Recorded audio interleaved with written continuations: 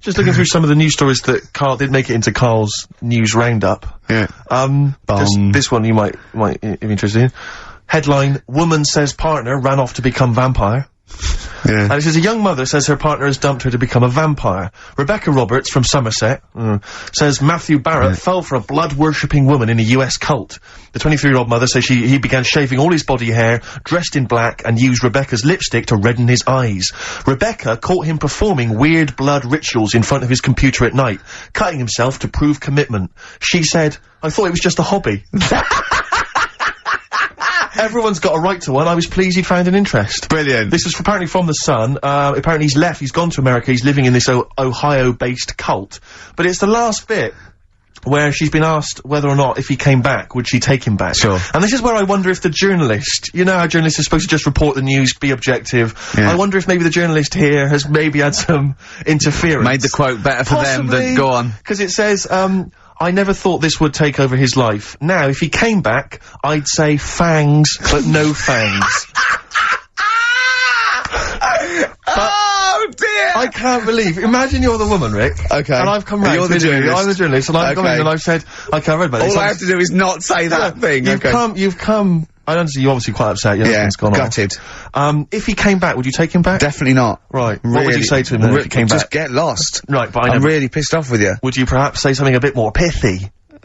Not in this situation, no. You're upset? He cuts himself, he drinks blood, he's left me. No, sod off. I'm not interested, mate. Because I tell you what. Go on. I mean, I like what you said there, but I wonder if we could condense that a bit more. If he came back, would you say— Go away. Would you say something— would you ever say something like, thanks, but no thanks? No, because it makes it flippant, because I'm really angry. I know you're annoyed. And I'm upset, so I wouldn't say— I certainly wouldn't say thanks. I might say no thanks. But what if you sort of said it, like, aggressively, like, you were giving him the finger, thanks, but no thanks? Like, you didn't really mean sort it. of sarcastically? Sarcastically, would you possibly say— I might say thanks, but no thanks, and that'll be it, and that's and I'd leave it there. I'd never change that. Sure. I'd never change those words. Can I ask you a question? Go on. Do you like puns?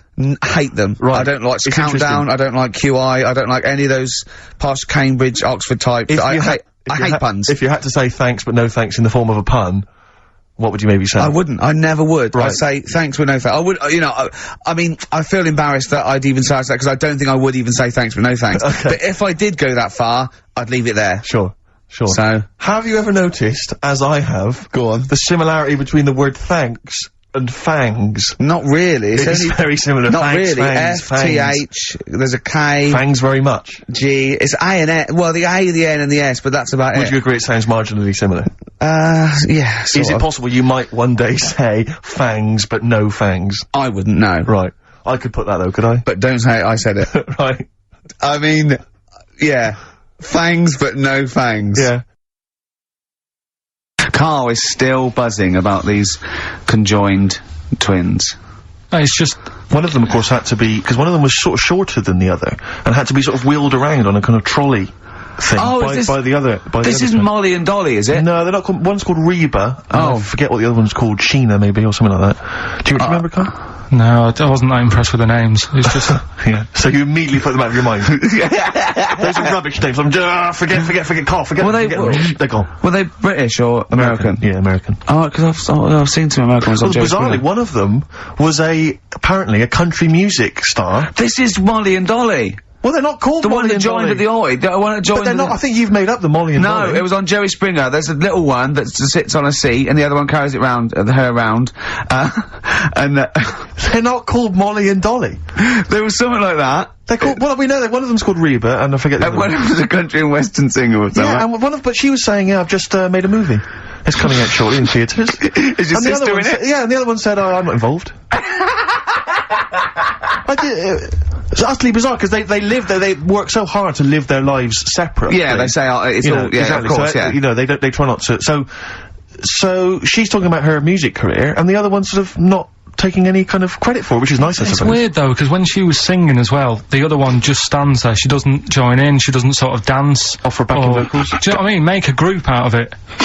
Yeah. A duo. Yeah, well, but it seems like we're sort of being horrible, but we're not. No, we're not. I mean, it's a really bad we're thing, laughing at Karl's amazement at this phenomenon. Sorry, I just got to say, we're not, you know, taking the mickey. The really weird thing about all this, right? And it's annoying because you were saying about, you know, oh, what should have Trisha have asked and all that. Yeah. But one of them mentioned, that one of them was adopted, and the other one wasn't. Don't talk rubbish. No, seriously. I didn't understand it, right? Of course you didn't. And then Trisha sort of said, well, let's have a chat, and they were like, no, don't want to go into that. What do you mean one was adopted? That's what he said, one of them... don't quiz me on it, but that's what was said. Hello there, hello there, I'm a multi-millionaire, and I've just seen your orphanage. I'd love to adopt one of your children. You'd like to adopt one? I'd love to adopt a children, because I've got loads from around the world, so I'd love to adopt one. I'd give you $10,000 towards your... well, we'll speed it through then, yeah. Okay. We've actually got 2 left. I only need one. I'm only interested in one. Yeah, I don't need any more. Don't need any more. They're sisters. I know it would be tragedy to break them up, but I really only need one. Now break it up. There's the rub. You see. Sure. Because I just need the one. There's $10,000 now. You can have that. I'll sign it now. But I don't want to discuss it further. I'll bring her around. Brilliant. Okay. Ding dong. Hi. Yeah. Brilliant. You brought my kid round. Yeah. There she is. There. That's a joy. Yeah. Okay. Just standing next to a bush. Yeah. Do you want to? Can you bring her out? No. There's nothing behind the bush. So you just want. I just want to be able to walk 360 degrees round her. Do you want her or not? Yes. I can't believe it. What's that little trolley? She's talented. Oh, dear. You're talking nonsense, Karl. Reading the paper there, Yeah, Steve? well, I don't normally read the paper, but, I was having a glance through the Daily Express. Does anyone read the Express? Well, you do at the moment, look. Well, true. Live on air. Yeah. Read it out, and then about 400 people will know what's in it. I just read, I was obviously attracted, by this little news item, gun raid by 3 Saddams.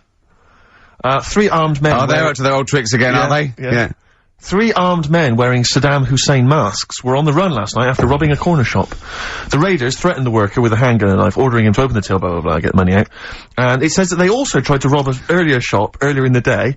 Police said, we are linking the raids because the descriptions of the offenders are very similar. What did the first one not quite get right? Yeah. Well, they looked very similar. I think it was Gaddafi, 3 Gaddafis. Right, because that's weird, because we've had 3 Saddam Husseins down a shop down the road. That's what I meant. Is it the same guys? Because I assume so, I wouldn't have thought. I don't wanna, you know, get the Gaddafi guys on the Saddam Hussein charge. I'm almost sure it'd be the same way. I didn't know, one's got a moustache, haven't they? And one they all got a moustache. I don't know. But I mean, there was 3 blokes with masks, Middle Eastern appear. I don't know. But I mean, I imagine it's the same. Because I've only ever seen really, robberies being planned in films. Sure. So I don't know how it works. I assume that... So you say. Yeah. But I assume at some point someone's got to get together, one of them, the ringleader's got to get together and go, okay, well, we need to wear masks, obviously, just goes our paces. I'm thinking of going with the regular stockings. No. I'll tell you what would be funny. Well, I don't want to be funny. Well, no. We want to strike fear into the hearts of people robbing. But, I mean, kill 2 birds with 1 stone, we get the robber, and we have a laugh with it. Fear? Did you say you want to strike fear? Well, wear a mask of someone who's really scary. Who's the scariest bloke in the world? Well, I don't know, Saddam Hussein? I've got 3 of them. Well, why? I've got 3 of them. Let's all wear Saddam Hussein. It'd be a laugh. Well, it's not, I don't want it to be a laugh. I'm robbing a bank. Don't hurt if we're having a laugh, and that's what I want to make money and have a laugh. Why? I'm only in the money, I'm only in it for the money. But laughs not important to me. No, it's... I want to strike fear. We could also make a political point. I don't want to make a political point. No, you just want the money. I'm a thug, I'm not we could have a laugh and we can make a political point. Why not? What political point? Maybe we're sort of stealing from the rich. We're not like Robin Hood. Well, never mind Robin Hood. Let's rob Barclays. Why are you making jokes? Well, I mean, don't worry. I'm gonna do my stuff. You're a comedian. I'm not sure you should be in this gang. Let's wear the masks. How did it happen?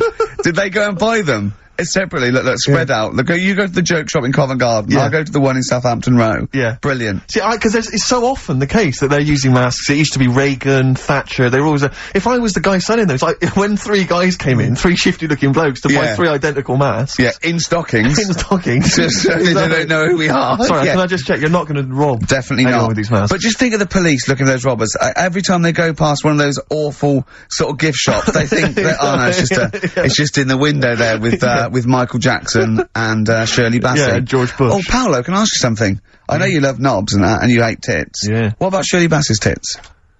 Well, I mean, I'm a fan of them because I'm a fan of Shirley, but I don't like them. They're not sexy. Yeah, you're pretty bent. You are pretty bent. Come in. Thanks very much. Britain is on in 7 hours. Excellent. Yeah, what are you doing out at this time? No, I just came out to get some milk.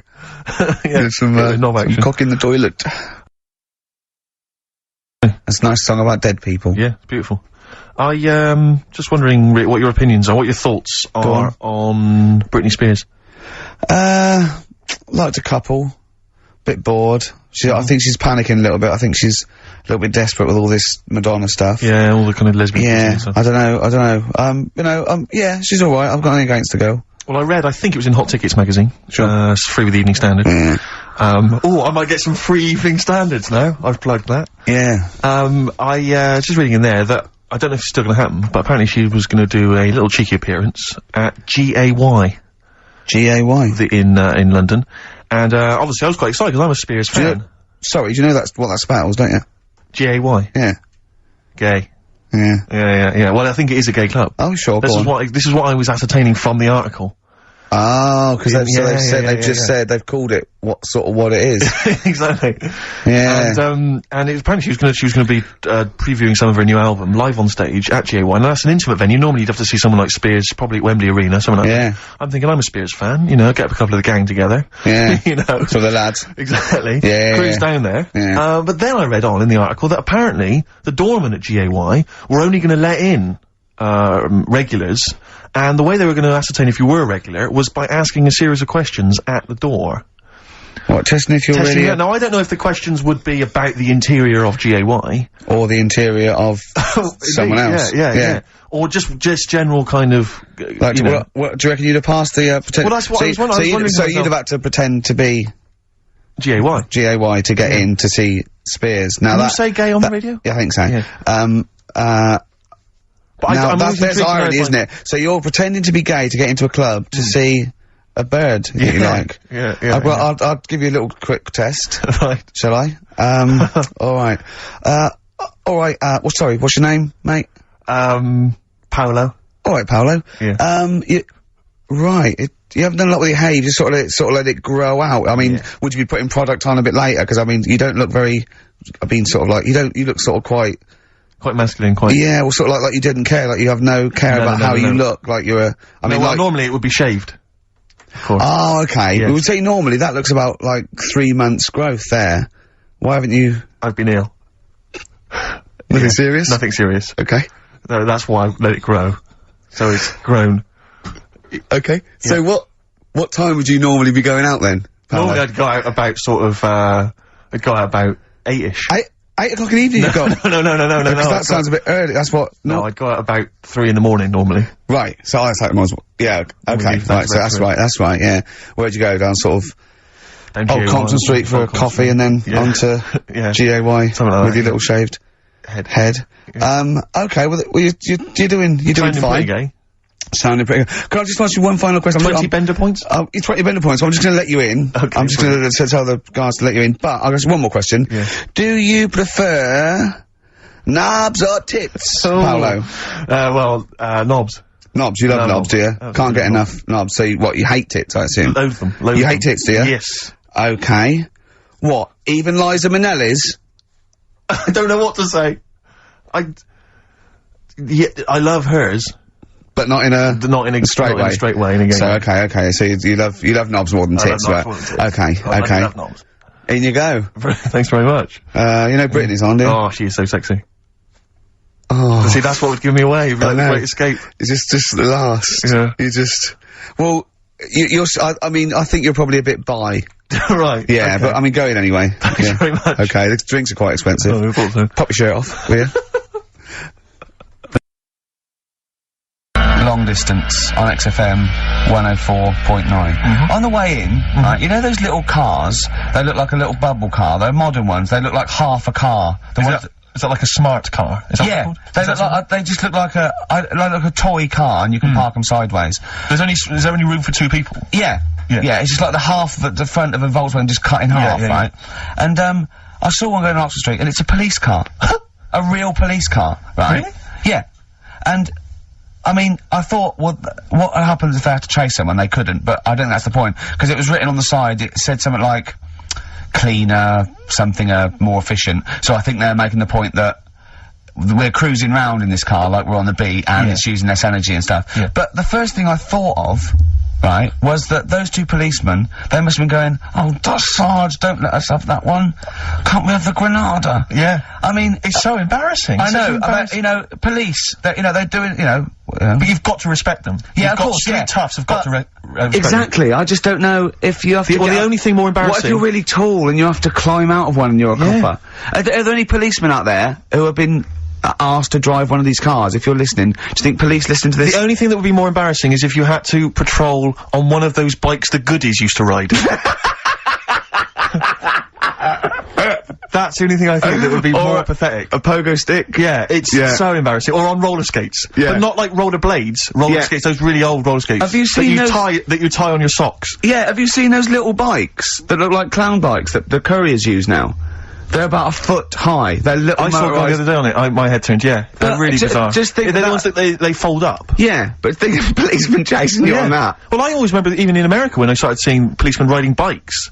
It didn't seem to me, it seemed... Oh, they're quite cool. They're the ones that go through Central Park on the mountain bikes. dunno, Yeah, but something about that's it. really cool, isn't it? They, It looks like they should be they delivering whiz along at newspapers. about 30 miles an hour and they can just deliver Do you know what I mean? Because like on motorbikes, on a Harley Davidson or whatever, I'm not messing with a cop. Chips, now that's cool, Yeah. coppers. Yeah. But people in a smart car or, it is a bit embarrassing. But I suppose it is that, or it's better than walking. You see, Next we'll see them in those, if you really want to be, kind of worried about the environment, though, you know those little taxis you see that people pedal?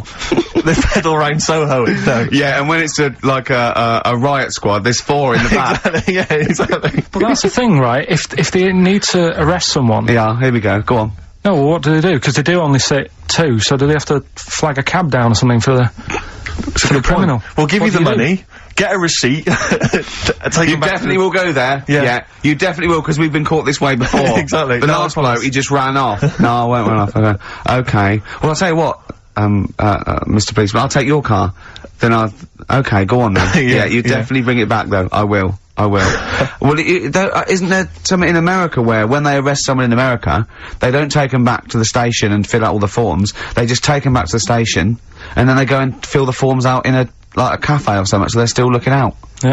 Yeah, Karl told me that. They're what? So they're still on patrol, is it? Yeah, so they said they're doing all their paperwork, but they're in the, a cafe window and they're looking out. Do you know, like how they say in this country so much police time's wasted by having to go back to the office and filling out loads of forms? That sounds like some policeman going, yeah, I could get a lot more work done Yeah, if I was in a pub. Starbucks. Yeah, no, there's a lot of criminals in the pub, and if I would, Yeah. and I get to keep the receipts. Yeah, I mean, what's safest is if I didn't wear my uniform and probably got drunk yeah, with some mates. Or a lot happens in, looking out my bedroom window. So if I was just like snoozing, home, yeah, I was exactly. snoozing, and when I heard a noise, I just popped, oh, look out, oi, Yeah. come here. Yeah, apparently there's a lot of crime, in Marbella over the next 2 weeks. You want to pay me So to if there's a shoot over policeman there. listening who has to drive one of those cars, were you annoyed when your sergeant It is went, the most embarrassing. Yeah. Definitely. yeah. Definitely. But, let's not forget why we give gifts. Well, yeah, just to cheer people up in that. Yeah. No, it's because the wise men gave Oh, okay. gifts to the baby Jesus. Yeah. Yeah. So, that's why. What would you have got the baby Jesus? I'd have probably got him tokens. And let him decide, because it's very, you know what I mean, you don't want to get anything, and then he doesn't like it, he wants to take it back. Well, I'll tell you, in a recent poll Waterstones did, the favourite gift for children was Flanimals. Still available? That's so outrageous. That's so disgraceful. It's Christmas Eve. What would you have got him then? Probably extras on DVD. I don't make any money from Flanimals. Yeah. I like the fact that, one of the wise men turned up with gold. And the other two, frankincense and myrrh, which as I understand it is what, it's like incense or something? Incense or perfume? I don't know. I believe that's what it is. But I just love the idea that one of them stood up, they've all got together, they've gone, okay, now guys, we're not gonna spend more than 50 quid each this year, alright? Definitely not. Definitely not. So what have you all got? Before we go in and see him, what have you all got? I spent a bit more than 50. What are you talking about, man? We just say we weren't spending, we were just gonna whip round something cheap, like a token. No, I got him some gold. Can't believe it, what? Well, I'm trying to make an impression, he's the son of God. I didn't know, but we only got I got frankincense. And what did the other fella get? He got myrrh, and I don't even know what that is, and I'm a wise man. Surely one of them must have been furious. Is myrrh still popular? Gold still very popular. Oh, I hope so, because this is what my grand's getting this year. Really? Yeah, lovely. Well, that's why we give gifts. Do you know, like, how you got them gifts? right? Yeah. Little baby Jesus. Yeah. Were they for Christmas or his birthday? But I assume that these forms of protest have never made any dent in anything in the world. Because I remember when there was all these protests against the war a couple of months back, and there was one guy. So there was a huge march in London, as you know, and they did these all around the world, didn't they? But there was hundreds, thousands of people in London. There was one guy. He was riding around on a 3-wheeled bike, wearing a jester's hat, blowing a horn. That was his form of protest against the war. Was it like, what sort of horn was it? It was one of those sort of hunting horns. Well, he was showing him. He was saying, "This is what I believe." Yeah. And if that doesn't change people's opinions, I don't know what will. But I like the idea of Bush, just about to invade Iraq, and just the news comes through from his chief of staff. And Bush goes, George. What is it? What? No, listen, no, seriously, we've got some information coming in from London. Go on. I know you're thinking of invading Iraq. Definitely, but, yeah, why? Well, let's just think about it, because there's a guy riding around on a 3-wheeled bike. Oh. He's not got the regular 2, he's gone for 3 wheels. So... Okay, well listen, what's he wearing? I don't want to tell you what he's wearing, he's just... What's he wearing on his head? He's wearing, he's wearing a jester's hat. Okay, no, well, calm down, it's not that bad. It's not gonna change my opinion about... He's blowing a horn. Okay, get the troops out. Get the troops out now. But anyway, there's a Serbian man, who has invented a sex machine for women, and he's appealing to Western women to test his device. He's from a town in, as I say, in Serbia. I guess Serbia? I guess that's right. Is that right? Well, I don't know. What does it say? Well, it says a Serbian man, but is it called Serbia? Yeah. Yeah. What was all the Croatia-Serbia thing? Well, it doesn't matter now, does it? Okay. It doesn't matter now. It does to them. Otherwise they fought for nothing. What the hell do we know about world events? I mean, how long did that go on for? Months, I don't know. wasn't it? If they're inventing new countries, they can't expect me to keep up with current trends, can we? Anyway, this Serbian man has invented a sex machine for women, and he can't find any Serbian women to try it out, so he's looking now for Western women. He's taken out a patent on the ultimate sex machine. It runs on a 390-volt electric engine, simulates sex, and has a 7.5-inch artificial penis. He said, "My sex machine has an artificial penis that can make up to 180 moves in a minute." Now, I don't even know what that means. 180 moves? What? I mean, there's only really... Well, in and out, it's I in and out. imagine. It's largely the function. Unless I've been doing it what wrong he's all done. these months. What he's done is he's put a dildo on a Black & Decker. A man can only manage the intensity of movement for about 5 seconds normally, but this machine can do it for as long as the woman wants. But anyway, so he's looking for a woman who will test this out. But what I love, as soon as I read this, I was thinking, it's just imagining there going, "Oh, thanks for coming in, yeah, okay." So there's, what's gonna happen is there's a penis that's gonna pop out from here, and it's gonna have sex with you. I'm gonna stand behind the machine. I've got to stand behind here, there's a lot of dials and stuff, I don't want to bore you in. Well, why do you have to stand behind it? Just... I can't, it's technical stuff, but I got to be behind the machine. But there's no penis on the robot at the moment, it's just a hole. No, don't worry, what'll happen is, I'll switch the machine on, I'll go behind, and then a penis will appear. Will it be like a metal-looking penis? It will be a robotic penis, but it will seem like it's a regular fleshy human penis. So you're gonna alright, so you're gonna go behind this robot, go behind the machine, disappear, yep. And then a fleshy looking penis is will appear through the hole when I switch the machine on. Okay, and that'll be the real robotic penis. But you won't see me for the duration of your sexual So you've made this sort of like robotic penis look really realistic. It's really realistic. You will not be able to tell the difference between, say, the robot one and mine, for instance. Okay, well I don't want to see yours. No, there's absolutely not, because I've not come around here to have sex with a person. I know, you've come around to test the machine. Yeah, and that is exactly what you're going to get. Okay, like a piece of mechanical action. But what I know is the idea that on the front, maybe he's painted a picture of a robot's face. Yeah. And then when the machine begins, you know, rather like in one of those horror houses, like a kind of mansion in a spooky film, the eyes of the painting, they'll move. And the real eyes will appear. Just staring out. But I don't think I can have sex with this machine unless you're actually in the room, just in case anything goes wrong. No. Don't worry, I'll be behind the machine, it'll all be fine. It'll be safe, not a problem. Something to do in the evening. Something to do, innit? When the telly's broke. But for years, like, they've found stuff, haven't they? Machines from, like, Roman times, similar to that setup. No machines in Roman times. Like that, though. The old sort of, knob on a stick machine thing. The old Roman knob on a stick. I'm sorry, but I watch Time Team every week, and Tony Robinson has never done an old knob on a stick machine. I just think of Julius Caesar sitting down and go, "Okay, aqueduct, we love that. Thanks for that. Straight roads, good idea. We can see the enemy coming. What have we got there?" Well, I'm glad you've asked. Ploncticus. What have you got there? Wanklicus. What I've got here is a Yodi knob. And I've put that on the end of a stick. Oh, a stick of phallus. Okay, well done, Wanklicus. Yeah. Well done. You are my new right-hand man, as they say. No, excellent. But they do stuff like that. You've been in the London Museum and that, and they've got sort of sex stuff from years ago. They've got like these metal pants that they used to wear. I don't know what that is. Metal pants. Yeah, sort of. Is metal. that a chastity belt? You mean? They used to make women wear them so that they could. No, but they had them for blokes as well, though. Metal pants for blokes. Yeah, Why? So he had little lots. So if he was away, he couldn't play away from home, and if he was away, she popped on a little.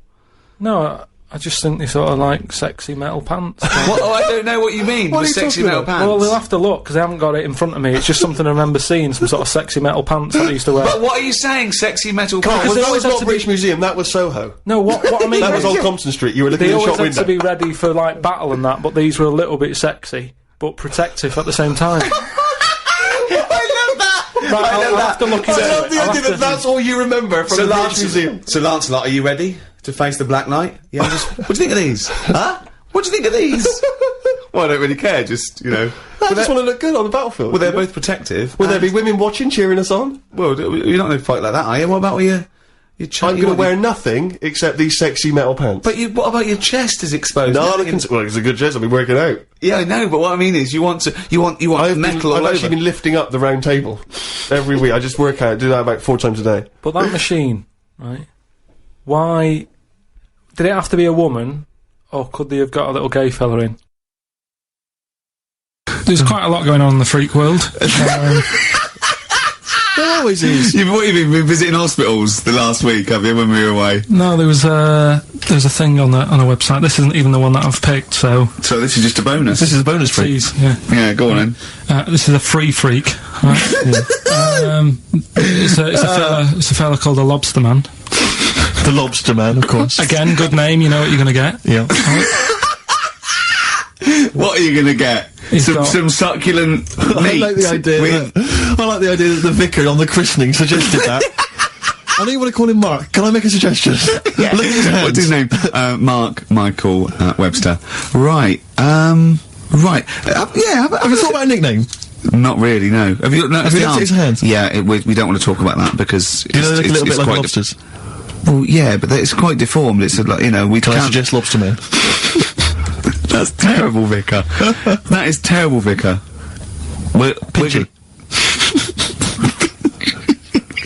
Go on then. And then, wow, just be careful. Let's have your eye out with that. This is poison. This is poison. These are really, really mental poison drugs. You know those people with you ever see them in the street, they're selling fags, duty free obviously, they're just selling them on the street. Have you ever seen these guys? Yeah. I walk them in Finchley Road Lock, because I'm just near my place. And, all these people, they're sort of looking a bit shifty, and then they think that you're maybe a smoker. They just, oh yeah, fags, and they'll open their jacket, and it literally will be like something from, the 1940s. They won't go to you though, do they? No, smoking stunts your growth. They know you must have never had a fag in your life. But I might be buying them as a gift or something, because I'm quite a generous guy. But it struck me, I was chatting with my friend about, there seems to be, there are certain people who are very low, maybe they have trouble getting work, or maybe they, they're immigrants who've not landed on their feet and they've had trouble, and so there's a couple of jobs they can do. It seems when there's the fag selling, there's those people I notice on Oxford Street who bend a piece of wire into the shape of your name. I mean, what kind of a gift is that, really? You know what I mean? I know. It's like they're literally giving them out. Or you can have the bending the name.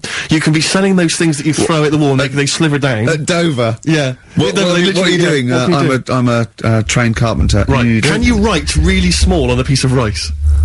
I could try. Could you write those names on a piece of rice? I could try. It's quite tricky, but do you think you could do it? What about the rest of your family? Well, that one's only 2, but he could be trained. He's got smaller fingers. Okay. Do you want to sell some knocked-off perfume? How about that? Again, we'd like to apologise for any inadvertent racism. When I was at university, my best mate was a bloke called Wally, and he was doing psychology, and I was doing philosophy, and we both got into this theory called determinism, which is about the state of the mind. And it's a materialistic view that everything is part of the causal web, and everything has a reaction for something that happened before it. And by the way, Karl, do not confuse this with fatalism. Determinism is not predictive. It's just that if a brain state happens again, then there's, anyway. The famous one is, the famous one is, if, you know, a butterfly hadn't shaken its wings, Queen Victoria wouldn't have sneezed. Everything's inextricably linked, right? We were thinking that, right? And we're thinking, what if, you changed one word in, like, classic songs, or one note in Beethoven's symphony? How it just wouldn't work. Well, I've always thought that, come on baby, light my fire. Not as good. That sounds brilliant. Enigmatic, interesting. Not so good. More pedestrian if it was come on baby, light a fire. Just one thing wrong. That would be great. Just, you know, Paul McCartney comes to John and he goes, alright John, written a song. He goes, well, she was just 17, well, you know what I mean. And the way she looked was way beyond compare. I wouldn't dance with another. I'll stop you there. Go on. I'll stop you there. What's the matter? Something not quite right with that. I love the song. It's great. Just once more. Well, listen, don't be too harsh. I mean, because we write our own songs. No, sure, we can still put both our names to it. I think you're a great talent. I think you're a great talent. Well, listen, you hippie, right? Well, not yet. Well, not yet, but I mean, there's a Japanese bird outside looking in. Don't fancy him, not interested. No, well, listen, well... Well, I'll never change my view. Right, now, listen, right? I wouldn't dance with another...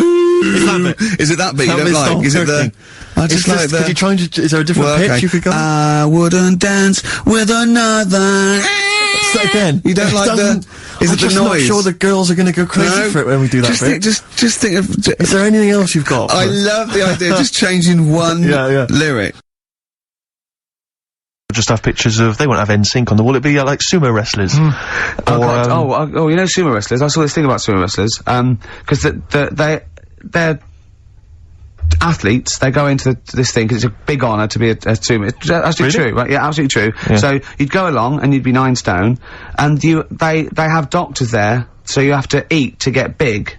Right? And this doctor was interviewed, Japanese doctor, and he's going, you know, it is against, you'd think it's against the Hippocratic Oath, whereas they do it anyway. I do it healthily, so he gives them diets of like, you know, 10 pounds of rice, 9 pounds of fish and things like that, and they get up. Now, because it's such an honour, it's almost a spiritual thing to be a great sumo and that, they have apprentices willing to, you know, like when you're an apprentice, say, runner or something, you have to make the coffee, and when you're working an apprentice in the studio, you have to clean the floor and stuff. Do you know what apprentice sumo's job is? An apprentice sumo? Go on. They wipe the sumo wrestler's ass because they can't reach. They literally can't reach. Rubbish. We'll give out the phone. Who's taking that up as a profession? I know. I imagine that. I'd love to be a sumo wrestler. It's a great honour, and I'd love to work under you. Sure. So what will I do? Start press-ups first? There'll be some press-ups, yeah. Okay, yeah. What, should I get into the gym now and, No, don't before you rush off. Go on. I'm starving. No, I can understand that. Go on. Would you mind wiping my arse? Because I've just... You can't reach? No, I can't get the arms back there. Can't get them down there. So, and but I'll be honest with you, a lot of this Oriental food, it doesn't sit well with me. So it goes straight through me, to be honest. So it's quite messy. It's quite messy down there. It's quite runny. Okay. So be careful. Okay. Wear some gloves. If you want to wear gloves, wear gloves. I don't want to wear gloves. It's an honour. This apprenticeship is 2 years, isn't it? You know, you're not going to take my feces and salad, are you, as souvenirs or something? No, I'll be mainly getting fat myself. Sure. Wiping your ass. Yeah. Great honour. Yeah, no, good. Well, great honour. If someone could call in and verify that. Look, Karl, look at Karl looking at us like we just said the worst thing ever. Right, I'm 30 now. I can only remember being off 2 times. Oh, his memory's going as well. You had some time off. And both of them were when I was at school. What's school? One when it was windy. Why did you have time off? Because it was windy. But to be honest, Karl, that lasted for 7 years. Your time off at school. Why did you have time off? Because it was windy. Were you windy, or was it windy outside? No, it was like when... Your auntie wasn't out the window, was she? When the winds were bad in the 70s, and my mum said, oh... Was it? Whoa. What? I remember space operas and flares. I don't remember the winds being bad in the 70s. Well, my mum just said, you might get blown into the road, so don't... She had so much faith in you, didn't she? As a human being. Is that why she got fired from the pie shop? I'm not coming in today, I might get blown into the road. Oh, God. The funny thing it was, right, Steve, they had this thing going at school, because a lot of people used to wag it back then. Used to what? Wag it, sort of not go in. Yeah. Right. Right? And, they sort of tried to make it interesting for you by giving you an education. A certificate if you did a full week. Reward for the rest of your life with achievement. That sort of carrot. And also, like, let you go home at 3 o'clock on a Friday. Right. If you'd done a full week and that. Right? Yeah. So it was lovely weather all week. Then it just sort of changed on a Friday. And I got up and it was all windy. It's My always mum windy said, for Friday on Sunday, isn't it? don't, if you don't go in, because, you might get blown into the road and that. So I said, alright, then I'll stay off. And, so why did you told you to hold on to a fence or walk you there? What's this? Don't go out. Immediately give up. I love this getting blown into the road. Is that based on your cats that kept getting blown into the road? Well, so I got to school on the Monday, right?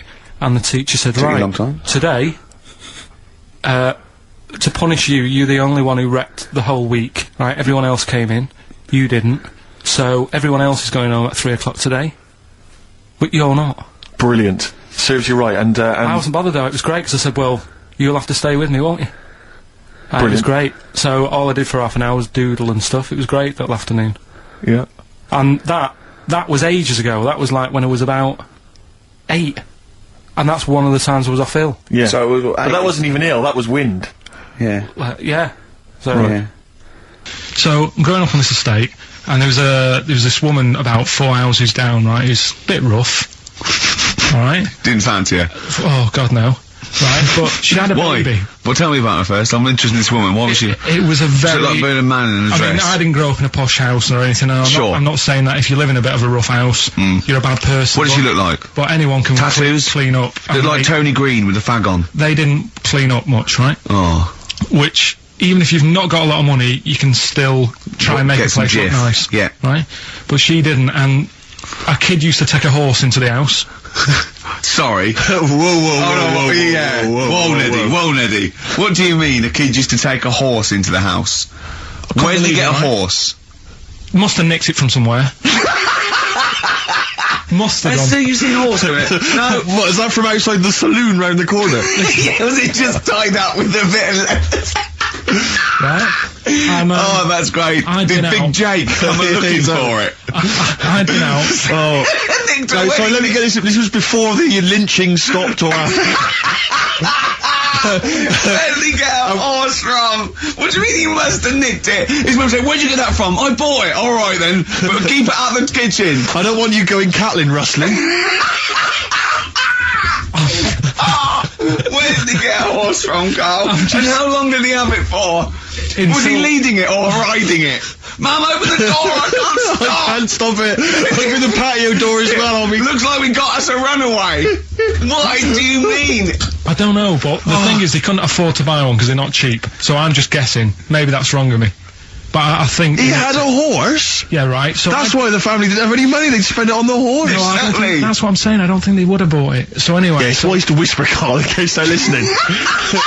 Yeah, and they could be in the room next door. It's not buying it, it's keeping it as well. Oh, so I was like in the car with my dad, coming into the avenue, and you used to have to drive down it to turn round. And, and you know, sort of go back to our house. You had the traditional method of transport, yeah. And, the horse was in the lounge. Reading a paper? Just like walking around. Oh, God! What? And when I was doing, I tried to earn myself some money once by flogging little flowers in plastic cups. What? This is genius. It just keeps coming. What do you mean you tried to flog little flowers? What do you mean? Wait. Let's play a record and come back to this, because this story's going to just unravel and unravel. It's going to go for hours. Let's play a track, deeper and deeper. It's like an onion, isn't it? We've created a whole world here where there's a man living with a horse. Just walking around the lounge. I come from the West Country, I've never heard anything like that. I just think of a big sort of like orange carpet and a rediffusion telly and this horse going, I'm fed up in here. Exactly. This is really... I am not taking the rubbish out again. Yeah.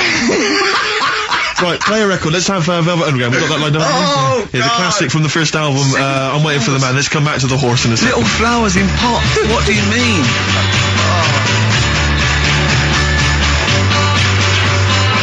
Underground and Nico, which apparently peaked at a disappointing 171 in the US charts. Think of that. And that's obviously Lou Reed, Development Underground and Waiting for the Man. Yeah, great track. So, we were talking, we were doing White Van Man, and, we got onto, genetically modified babies, but and then somehow Karl started telling a story about someone with a horse, and then he got onto, he was trying to make money selling flowers. Just do the flowers briefly. Well, hang on, I just want to recap slightly. So there was a family, and who had the horse in the family? It was... Because you lived on an estate in Manchester. The mother was a right pig, apparently. Well, I don't know whether that's relevant. You don't need to go that far. But what I'm trying to do is, like, make a picture for you so you understand. What did she look like? Who did she look like? Bit of a, and no disrespect to her, bit like Pauline Quirky, yeah. Right? Okay, I knew you were going to say that.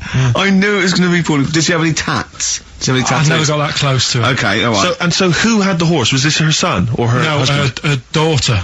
Her daughter had stolen a horse. Yeah, from, I don't know where, there was I think it was some stables down the road or something. And they kept the horse in the house with them? They kept it in the house. Did they didn't get have caught? it for long. No. Sorry, and you said you were in the house one day and you saw the horse in there? What happened was, I was, they did this thing at school about raising money for charity, right? For some local charity. And they said you can do anything to raise money, and they came out with all these ideas, and I thought, that's good. What was the charity? Well, I don't know, I thought, forget the charity. Yeah, that's just a good money making overweight. So, you're a charity. So I asked my mum for some, because she used to have a lot of flowers around the house. Sure. I said, can I just take some snippings off them? And I'll go and buy some plastic cups. And got some soil out of the garden, planted the bits of plants in them. Yeah. Got a tray. Yeah. Had about 25 plants on it, selling them for 25 pence each. Excellent. Did you sell any? Yeah, sold loads. Did you just cut, you didn't just cut them and stick them in the soil? Yeah, they want to survive. But I think people sort of thought, well, good on him for trying. But anyway, so I went round to theirs, because I thought their house could do with a bit of colour and stuff. Yeah. So it's a bit rough. So as I went... The horse went, thank God for that breakfast. They've been feeding me kitty cat. So I got up to the door, and they opened the door, and it was one of them houses where no carpet. Yeah, a horse in the living room. You know. We've all been there. And the horse was walking around the living room. I looked quite happy and everything, because I always say that about animals. Black Beauty was on. Yeah. Well, think about it, right? If you were a horse, where would you rather be? In a little wooden hut with a load of hay, or in like a house with a central heating, 3-piece suite and a telly and that?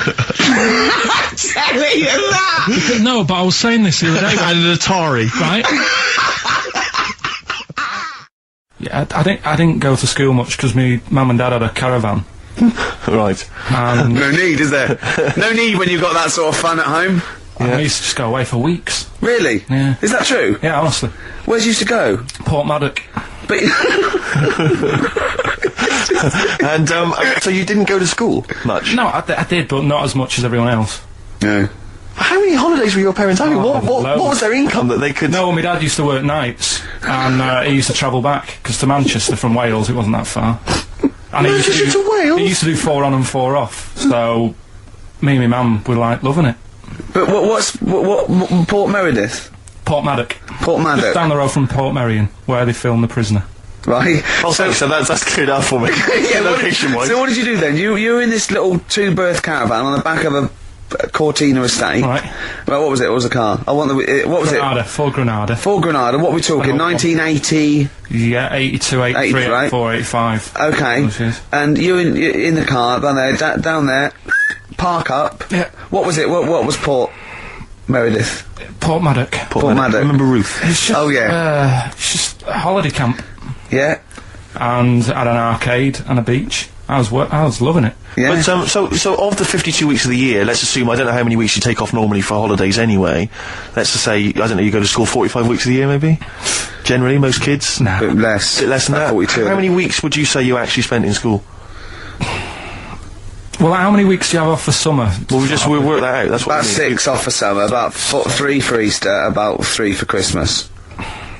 Put it this way, I'm surprised I'm not Welsh, to be honest. Right. So I was there more than was in Manchester. Did the school authority not come and check you out? No, they didn't. Didn't get Manchester, I suppose they didn't care, do they? Not really. Yeah. They're lucky you turned up at all. What did you just turn up for the last day when you could take in your best toy?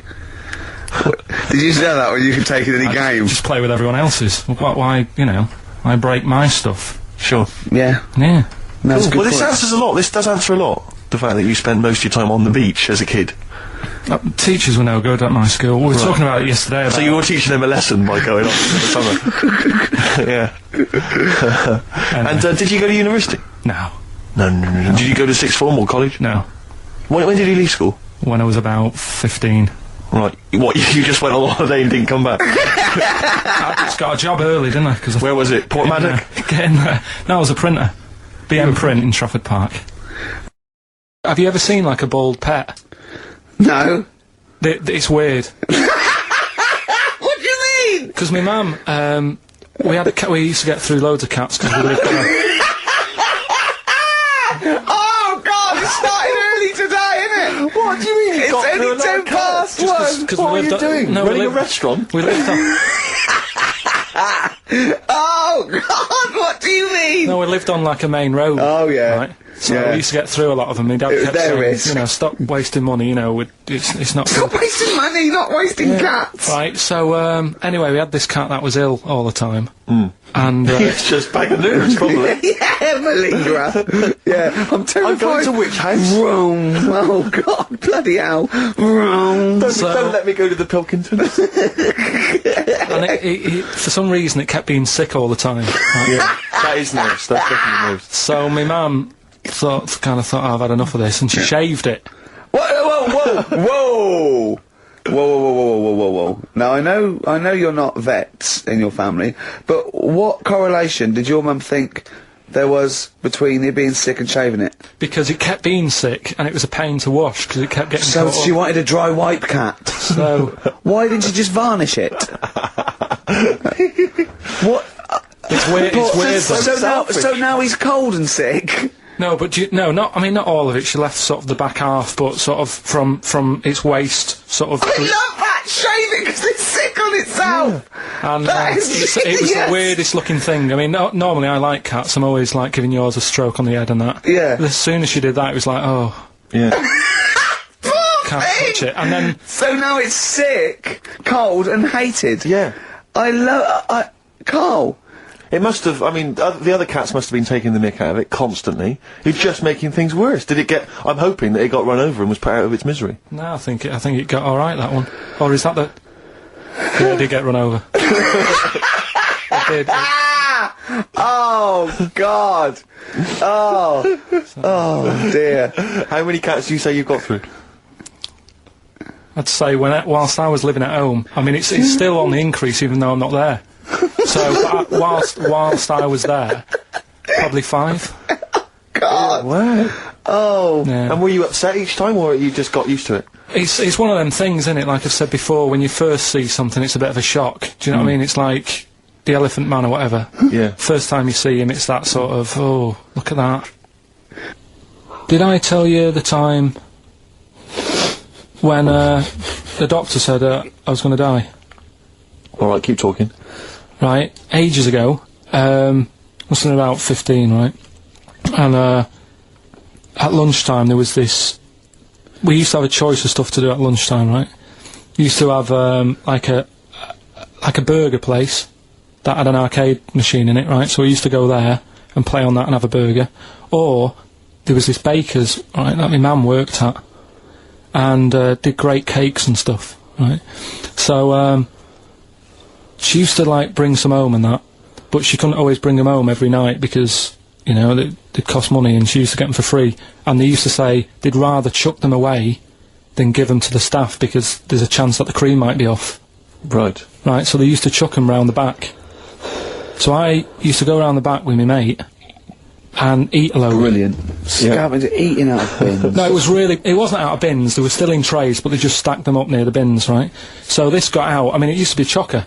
Once the school found out, everybody used to go there, and it'd be like, well, have a cake. Headmaster crawling through, fighting the kids off. Right, so I'd have, like, you know, you'd just eat, I don't know, 6 jam donuts or something, and then you'd spend your dinner money on the arcade machine. Brilliant. Right? So it was a good afternoon, really, right? So you'd do that, and this one day I must have had 6 or 7 jam donuts, a few Congress tarts. What's a Congress tart? I love them, I can't get them in London, right? So I'd have some of them. If anyone can get a Congress tart for Karl in London, please let him know. So anyway, this day, that was just a normal day. Do you know what I mean? You'd once, twice a week, you'd have a load of cake. In your life, Yeah, that's So all anyway- day in your life. Were the frog boys there with the webbed hands and the big heads? So- and the horse in the settee? Yeah. But the day after one of these days, I had really bad cramp in my belly. Right? I was like in agony, could hardly walk. So I said to my mum, You could hardly stagger to the free cakes.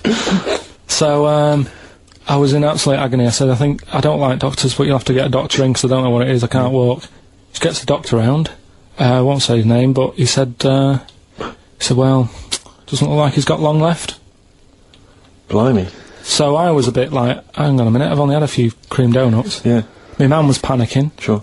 He went, my dad came in from work, she said, oh, something's really bad with Karl, I think it's serious, the doctor said he ain't got long left.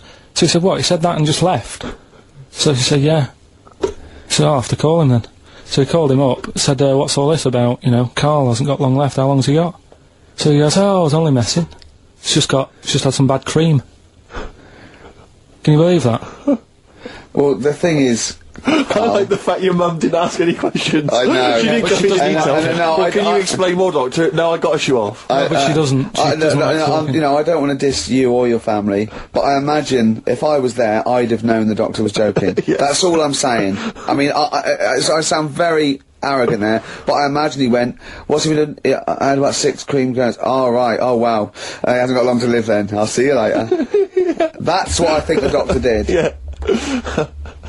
I just like the idea your mum just let him go. Yeah. Terrified, thinking, well, Yeah. I'm not going to probe him. He's that's it then. Dad comes in. Hi, honey, I'm home. Anything happened? The doctor said Karl's going to die and then left. Go on.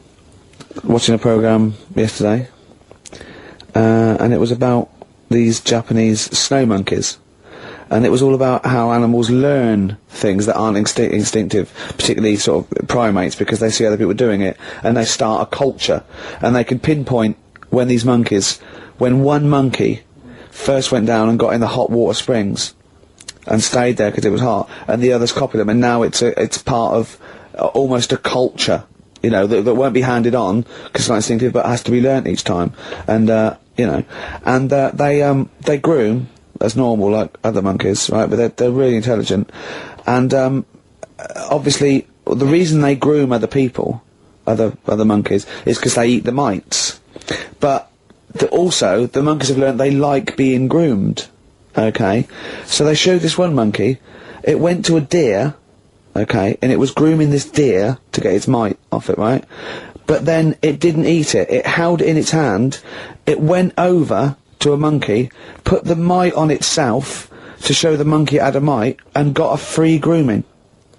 That's extraordinary. That's extraordinary. That is because it extraordinary. gave up the food, knowing that if you put one there, this monkey would look for mites on it, Yeah. and it would get a free grooming, and it was like having a little massage. What do you think of that? It's not bad, I've got some better stuff coming up later. On Monkey News, on the official Yeah, Monkey do you News. see what mine though? Mine's true. I mean, that's an interesting and It extraordinary... actually happened. It's discovery. social behaviour amongst primates. So I saw it. It was, Did it rob a bank, Rick, at any time? It didn't rob a bank, and it didn't open a hairdresser's. So that's what you're letting... That's what you're letting yourself It's down. not not quite good enough, is it, my Monkey News? No, I've got some... See the difference where I named the species, explained it slightly, told you an interesting fact, as opposed to there's this monkey, right? And Look at him looking at you. Yeah, He's not interested, Rick. Can I tell you now? Can I try and describe for people the face that Karl has? I'll tell you what it's like. It's like if you draw some eyes, a nose, and a mouth on a balloon, and then inflate it to about half full. That's what Karl's face looks like. That's what his head looks like. It looks like a face you've drawn on a balloon. Very small, the rest of the head huge. It's just that today I'm a bit tired, right? That's one thing. Why are you a bit tired? I just haven't been sleeping, right? Why not? I don't know, I've got a lot going on in my head. Oh, if this would be like The Simpsons, if we could actually look in there, there would be 2 monkeys grooming now. Plus, you've been talking about, like, stuff that I can't relate to and that, so I'm... What, writing poetry? Like what? Reading books? Yeah, What? doing poetry and stuff. I never did any of that. What did you do? Well, at school they didn't bother. They tried to get us to write more, right? Right. By, Giving you a pen? well, they used to give us these school diaries. Yeah. Little red book. And it was a way that they kept an eye on what you were doing out of school hours. Right. So some kids would write down, you know... Stole a bike. Yeah, Burn a house down. Yeah. But when I was at school, around that sort of 12 age, I didn't get up to much. You have no money, there's nothing you can do. So every night it was the same thing. I'd get home, and I'd have to go to the shop, right, and get some potatoes and some bread every night, right. And I kept taking this into school. Sorry, what was it? Dublin in the 17th century? Yeah. What do you mean every day you went to the shops and got potatoes and bread? That's kind of what I had to get all the time. That's what we had. Why? What did you have? Chip sandwiches? Yeah. Right, so you went to the... you went there. So I kept With your hoop putting and that... stick. Yeah. I kept putting that in the diary, you know, every night saying, went to U-Phase. That was the name of the shop. Yeah. What is it called? U-Phase. What is it, you or you? Like H-U-G-H. Phase. H-U-G-H, yeah. Oh, that was his name? U-Phase, right? Right. Used to go there, get the potatoes and Bread. and that. I love the fact someone who's named a shop after themselves. I'm not going to say what we sell. It's named after me or nothing, or I'm not opening. Mainly potatoes and bread. White sliced loaves, King Edward's. And the teacher used to always say, just write something different in there, make something up. Because, like, you know, Monday, Tuesday, all the way through to Friday, every night, it was just, went to U-Phase. Went to you. So you sort of... You Are you sure it wasn't an advert? Sure he wasn't paying you to say, get my name in the book? Yeah. The only time that it changed, and she said, oh, that's made it a bit more interesting, was when it was my birthday, and I had to buy a cake. Potatoes and a cake. And she said, oh, that's good. Yeah. That was my 13th birthday. My mum said, I got home from school, she said, oh, you're 13 today. Teenager, big turnover. Go and get a cake. That's your experience of writing? No, what? Well, no, kind that's of, your yeah. experience of your 13th birthday. Oh, by the way, you're 13 today, go and get a cake. Yeah. Brilliant. Big surprise? Was it a big surprise? Yeah. yeah, that is brilliant. I love it. That's the only sort of writing. What, Yeah. and they never asked you to write essays or stories? Did you anything? never write a story or a poem or a... The stories I did earlier on were, you know, you made them up, but it was that thing that I'd always end them with, and an alarm went off and it was all a dream. Every single one of them? Yeah. But they didn't, I mean, it was a bit of a... I bought some potatoes and some bread, then I woke up and it was all a dream. No. Then I went to shops and bought some potatoes and Yeah. bread. But did you ever do anything that write about an adventure when you were a spaceman, or you were you were a cowboy, or no? All the teachers, like, had scams going on, so, like, in English, right, you'd go in there, and the teacher would say, right, what we're doing today is, got a load of brochures from Thomson, but they say, like, 1983 on the front, so I've got a load of stickers here that say 1984, let's see how many you can do in half an hour. You are joking. Did you go to school with Oliver Twist? Sorry, you are joking. I'm not, that's what they did. So the teacher must have been getting, like, a freebie or something for helping them out. Is this... Honestly, yeah, that's what it was. That is fantastic.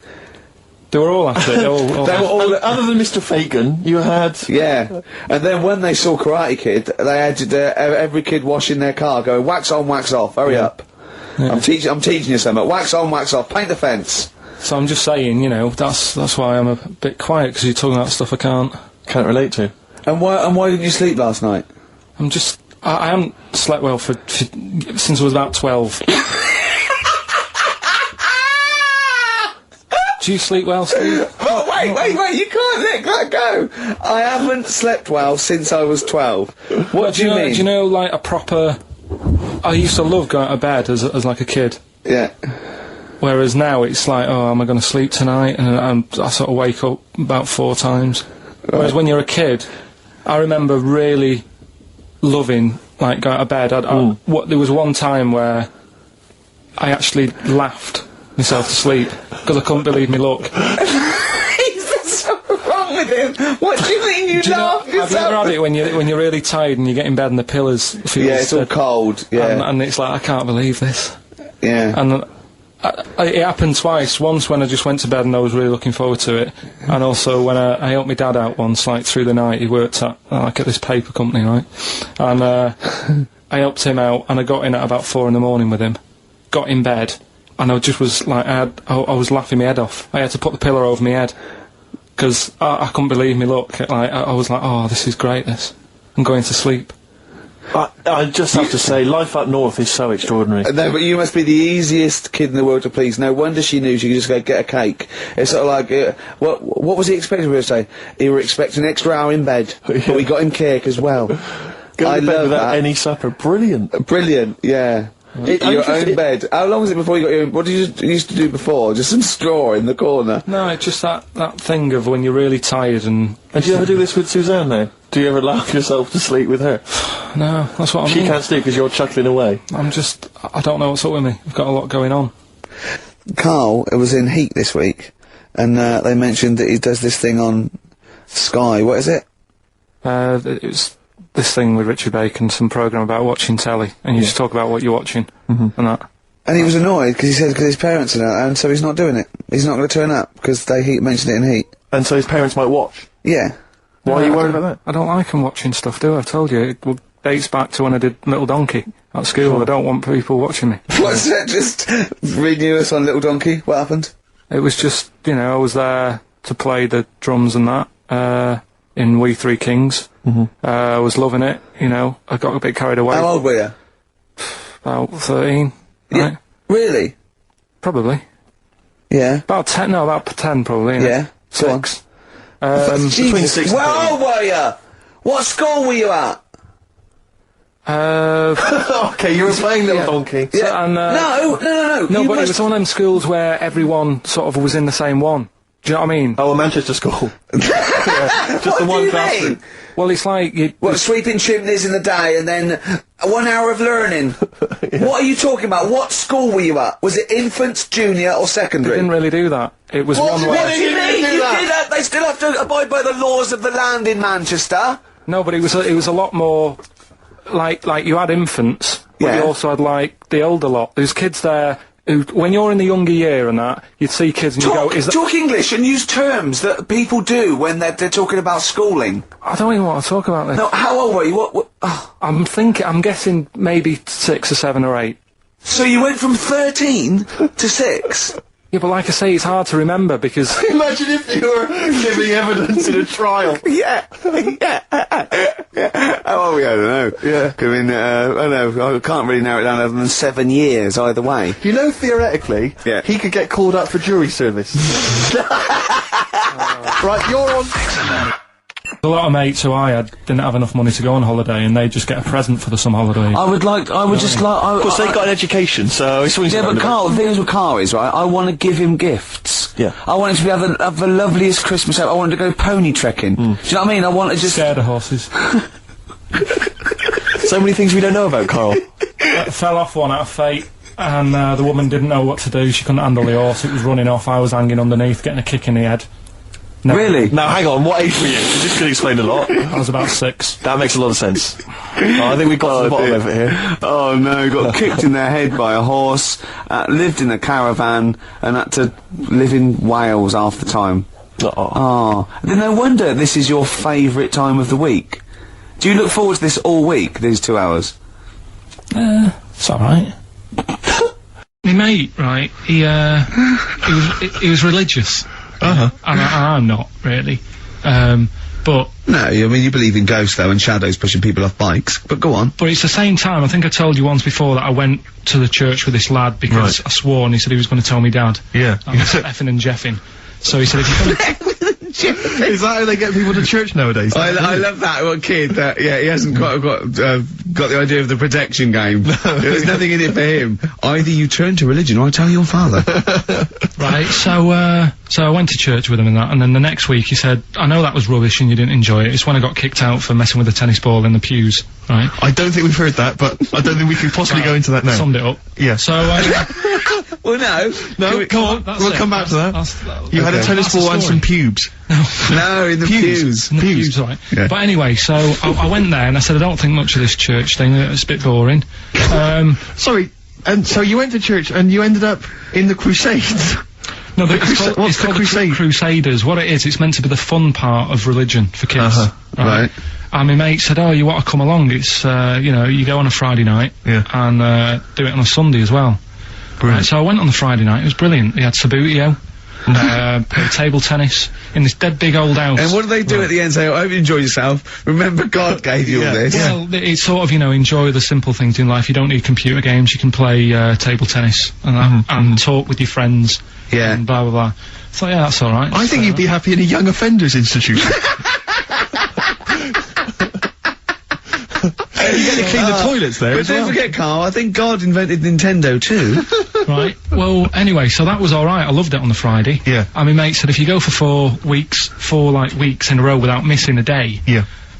you get a free badge. And, I was And like, salvation. Oh, I don't like all this sort of being stuck in stuff. Do you know what I mean? Right. That's what I did Yeah, about don't get school. tied down. Do you know what I mean? It's like, oh, every day. Yeah. Right, so, anyway, so you've got to come again on Sunday, so I thought, well, we'll have another game of table tennis, it'll be alright. Yeah. So anyway, I go on the Sunday. Who was this servant of God? Right. I go on the Sunday, it's like a totally different club, there's no table tennis, That's how they trick you. no Sabutio, Yeah. they start handing out Bibles. Oh. and It's I like a was like, timeshare hang thing. on a minute, right? They trick you. So I didn't go again on Sundays, I used to just go on the Friday. Just go on the Friday. Brilliant. Brilliant. I'm amazed no one else saw through that. Well, the thing is, there used to be loads there on the Friday, so I bet I there were. thought they won't even notice if that I'm not, like, Yeah, do you sure. know what I mean? That I'm not showing up on a Sunday. So anyway, carried on, it was Just brilliant. this kid in the vicar. Oh, I love that. You got one over on the church. So I was loving it, right, playing table tennis and that, Yeah, and then on a Sunday, they found out where I live, and the head fella started coming round, knocking on the door. God. He's everywhere, Rick. Why did he knock? The fella, For likeness. the fella who like ran the club, he started coming round knocking on the door. And I saw him coming up the path, and I said to my mum, "Oh, it's the fella from the Crusaders." Yeah. She didn't even know what I was. No. She She was thought like, you were "What off are nicking talking hubcaps about?" and stealing cars. She didn't Yeah, have a clue what I was talking about. You've been going to You church. go to church, I don't You believe it. little That's bleeder. not how we brought you up. So I said, "Look, just tell him I'm not in. Tell him I'm not in." And then she had to keep doing this, and they were coming round every Sunday to try and make me, like, go on a Sunday. It was really important that I went, and that I was abusing the system and all this. Anyway, I didn't go. And then Why didn't they just tell you on next time you turned up on a Friday? Yeah. No, well, because there was so many people there on a Friday, you just get mixed in the crowd. Yeah. It was jammed. It was well popular on a Friday. Yeah. Yeah. Right. But anyway, on one of the Sundays, it was quiet for a bit, and they stopped coming round. So I thought, right, I can go out again, right, on a Sunday, because I used to avoid hanging around the house in case What sort of reign of terror is this? Incredible. So I thought, It's like right, the Spanish Inquisition. so I thought, great, they forgot about me. Yeah. Everything, I can carry on my sort of normal life now. Yeah. And I was playing out in the avenue. Fella comes round. Oh. And he goes, there you are, you know, you're always busy on a Sunday. You enjoy Fridays and that, don't you? I was like, yeah. He goes, well, come on, you've got to come with me. And I couldn't get out of it. No. You know what I mean? It's like, what could I say? Charlie says. Right? Yeah. So, anyway, he nearly killed me in a car crash. So that was the excuse I used next time. He had a Mini, right? And he was driving us there, and he hit the curb, nearly sort of turned over the Mini. Right? There was like 3 of us in the back. So, I said... Is that a record? So, next time Or was it a joke? Next time he came round to pick us up, I said, look, really enjoyed it and that. I said, but ever since that journey, I really, you know, I don't want to get in the car with you again, because it scared me a bit. And I said, alright then, I didn't have to go again. That's all right, isn't it? That's extraordinary. Yeah. He almost killed you in a car It's a crash. parable. Thank God no one was hurt. Yeah. I remember that. Your life moves in incredible ways. Yeah. Rather like God. Yeah. So, So there you go. they're probably round there now, aren't they? Going, is he coming tomorrow? So, would you like to start on your, to Steve, because I've heard all these. We won't do them all. Well, we'll start off with the Mr. Freeze. Tell Steve the story of Mr. Freeze. This is the first time he nearly died. This is the most serious of the lot, really. So, what it was, do you know, like, I don't know if your mum and dad did the same thing, but, like, they do the weekly shopping on like a Friday. Yep. So when you got to Thursday, there wouldn't be much stuff left in the cupboard. It'd just be like, you know, your Jacob's crackers and stuff like that. So when they'd been to the supermarket and they came back, I was like, you know, what's that saying? Like a pig in... You know, I loved it. It was like loads of food coming in, loads of biscuits. What is that saying? He nearly said pig and shit. Right. Is that the same? Yeah. Right. So yeah, all this food comes in. Thank God he didn't.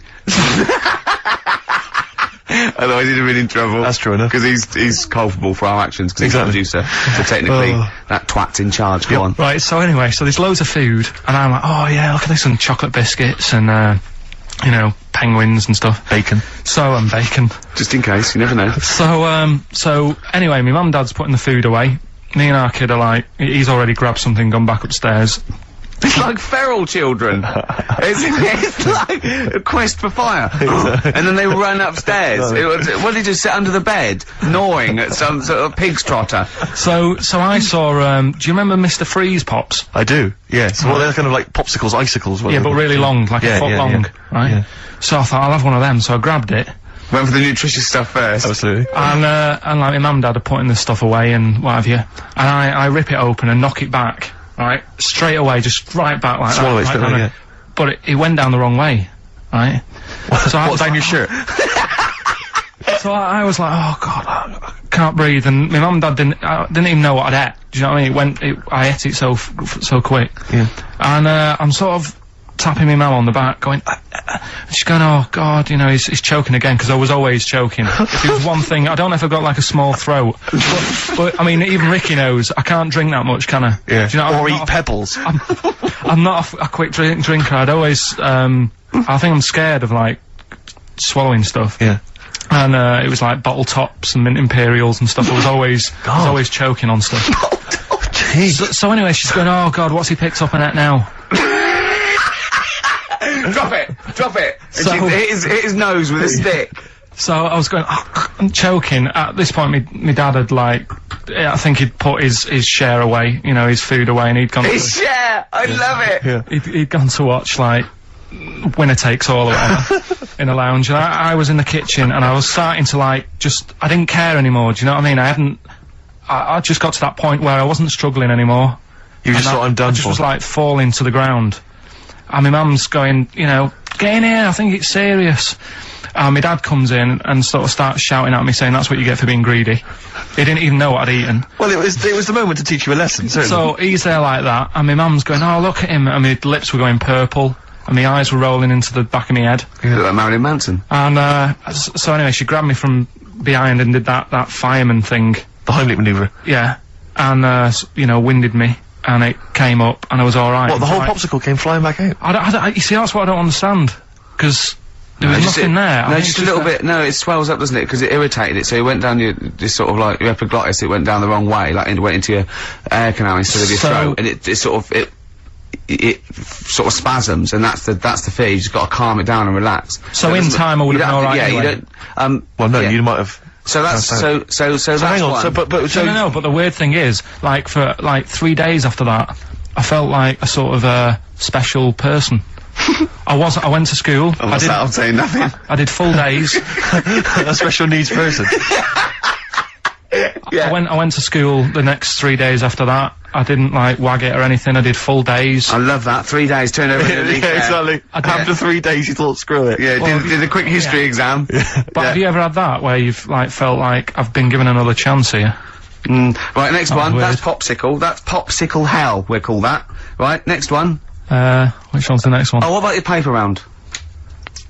Right. Can I ask very quickly? Did your life flash before your eyes like they say it did? No, I just sort of went really calm and like, I'm ready for this now. Right. I wasn't bothered, do you know what I mean? You had no regrets? No. It was weird. It was really weird. Yeah. But anyway, the paper round one. Paper round, I'd still say it's the best job I've ever had.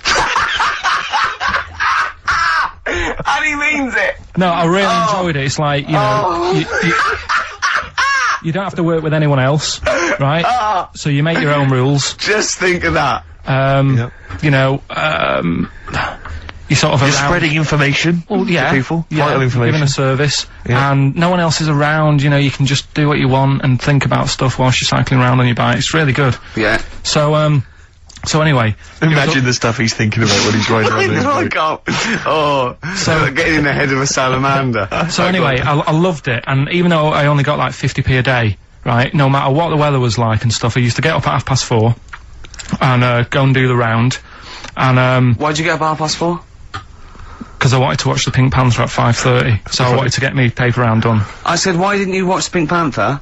And then he went, oh, I can't sit there thinking I've got my paper round to do. He'll ruin it for him. Yeah. So is it a good job or not? So 4:30 I was up and about, and this morning it was like winter, really bad winter, bad snow, you know, freezing cold, really windy and all that. And my mum said to me before I went to bed, she said, don't be getting up tomorrow, I'll give you the 50p. I said, it's not about the 50p. So, you know, people want the papers and stuff. So, Conscientious. So anyway, I went to bed thinking, you know, that's it, I've told her I'm still going, so, you know, whatever. Go to sleep, get up in the morning, and put all my kit on. And I used to have layers of clothing on because it was really cold. I had like a big anorak on with the fur on. I had like waterproof pants, and I got my paper round bag. And I went downstairs to get out, and tried to open the door, and it was locked. I thought, oh, God, so she'd locked it so I couldn't go out. So I'm searching around the house looking for the keys. She must have hid them somewhere. I thought, oh, God, you know, I've got the papers to do. So I thought, how can I get out? So I went upstairs, climbed out of the bathroom window. God. Right, and to try and jump out of the bathroom window onto the porch. But the problem was, I had so much gear on, I was like the Michelin Man. So I could hardly move as it is. Yeah. And I'm trying to get out the window, and I'm like, trying to stretch down like that, get my foot on the porch, and my bag got caught on like the hook of, do you know, like how you have a hook so you can put the window open? Right, yeah, the little arm goes on. My bag had got caught on that. I was holding onto the wall and my foot on the thing, so I couldn't sort of pull it away in case I pulled it away and then fell on my head. Yeah. So I'm stuck there. Dangling. My dad comes back from working nights. Yeah. He thinks I'm a burglar. Gets out his gun. So he's shouting and stuff, going mad and going, Dad, it's me. And he had to give us a hand using a... He's heard that wily trick in Manchester before. He had to help me using a washing prop thing. A big stick. What did he do? Well, he said, just hold on for your dear life, and I'll sort of push the paper bag off the hook. Why didn't you go upstairs and sort it out? It was at that point where I was in the middle, there was nothing you could do, do you know what I mean? It's at that point where you've just got to make a decision. Yeah. And by the time you go upstairs, who knows what might have happened. Sure. Do you know what I mean? You've got to act there and then, don't listen around. Yeah. So... And you could hear downstairs, now here he is, the Pink Panther. Yeah. Dad! Hurry up! Panther, ever so pink! Oh. So that was close to death, because I must have been about 30 foot in the air. Yeah. And I would have, you know, that would have been nasty if I fell to the concrete paving, so... Well, there's more to come. Should we play a record and come back to this? Because he's got more. Oh yeah, no, there must be one of them where you did fall on your head. This is the one I'm waiting for. There's got to be one. That would explain so much. Yeah. I nearly broke my back. Jeez. Once. My dad said I bet I can't kick me height. And I said I bet I can. And I don't remember this. You didn't tell me this one. I bet you can what? I was in the garden summer's day, and it was that era when like doing kung fu and all that was really popular. Sure. And I was like messing about in the garden, punching the tree and stuff. And my dad said... What a kid he must have been. My dad said, I bet you can't kick your height. Kick your height? What, you mean kick as high as yourself? Yeah, so I must have been like 5 foot or something then. And I said, of course I can. So I bet you can't. But instead of doing it on the grass, I did it on like the concrete bit. Kicked it, actually did it. I went, there you go. But then like, get my foot down quick enough and land on my back. You paused to say, there, I've done it. Yeah. As opposed to putting your foot back on the ground. And landed on my back, and I'd still get back trouble now. Do you? Because they say that, don't they? So, to cut a long story short, he gave me about 4 or 5 near-death experiences, and he went, and the whole point of this, he went, so that's why I think I'm gonna die of something horrible, like cancer. And I went, why? He went, right, you ready for this? Yeah. He said, well, I don't check my balls. Wait. He said, I don't like the feel. Karl, have you ever logged on to Friends Reunited? It was the site that everyone was talking about last year. No. Are you aware of the concept? I've heard about it, but there's no one from school who'd want to see it again, really. So basically, for those that don't know, you have to log on to his website, and then you can it helps you track down your old schoolmates if they've also logged on and stuff. And we sort of took the liberty, really, of looking on the Friends Reunited site and typing in your school and trying to track down any of your old mates. We didn't get in touch with any of them, don't worry. We didn't do that. We're not going to surprise you with them now. No. But I was just interested to know, like, some of your thoughts on some of the names that I could run past you. I mean, these are people from your year. Just tell me if you recognise the names. Alison Birch?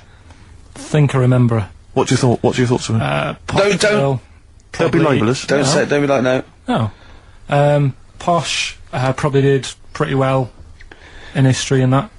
Sarah Morris? God, yeah. Remember her. Go on, you're grinning, what's the thought? Go on.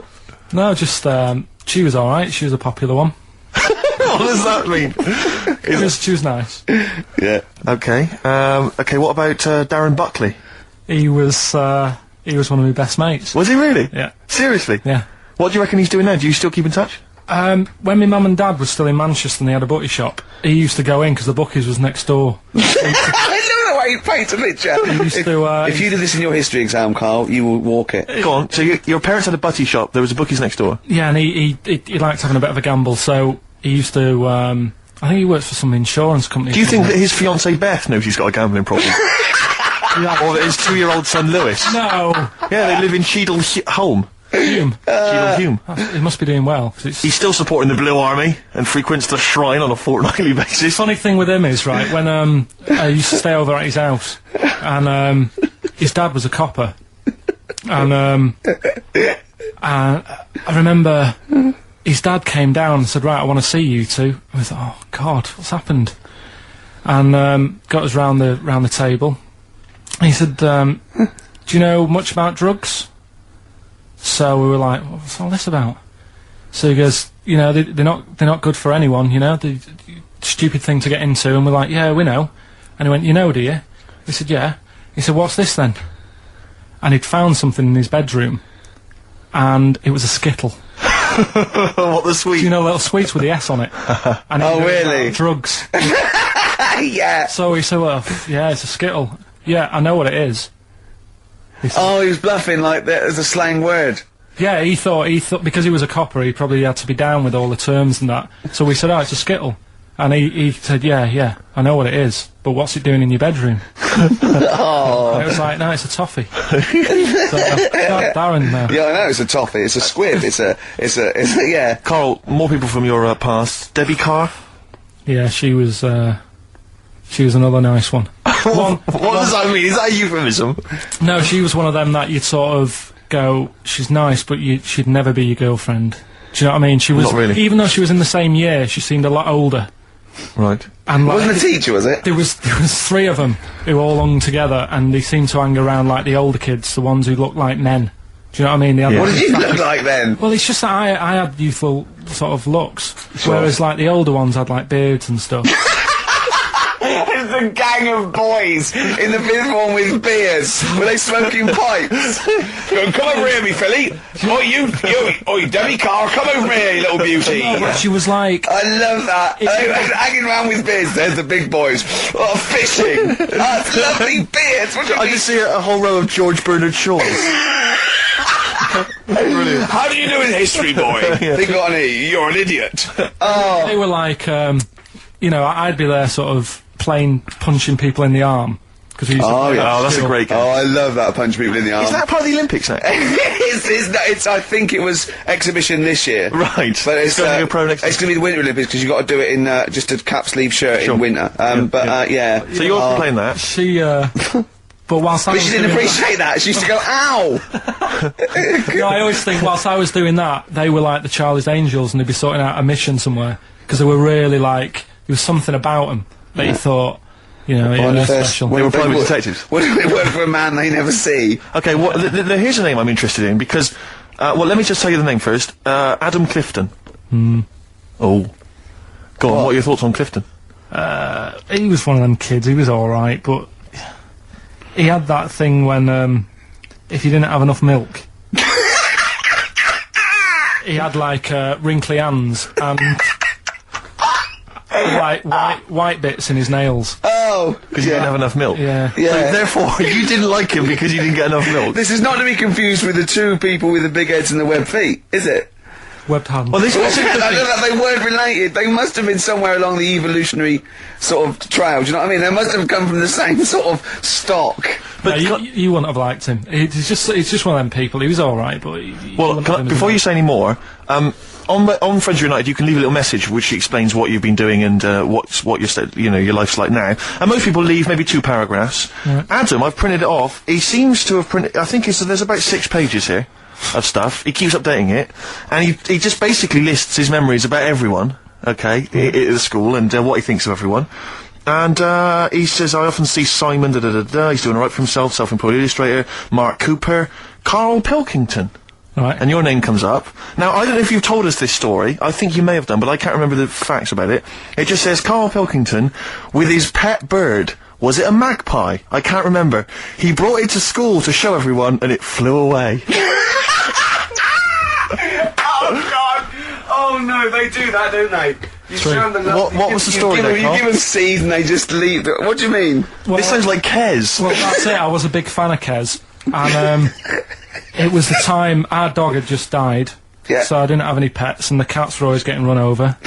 Yeah. And, so we didn't want any more pets. Yeah. But there was a magpie that used to fly about on the estate, and I managed to sort of tame it.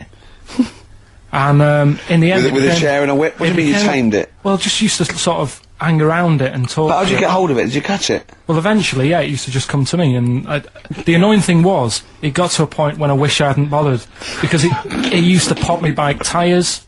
It used to sit on like, if I was talking to my mates and I was on my grifter. I love the way he just throws things in. It's like an Alan Bennett play. It landed on my tyre, and it used to peck at the tyre and pop it, and then it used to then never go away, so it was always like around the house, and my dad said never bring it in. So he used to sit on the porch, and I used to go out, and it used to fly down and land on my head, and it really hurt. It used to like peck and stuff. He thought it was a tyre. So it wasn't so much tamed as a stalker. Oh, God. So you took it to school and it flew away? Yeah. So did you take it in proudly going, look at my magpie? Oh. Yeah. Oh, no. I think it got a bit confused in the area that it was in, because I used to just keep it sort of around our estate, but Sure. the school was a bit of a distance away. How did you get it there? Carrying it on my finger. Did you walk? Yeah. Wow. So it was happy there, and then it got... But it used to be one of those things that people would stop me in the street and sort of go, oh, what's that? And I don't suppose Maggie, called it Maggie. you didn't get Charlie's Angels to go and find out what happened to it? Investigate? Were they impressed? No, not really. A few more names that you may recall from Friends Reunited. Go on. Lisa Shufflebotham? Do you remember her? Yeah, she, Was she one of Charlie's Angels? no, she wasn't that nice, but she wanted me.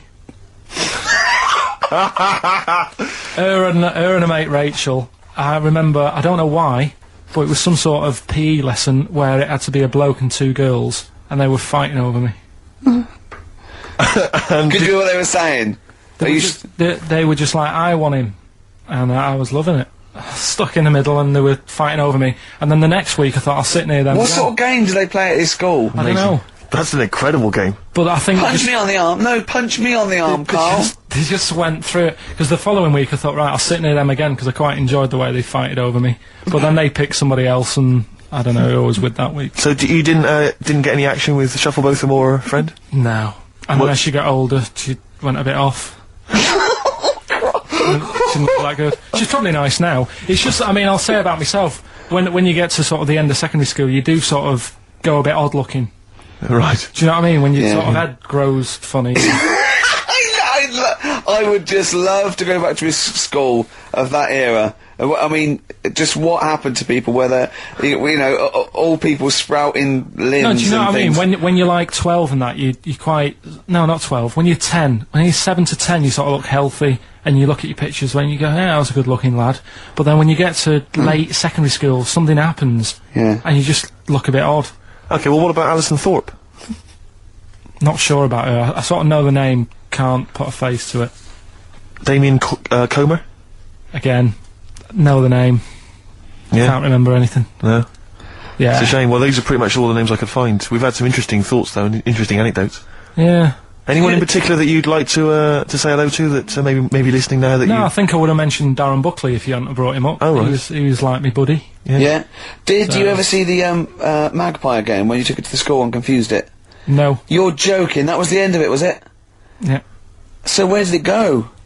Probably to some other kid. Because I mean, actually, it probably got killed. Because if it was being that friendly with other people, some people might have took advantage of it. In what way? Well, there was a programme on the other week about... What, in the way that Shufflebotham was trying to take advantage of you? Yeah. There was a programme on the other week about bear whisperers. Yeah. And some blokes got really friendly with a bear, and then when they were leaving that area where the bear was, they said, oh, we've caused a problem here, because there's some bear hunters coming in and moving into this area, and it's going to get a bullet if it acts like this, so they had to scare it away, and that's what I should have done with Maggie. I should have terrified it a little bit, so it wouldn't trust humans. Just introduced it to some of your schoolmates, I'm sure would have freaked it right out. Well, the ones with Maybe the that was big why it fled. It didn't see. Oh no! It didn't see those two fellas with big heads and webbed hands coming towards it, did it? That would have terrified anything. It's like a scarecrow, like two walking scarecrows.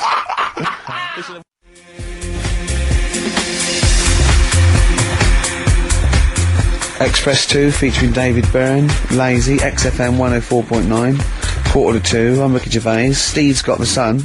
Yes, we're just going to be doing White Van Karl, where we ask Karl the questions the Sun asked some other bloke. That's right. Because we think Karl's got more to say than anyone on anything. Karl only tells the truth, by the way. Just remember that, listeners. Off you go. Yes, well, today's White Van Man in the Sun is John Slade. He owns his own door maintenance company. His answers are very informative, I have to say. But, Karl, what do you make of the Channel 4 producer, aged 30, who duped a school into believing he was a teenager for a documentary? Are you familiar with this story? No, go on. Well, basically, a 30-year-old guy kind of fooled the school into thinking he was a pupil for a secret documentary. The school's outraged. Do you think that that's, for you, should anything go when it comes to making TV? I think I've said to you before, there's loads of kids at my school. I remember being in the first year, and kids who, what year do schools go up to?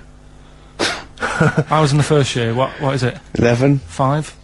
Oh, sorry, first year of infants and juniors. No, secondary school. 11. Right, year 11. Kids have beards and stuff. No, not year 11. They're 11 when they first go to secondary school. Right. Well, I'm 11. The kids at the older end. Well, there's the fifth form, and then there's you can leave when leave when you're 16, I think, can't you now? Right. Well, kids who were 16 Yeah. looked old. They did have beards. I remember going there and thinking some of them were teachers. I think he's answered that. Next one. What's the next one? Tattoos and everything. I think they're kids in the earlier years even. What do you make of the fact that Mariah Carey's £38 million payoff has cost EMI staff their jobs, and we're talking 1,800 EMI staff who have lost their jobs? What do you think of that? Yeah, I mean, is that silly money, Mariah Carey, on 38 million? She doesn't need that much. She doesn't need that much. She has to dress nice, though. It's not her fault. I'd say, it's bad business. Okay. Because, EMI, did you say? Yes. Right. They've got rid of them staff. Yeah. Mariah Carey's left. Who's going to do the work? Do you think Mariah should come back and do some temping? Well, they should have got a loan and paid her. Okay. Do you know what I mean? Vicious circle, that. Right. You've done a business degree, haven't you? Have you? Commerce. You did commerce. Where did you do that? What did you do with that? At school, I'd learned how to fill out a cheque, pay a bill, and I think I had a trip round Kellogg's. Did you get an O-level or GCSE? We know he didn't. You know. But was there a commerce exam, or was it just a division of Can't maths? remember. What did you do? Fill out a check? A subset of It maths. was an option. It was like, if you want to do it, you can. What was it? Fill out a check. Pay a bill. Pay a bill. Have a visit round Round Kellogg's. Kellogg's, and I saw my sister's boyfriend there at the time. He sorted me out with some variety packs. Really? What was in them? You know, Rice Krispies and Good stuff. Cocoa Pops? Space Dust or whatever it is. Space Dust! So, sorry, that wasn't Ken Dodd, though. No. That was someone else, wasn't it? That was an aunt. That wasn't Special K. What do you make of fears that dumped Britney Spears? She's been dumped by her boyfriend. There's worries that she may be cracking up, Karl. You concerned? What are the signs? Well, I'm not entirely sure. I'm just reading from this section, but I would assume that she's obviously showed signs of depression, maybe. She'll be alright. I remember, like, you know, Zoe Harris, when she sort of got bored of me when I was a kid. Yeah. Get over it, I don't even think about her now. What, and how long did it take you to get over Zoe? Zoe Harris! How long did it take To be honest, right, it was like one of my first girlfriends, and she was a pain. I remember I went out with her because she wouldn't stop hassling me, right? Yeah. I remember I love that. Oh, go on then. I never talked to her, and then the bit that really got me, I thought I half liked her, and then I remember, right, we're at a school party, sort of infant school. Infant school? Right. Are you sure it wasn't junior school? Well, it's on the cusp. Yeah. Like, when you're about to leave infants and go to the next one. Yeah. And, she was crying because You were saying, I don't think we should move in together. was crying. She was crying. Oh, was she? Had you She stolen must her have- milk? She must have been nearly 6. Why didn't she grow up? No, she was crying because somebody had stood on a dress and put a bit of an hole in it. And I said, oh, for God's sake. I can't stand it. Oh, So God. you- I just think him. So you gave her a slap? I just think of him, like, 6, like, with clogs and a flat cap, going slightly bald, going, for Christ's sake, woman, come on. Oh, Light him a pipe. Well, I finished it because all the mates were saying, come on, Karl, she's upset. And I was like, oh, whatever. So again. hold on, no, wait a minute, what do you mean all the mates were saying, like, come on, Karl? They were 6, weren't they? Yeah, but they were saying, come on, she's crying. Help her out. And, Well, and you it's did just- nothing? She's got injured. Got a hole in her skirt. Yeah, but she was upset and you were her boyfriend. Well, So what did you do? Tell me the story. Where were you? didn't work out. You were at some kind of school do. There was a hole in her That's why dress. it didn't work out, he said. Do you treat your current girlfriend in the same way? This callous disregard for someone's feelings? His current girlfriend does not tread on her dress. Does she? Oh, she didn't. So, do as it, far did as she? you're concerned, what was her name? Sarah? Zoe. Zoe Harris. She just felt like, well, you know, if she's going to make a whinge about, you know, a silly little hole, screw her. Yeah. You're all heart, Karl. What would you have done? I'd have gone over there and given her a lovely kiss. No, you wouldn't. Yes, I would. We were playing Dead Arm. If you had hair, what would it be like? What do you mean? Well, you obviously had hair then, back then. What was the style? It was like, sort of, I had quite sort of, fine, sort of straight hair. Yeah. Right. Hairdresser once said to me, you've got hair of a Chinaman. He was a wise man, wasn't he? What do you think that meant then? Oh. He just said, he just said you've got the same hair as a Chinese man has. Very straight, quite fine. Why is he telling? I just imagine this pal going, the arsehole's in well, didn't it, sir? Something like that? You have the hair of a Chinaman. I'm sorry, nothing.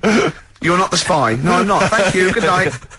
Oh, It was- you're not it my was- contact. Yeah, lovely. It was You have what- the feet of a fish. I'm sorry, nothing. It's not you. Okay, next. You have the hair of a Chinaman. It was one of those barbers, it was a cheap one, just on a railway bridge. I don't believe that. Go on. On a railway bridge. That's why it was cheap. It was very low rent, so he could charge That wasn't a 50p. barber, that was a man with some scissors. Yeah. Did you go, oh, have to move you there, sir? Wow. Okay, back in the chair, sir. I imagine them on one of those things you always see in old films where you've got to You kind have of to pump press it up on and that down, thing yeah, so it like a travels along the Caesar. track. Yeah. Wasn't as good as that. It was just a normal chair, little wooden hut, and he did have to stop when a train came past because it used to. Well, because he had to change the signal. Just making a few extra Yeah, exactly. Yeah. Oh, I love That's that. Manchester for you. Oh, God. I always it remember wasn't Bernard Cribbins, was it? I always remember him saying, "Do you want your hair washing?" And I said, "Is it free? You know, does it come with it?" And he said, "Yeah." So I said, "Oh, go on then." He said, "Hang on now, I'll just have to wash these mugs up." He had like a sink full of mugs. Oh, So I'll just God. take these out and then I can wash your head. Oh, no. And that's why. Why did you go to this man? It was cheap. It was How like much was it? about £2. And when was this? God. At 88, 89. All right. Yeah. So what happened to your Chinese hair? When did it start coming out? You have the hair of a bald Chinaman now, don't you? You've got the hair of a Chinaman in a box now. I used to just, work a lot of hours, and I think, That's what made it fall out. yeah, of course. No, it's like- not. It's genetic. You can't stop Not it. can you? genetic. Of course it is. Your dad bald? No, he's got more hair than me now, I think. Is your mum? Kojak's got more hair than you, Karl. Anyway, Don't have a go at Karl's hair, that's a bit harsh. Oh, look at his little what face. did he say before in that book about going bald? It said, it had a little tip, didn't it? We'll go over them later. It says, if you're going thin, doesn't it say, cut your hair short and something like So that? it makes you look thicker. I've never been into getting presents and that. I had the problem at that Christmas one, that time with the Victoria Plum. Yeah, we'd hate that. We'd hate to bring that back. We've done that. Because you talked about the book, because it's kind of to do with your dad, isn't it? He's a very bad gift buyer, was that the problem? Well, yeah, my dad just wouldn't bother. It was my mum who sort of made an effort, and she sort of worked out half of what I wanted, then she left it to me dad to get it off someone, see if he could get one cheap or whatever. I love the fact that usually people talk about, like, drinking heavily or violent abuse, right? Yeah. But here's what he's been left with and scarred with from parents is bad gift buying. Yeah, and that's the not so Victoria bad, Plum is it? incident. In the greater scheme of things in the world, Yeah, but- that's not a bad thing to have, is it? Right, there was this, this is what it's like about getting presents and stuff, right? With me, with my mum and dad. Go on. My mate, Colin, right? He Colin had, Makin? no, Colin Bailey, Oh, right? He had a, little, Sinclair Spectrum, right? Yeah. Computer, Yeah. which was like the thing to have at that yeah, time, yeah, right? yeah. Used to always go round to his house. The deal was... Not the one you had to play through the window because you weren't allowed to. No, that's another lad. Oh, right? yeah. This is a different lad. And the deal was, he came to our house, and my mum gave him a pie. And then I'd go round to his, and I'd stay there for a few hours playing, you know, Hungry Horace and stuff like that on it. Sure. Right? Now, my mum and dad knew that I really wanted one of these computers, right? So I waited about a year. Came round to Christmas Day, I thought, I reckon, might have one. Turned out, they bought me the wrong one. They bought me a ZX81 instead of a Spectrum, right? And, Christmas Day, I'm there trying to load the games up, it's not working, I'm thinking, what's wrong, right? And the thing with me, when I was a kid, I used to get quite sort of agitated. This quite is the moment. right? I found out that he needed a RAM pack to make it work, right? Looking in the thing and it's saying, and make sure you put your RAM pack in the back. And I was like, oh, where's the RAM pack? And my dad's going, I don't know, I've got you the main bit. That's it. So, I was that wound up, I just was sick, right? Just sick. Oh, I didn't feel sick or anything, I just was like, oh god. Went to the sink, just sick. Because I was that on edge about it. I said, come on, we've got to get one. And my dad's like, Tandy's shut, we're not gonna get anything today. Ruined again, Christmas Day. That was after the year when my train set got blown up by our kid. Following year, no RAM pack. And now you ask me why don't I get good presents? He's scarred. He just I'm threw gonna up. die. Honestly, I'm gonna die. It's just being sick. Yeah. There's no RAM pack. Did you get to the bottom of it? Why wasn't there a RAM pack? You have to buy them separate. Oh, It's one of them okay. cons. What do you mean I can't play Frogger? Oh no. So, wasn't there another incident when you threw up? Spontaneously threw up? Oh. Through sheer anxiety? I do get it. It's not so much now because I've relaxed a bit, but as a kid I used to be quite on edge all the time with certain things. Do you think that's what happened to your The cat wind. that kept being sick? That it didn't get the food it wanted? And it just threw up? Do you remember that? Yeah. God, so they shaved it. Yeah, but again, you see, the cat thing, I mean, it's mad, I was thinking about it the other day, right, I used to think I had quite a normal upbringing, You didn't. right, and someone was talking Your about the mother cat. once told you not to go to school because it was windy, Karl. It was not a normal upbringing. The cat was being sick, so she shaved it, so it was easier to clean. Right, well, my mum and dad went on holiday, right, and I stayed at the Rosses down the road. Oh, yeah. Only a kid, must have been about 5 or something, right, and, I was always running around in the house, I had a lot of energy as a kid. What the Rosses did, they had this cat that was dead violent, the most violent, sort of angry cat I have ever witnessed. A tiger. It was, honestly, Steve, if it was bigger, it would have been, because it was just always having a go at you. Yeah. If you went to pat it on the head, it went to bite you and stuff. And what they used to do with it, to stop me running around, I'd sort of be running around, and then I'd get a bit tired, and they'd say, have a lie down on the settee. So I'd lie down on the settee and I'd nod off. And what they used to do, I'd wake up, and they'd have put the cat on my belly. Right? So I'd be scared to move, because it's like it's going to get me. But it would keep you there. It kept me there, and it used to sort of slaver on me, and they'd sort of, you know, go out or whatever, and I'd be lying there. That's not normal, is it? Karl, sorry, were you created by the Brothers Grimm for one of their fairy tales? What kind of a life is that? Absolute twaddle. Absolute rubbish. And all that And it business. goes. Oh, Yeah. don't talk Right. shit, So, Karl. anyway, it's going to be... Oh, Karl, you're talking so much shit again. You must know that's not true. There's no way. You're talking rubbish again. No. This is such shit. This is. What are you talking about? Oh, Christ! Right, calm down, we haven't got much time left. Oh God! What do you mean this is? Forget it. No, don't forget it! Carl, do not press that! Switch the record off. Switch the... America for the on the Enterprise. It was all about space, and there was one question answer 3 right, and it was who was the first one into space? Yuri Gagarin, who was doing and then the third question was how much bigger than the moon is the sun? Is it twice as big or 4 times as big? And this one went 4 times as big. Went correct. It's not. It's hundreds of times bigger. A lot more big, I can't believe.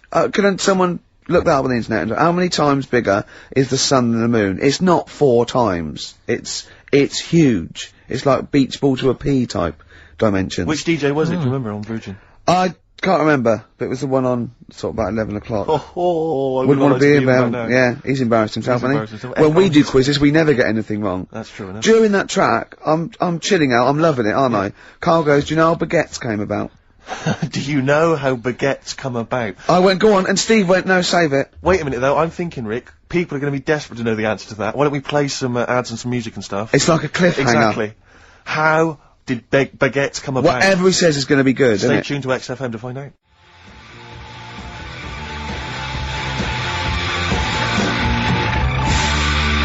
Hives, hate to say I told you so, I love that sort of stuff.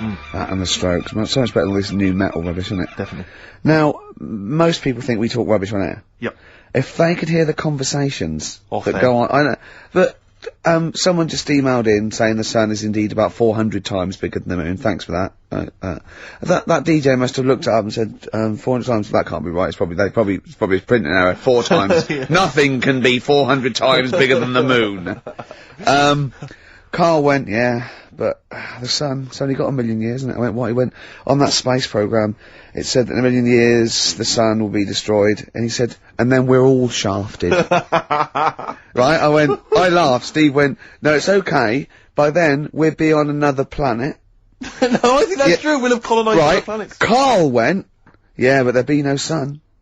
Steve went, well, there's other suns, which is true. Karl went, well, I went, well, yeah, every star is a sun. Karl went, well, not really. Not really. Don't believe that, do you? And I went, no, it is. The sun is just a star. It's not even a particularly big star. Karl went, well, why didn't they say that instead of worrying me?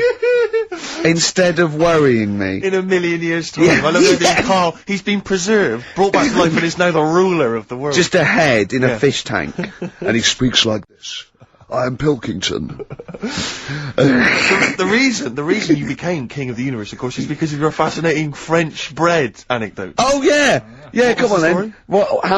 How did baguettes come about? If this is going to be someone cooked a loaf a bit wrong and said I can still make a sandwich out of it, I'm going to hit you. No. Go on then. Right. Napoleon, when he was at war and that with Russia. 1812, yeah. Yeah, all his soldiers were like, you know, not used to the cold weather and that. So they said, take some clothes in your bag with you because it's going to be Chilly. nippy out there. So they put all the clothes in the bag. Sure. Do what they were told. Oh. It's Napoleon, for Christ's sake. No room for any food. No, You're joking. So Couldn't they make some sort of like sandwich?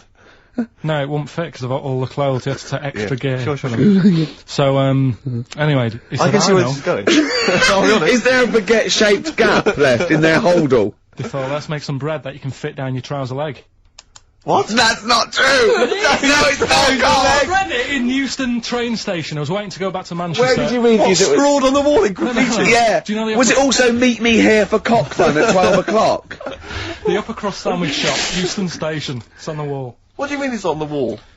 Do you know how it says, like, sail on at Dixon's, whatever? Yeah. Next to that, there was, like, a bit of information. Once you've read the stuff on Dixon's, Baguette information. there was a big thing about the history of the baguette. I read it and I thought, No, we gotta make a sandwich we can spit down our trouser leg. But how can you march and fight with a huge piece of bread down your train? Although it would be intimidating, you see them coming, you go, sacre bleu, look at the size of them. They're big fellas. Well, Blimey. I can't help but feel that could be a practical joke at your expense. yeah. didn't do that. Well, the Earl of Do you ever Sandwich... question anything you read? If it's printed up, is that, Yeah. like, fact for you then? Well, it's not funny. I mean, if they were trying to be funny, it's like, it's not, is it? So it's information. Have you heard us? Things sometimes want to be funny when they're not. That's exactly what happened with the sandwich. The Earl of Sandwich wanted something he could fit down his pants. And, it was those triangle cut sandwiches wrapped in cling film were perfect. You might be right. You might be right.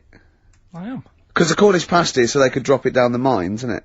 Is it? They wrapped it up in atheists. We don't believe in ghosts, anything like that, anything supernatural. We're followers of James Randi, a genius of our times, but Karl saw something that proved us wrong. I'd like Karl to tell you what this proof was, what he saw it on, and, look at him.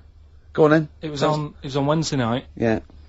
I was watching. You see, the problem is I didn't get the full story, so you could pick holes out of it. Sure. Unlike your usual investigations into the supernatural. Which are It was called, can I just say what the programme was called? Mr. Exorcist. Oh, brilliant. So Sounds like an academic work to me. The bit that I caught, I just flicked it over, sort of seeing what's on the telly, and I thought, oh, Exorcist, I've seen it, but there's nothing else, and I watch it, and then I realised it wasn't the same thing. Yeah. Oh, I'll have a bit of this. And there was an old woman and a daughter, and as far as I was aware, the bit I picked up on, they were saying, oh, you know, it's dreadful, and unless you've been through it, you know, you've had ghosts in your house and that, you really don't know what it's like. Yeah, sure. And the main thing that seemed to be getting them down was the fact that the budgie was getting stressed. The budgie was getting stressed? Because animals can sense the other side, can't Oh, okay. Can they? Yeah. Okay. So, and how was that manifesting itself? You didn't know. What was the budgie doing? I think it just wasn't happy. Right. Did it explain that to people, or No, how did it express that? Budgies are known for being chirpy, aren't they? I said it wasn't chirpy. It normally swings on its little perch and that. And Just depressed, because it was possessed. It was just sat around in its pyjamas. So No, come on, So, Steve, yeah, come on, Steve, you're making this a mockery. So the budgie was depressed because he could sense the ghost. Yeah, and then, this guy, yeah. this Mr. Exorcist came round. Was that his name? Yeah. Okay. Was he a priest or something? Yeah, he might have been. Yeah. Yeah. Like I picked up Did he have like a black coat with a little white collar? That's usually the... He had his coat on, so you couldn't tell. No, sure. Okay. But, so he came round and he sort of did his thing. Yeah. And then was he trying to exorcise the budgie? No, the ghost. house. Right, The so house, it yeah. wasn't that the budgie had a demon or Clearing the anything. house No. out. Okay. No, this So- wasn't a possession, was it? This was a straightforward... It wasn't a poltergeist or anything, it was just a... It was a haunted house. Yeah, but Sure. that's the thing he was saying. He was saying you can have, like, your ghouls and that aren't that bad, that aren't going to cause you any problems. Yeah, But obviously the budgie, they've got weak hearts and that, haven't they? And Sure. So anyway, basically, he sorted it out, did whatever he did. And the next shot you see is like the budgie making a noise and swinging It's it out. happy It's again. over the moon again. And the old woman was like happy because she was She couldn't getting believe it. stressed. Yeah. And that's The priest didn't come in and go, well, you should feed that bird. Give it a bit of millet. It was happy. He goes, right. No, See you it's- later. No. It was a... So it's- budgies are, my mum's got a budgie, and they're fairly happy all the time, aren't they? So it's got to be something very odd. You never see a budgie sitting down going, I feel like topping myself, to be honest. Yeah. Do you know what I mean, though? No. Do you know you can have, like, a moody dog? You can see a dog when it's unhappy if it's walking down the street. You can have a moody canary, can't you? And what they do is they often tell the police what you've been doing. They're known for that. Yeah. So basically... So that, for you, is proof that the supernatural exists. A bird in a cage got a little bit annoyed, wasn't chirping as much as it normally did. Who knows why? There could have been a little draft up its... and... Cloaca. Exactly. That's anyway, a medical term. Anyway, a man came in and did whatever he did. Yeah. Use your phrase. Mr. Exorcist, though, Steve. Yeah. This wasn't any bloke off the street, this was Mr. Exorcist. Yeah. Yeah, so... And for you, that's the proof that there's... Just because, like, if it was a person, you go, they're playing up for the camera. Yeah, a budgie could possibly act like that, Steve. Yeah, I see what you mean. You're saying a budgie would not be trying to... It wouldn't be trying to become famous or just want to go on the telly. not like Lassie. No, sure. It was sure. basically a show-off. Yeah, or Champion the Wonder Horse. Yeah. What do you think? I think... I've changed my tune, Rick. I don't know about you. I have, and I think we should play a record. I'd love to get Mr. Exorcist in. Wouldn't that be amazing? Never dabble with things you don't understand. Sorry. Like women. See what I did there? Oh, he's turned that back on me. And I've never had this sort of... Steve was thinking, he's not that ugly. Ooh. Blimey, here we go. We were laughing at Karl. Can we focus on one person at a time, Rick, please? Let's destroy him first. Oh, God. Tell him what you said to me when that record was playing about the Jaffa Cakes. He bought some Jaffa Cakes, which was lovely. He went across the road and he handed out the Jaffa Cakes. And then I went, oh, thanks very much. And then what did you say? I just remember learning at school I'm not, like, making fun of the illness, because it's not funny. But, they cure cancer. Jaffa cakes cure cancer? Not, like, fully. Right. They just go some way to helping. Yeah. Do you know, it'll sort of help. If you've got it, you can't say, right, get me a load of Jaffa cakes. Right. But I think it sort of puts a bit of a stop to it if you haven't got it. Do you know what I mean? It's like having vitamin tablets. Is this medically proven? Should we get Dr. Fox down here to confirm that? I can't. I actually can't cope. You're just play a record. Play a record. Can I just, if anyone has ever survived cancer thanks to Jaffa cakes, please call in. No, but I didn't say He that. said, and then he went, it's the orange thing in it. And then he tried to read it. He said, I wonder if it's, and he tried to read out this scientific name.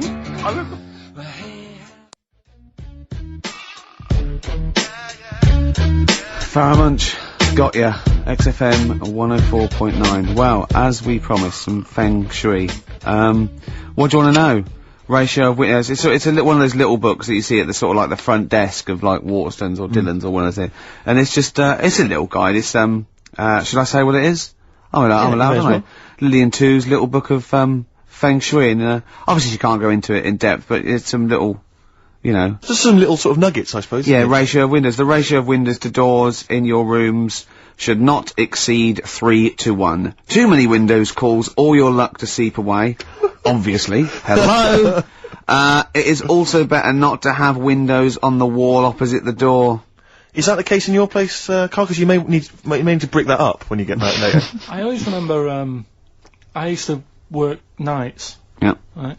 And it was when my brother just sort of got kicked out of the army. Yeah. And my mum and dad went away on holiday, so he was staying with us. He's got to write a book, this bloke. You have got to write a book, Karl. Go on. I came back, Yeah. and there was women everywhere. There's women in every bed in the house. I thought, where am I going to sleep? Had he set up a brothel? What? So, no, it's just a bit of a one. That's impressive, though. A girl in every single bed. I mean, he was mad. So, I slept on the sofa downstairs, and I didn't sleep that well. Yeah. But I slept on it before when it was facing a different way. Sure. And I had a good sleep. So for you, that's proved the worth of feng shui. Yeah, I think there's something in it. Did you honestly think there's something in it, though? Yeah, I do, yeah. Okay, well, just read a few of the others, Rick. Okay, well, it's not. I think most people know this one. Display the three-legged frog for luck. Look for a three-legged frog. You can buy one from any Chinese supermarket, and place it in the vicinity of your front door, facing inwards as if it has just come into the house. Don't place the frog facing the door. Please. Oh, come on, people. What? Think before you place your frog. I mean, this really is. I mean, but. What's the last page? Because that will be the most important one. Do you reckon? Yep. The last one, I the wealth vase. Make a wealth vase and keep it hidden in your cupboard. It can be made of gold, crystal, or glass. Can I just say something? If you've got a vase made of gold, you're probably alright for money anyway. Yeah, sure. But this is the wealth vase. How to make the wealth vase? Fill it with semi-precious stones and with soil taken from a rich man's garden. So just find the soil of a rich man. Take some soil from This is like bury a piece of steak and the water will go. Yes. I have tooth of frog. This is... It's the one where with the gods. Can you find that one? Oh, where's that one? Yeah. What do you make of feng shui, Karl? Is it something you believe in? Well, like I said, I didn't sleep well on the sofa when it was. So for you, that's proof positive. Yeah, you've got to get it right, haven't you? I'd like Karl to read this out. Okay. Yeah, do you mind? Read it out. Just read it out loud. Which one? Yeah, the gods are here. Right. Okay. Just read that. That's such a good Invite bit. the gods. Yeah. Of wealth into your home. Yeah. The Chinese have several gods of wealth. Yeah. Which they display in their homes to attract what? Prosperity. Prosperity. Oh yeah. Yeah. My personal favourite is T.C.S. Chi Yi, Yeah. who sits on a tiger. He sits on a tiger? Yeah. Okay. Wait. It's pretty difficult to find this fella. Yep. If you could use Kang Kung, or the 3-star gods, oh no. Read him out! Read out the names of the star gods. F.U.K. Read it out! Just read that. It's a Chinese god. You're allowed to say Chinese god on the radio. No. You are allowed to say If you're allowed to say it, you say it then. Well, look, you're so immature. Read the three of them out, Rick. Okay, if he is difficult to find, you should use Quan Kung, or the 3-star gods, Fuck, Luck, and Sao. all of whom bring wealth and prosperity. Now, what were the names of the gods again? Because if I'm making a note at home, Rick, Well, it's a Chinese god. Yeah, there's Quan Kun, or you can use Luk Sao. You can't. What? But it's a god. F-U-K. That's how it's pronounced. Yeah, I assume. I don't know if we're pronouncing it wrong. I really apologise. Apologies if we're offending anyone who's of an Oriental persuasion. But that's Quan Kun or Luk Sao or fuck. And any of those gods are available at a Chinese supermarket. Near you? Yeah. That's Feng Shui. It's an ancient art. You can't give me that look. I mean, when you've been saying I've got a round head, I was a bit like, yeah, everyone has. Stop having a go. Yeah. And then I saw this picture last week. I thought, God, he's right. Can't we just pop it on the XOM website? I'd rather not. I'll go on, just get Steve, someone. have you seen that man in a jar without a brain? Sorry, is that something, is that a product you can buy? In like Sainsbury's? Is it a dream you had yesterday? Man in You a wondered jar. if you could, yes, hello, could you make my dream into reality, please? Oh, we can't actually, sir. In, plastic would be good. Sorry, what do you mean? In the future, you'll be able to download your dreams and then just, like, act them out again, probably, in the year 2000 or something. Soothsayer. No, there's some museum somewhere Yeah. that's got this little fella who was born without a brain, and he's in a jar, and it's just that he's got a really round head. Right. And when I saw this picture, I thought, God, it just reminded me of this little fella in Yeah. a jar. Oh, and what do you mean he's born without a brain? He was born without a brain. So it's a baby? It's not a little fella. Yeah, but it's weird. Do you know the difference? Do you have conversations with, like, people in prams thinking, that fella's little, and he doesn't talk much? Yeah. You know babies aren't, like, little people. Well, maybe... Well, they are little people, but I mean, they're not very small adults. They're not like midgets. They don't do a job of work, is what we're saying. Yeah, you're very, no. What do you I mean? didn't read about it, I just saw the picture. And This it is where looked you're like a going man. wrong, Carl. This is always your mistake. You see the picture, you don't read the little caption. But what do you mean? How do you think- guess at what you think the meaning But is. how did you know he didn't have a brain? He said something like the brainless man. Yeah, but people say that about you. It doesn't mean literally you haven't got a spinal cord. I bet somebody's seen it and knows what I mean. It's a famous picture. It's Right, like- call in 08700 800 1234. Once again, you win a prize if you can tell us what Karl is talking about. Just in general. It's an ongoing competition. We're trying to find some CDs to anyone who knows what Karl is talking about. Stereophonics, Vegas, 2 times. Well, we've had calls confirming that there was indeed, a fetus, or a stillborn child. A pickled baby. A pickled baby. No wonder it died. Born without a brain. But everyone has, you know, pointed out that it wasn't a little fella. It certainly wasn't a little fella. No. But because it had been in the jar for a long time, I think it had aged a bit. What are you basing that on? You do carry on growing, yeah. of course. Yeah. Your ears and your nose. Your ears and your nose. And your eyes don't grow, so, Yeah. you could probably, yeah. I'll dig it out for you. Yeah. Imagine if, like, there was an experiment where they were raising a child just based on the information that we said on the radio. What kind of a person It was like would they download, be? yeah. And it What kind of information would they and have? it took everything literally. Exactly. And that was Who Needs Enemies? Good question, lads. Nobody. 6FM 104.9. I'm Ricky Gervais. Oh, they should print a little book of those. They're great. Oh, how you can relate any song or artist to anything else. Easy. Joyful. Easy. Well, yeah, so, me and Karl went out, for a beer, and it was great, wasn't it? Yeah, enjoy We started off, good. and you met my mate, Robin, didn't you? Yeah. And, some of the stories. Do you want to tell Steve some things about Robin that you've Robin, done? do you know him well? Yes. Well, do you know about his worm problem as a kid? Go on. Right. What I can remember is he had worms as a kid. Not sure how you get him. He never answered me. He was getting a bit touchy about it. Right. This is like the second time I met him. I think he was a bit annoyed that Ricky told me about his problem. What Yes. now straight away, you not being there, instinctively, what do you think went on with this story about worms? My suspicion Yeah. is rather like when you told a group of people that Robin had once suckled milk from a cow's udder. Yeah. He told me that. Yeah, did he mention that as well? Yeah. Yeah. My suspicion is that, like the cow story, the worm story is not true. But And why Robin- why would he get so sort of uppity about it? Well, Because it's not true. imagine if that wasn't the first time he'd done it. Imagine if he did that every single time he was with somebody for the first time and Robin was, just met them. He will tell that story to anyone. But they do say there's no smoke without fire.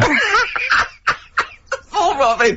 I also told him. That's a fable. I also doctor told him that the way Robin cured these worms was because the doctor told his mother, right, to hold a piece of ham or cheese near Robin's anus so the worms would come out for the food, and he believed it. I'll tell you why, though. I said to Robin used to sit on Spam to try and get the worms out, and he believed it. But Steve, right, do you remember that story about 3 or 4 years ago where there was some bloke in the army, he went away to somewhere, Vietnam or whatever, he was messing about in the woods, Messing about in the woods? Shouldn't he have been fighting? whatever, Yeah. right, and he walked through some lake, and I think he'd cut his toe or something on something, and some worm of some sort crawled in the gash. Yeah. And, it was in his body, and the doctor said, we've got to get this out of your body.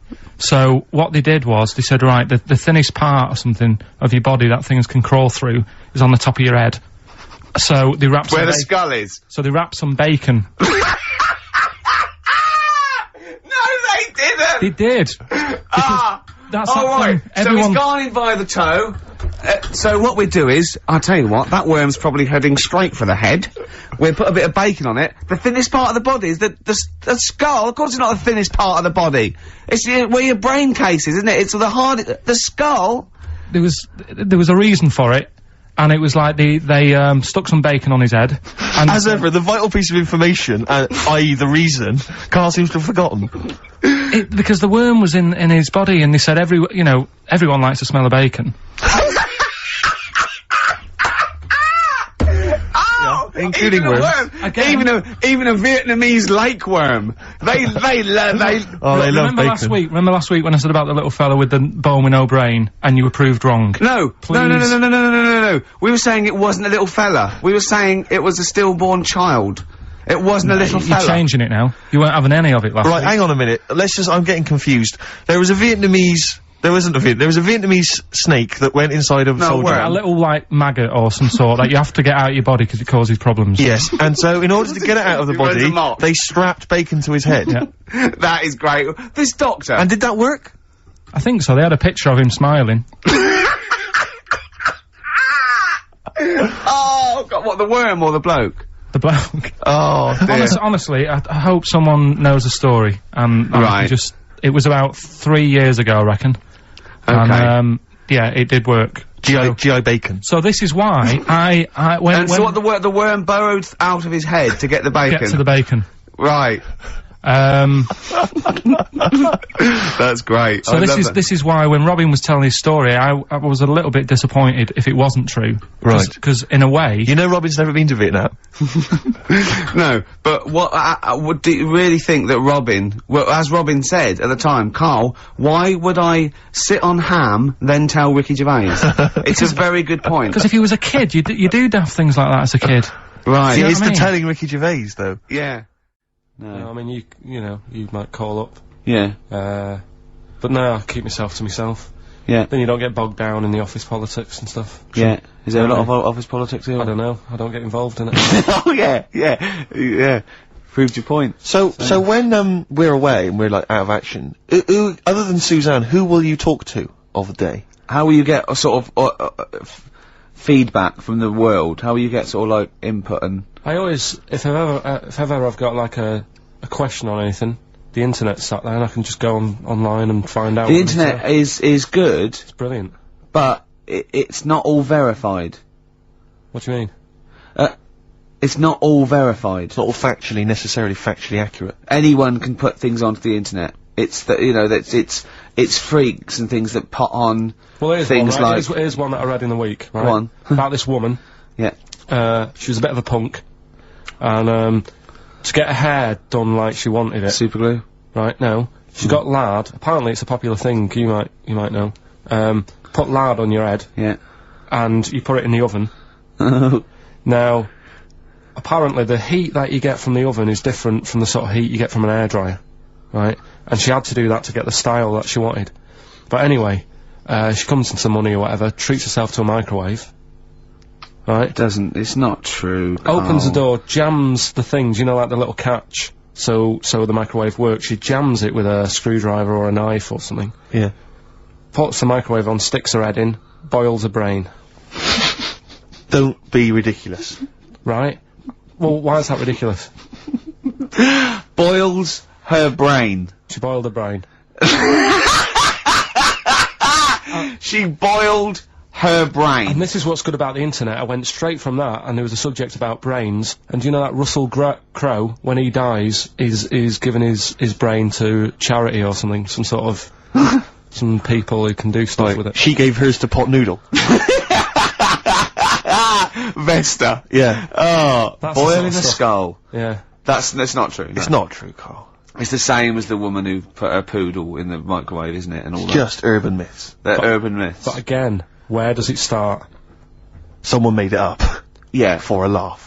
They're just too convenient urban myths. Everyone's you can tell an urban myth's not true because it's always this happened to a mate of mine, and when you say what happened then, they go, don't know, that was it. Was it? Was that it? Was it? Someone boiled a brain and that was it. There was no more story. Well, Were there any dates, locations, times? I think it was in Belgium. There's that one that a bloke, right, was gonna get a phone call at 4 o'clock to find out if his business was, you know, okay, right? And if he didn't get the phone call, he knew he was, broke, destitute. So, dead on 4 o'clock, the phone didn't ring, so he went up to the roof, his office, and he jumped off to commit suicide. And as he was passing his window, the phone was ringing. Oh, no. Carl, it didn't happen. Didn't happen. Think it through. Think it through. Who told that story? Who told that story? As he hit the pavement at 120 miles an hour. He's the only person who could have known that series of incidents. Also, why didn't And he he's wait? dead. As his life's at stake, why didn't he wait till 5 past? I'm gonna give it 5 minutes, just in Just in case the lines are busy. Yeah. And what sort of bloke goes out, I'll call you at 4, okay, if your business, well, call me anyway. No. If I don't call exactly 4, then, no, you commit suicide. Commit suicide. I would, because if I don't call at 4, that's the end of it. Well, call me anyway. No, that's not the way I work. Why can't you just call me and tell me the other way? Well, I'm telling you how I do it. If you're bust, I don't call. Can't you just call to verify in case something goes wrong? What if it's engaged? It won't be engaged. Just commit suicide at 4, please. It didn't happen, Carl. The other one, right? A bloke, right? He's on a train station, and I'll tell you how I heard it. He's waiting for a cruise station, waiting for, and he shits himself. As you do. And so he goes, oh, my train's in 5 minutes, so he runs across to Millets, and goes, quick, Levi's, 36. The bloke just puts it in a bag, he runs onto the train, he goes into the toilet, takes his, trousers and pants off. His soiled trousers Yes. and pants. Throws them out of the window, I won't be needing those again. Cleans himself off, open the bags, it's a jacket! Oh. No, it didn't happen, Carl! At what point did he go into it and go, quick, Levi's 36, and the bloke went, sorry, Levi's 36, what, a pair? No, shall I wrap them? Them? It, shall I wrap? Just wrap, whatever it is. Do you want to look? No, I'm not looking when you're putting it in the bag, please. Right? Well, 36 way stories, don't say anything. I've told you 36 Levi's. And put it in a bag and charge me for it. Yeah. I don't want to discuss it further. Yeah. There was one, Here we go. there was one about a woman whose husband died, and she had him cremated. Yeah. And made like a little egg timer out of him. Mm. And she said, I did that, so it can still help around the kitchen. Well, that might be true. That might be a joke. That's quite sweet. That might be That true. is true story, again. It was all... No, not again, because the ones I just told weren't. Nor is the boiling the brains in a bag curry microwave. Head story, true. Yeah. They're too convenient. Will you be buried or cremated? What? Will you be buried or cremated? I don't know. Cremated. I imagine. Like you, Steve? I don't know, it's out of my hands. Yeah, I haven't thought about I've it. not thought it through, and No, to I be don't honest. care either way. Have you heard the one about... Sorry. I'm just worried that we're getting into a macabre world now of ashes, boiled heads. I think we should play some music, let people just calm down. Levi's. Just think about some of the urban myths they've maybe heard, assess them, maybe they are absolute bollocks. Yeah. And, they can move on from it. Well, Yeah. it's just that... The death thing, right? Yeah.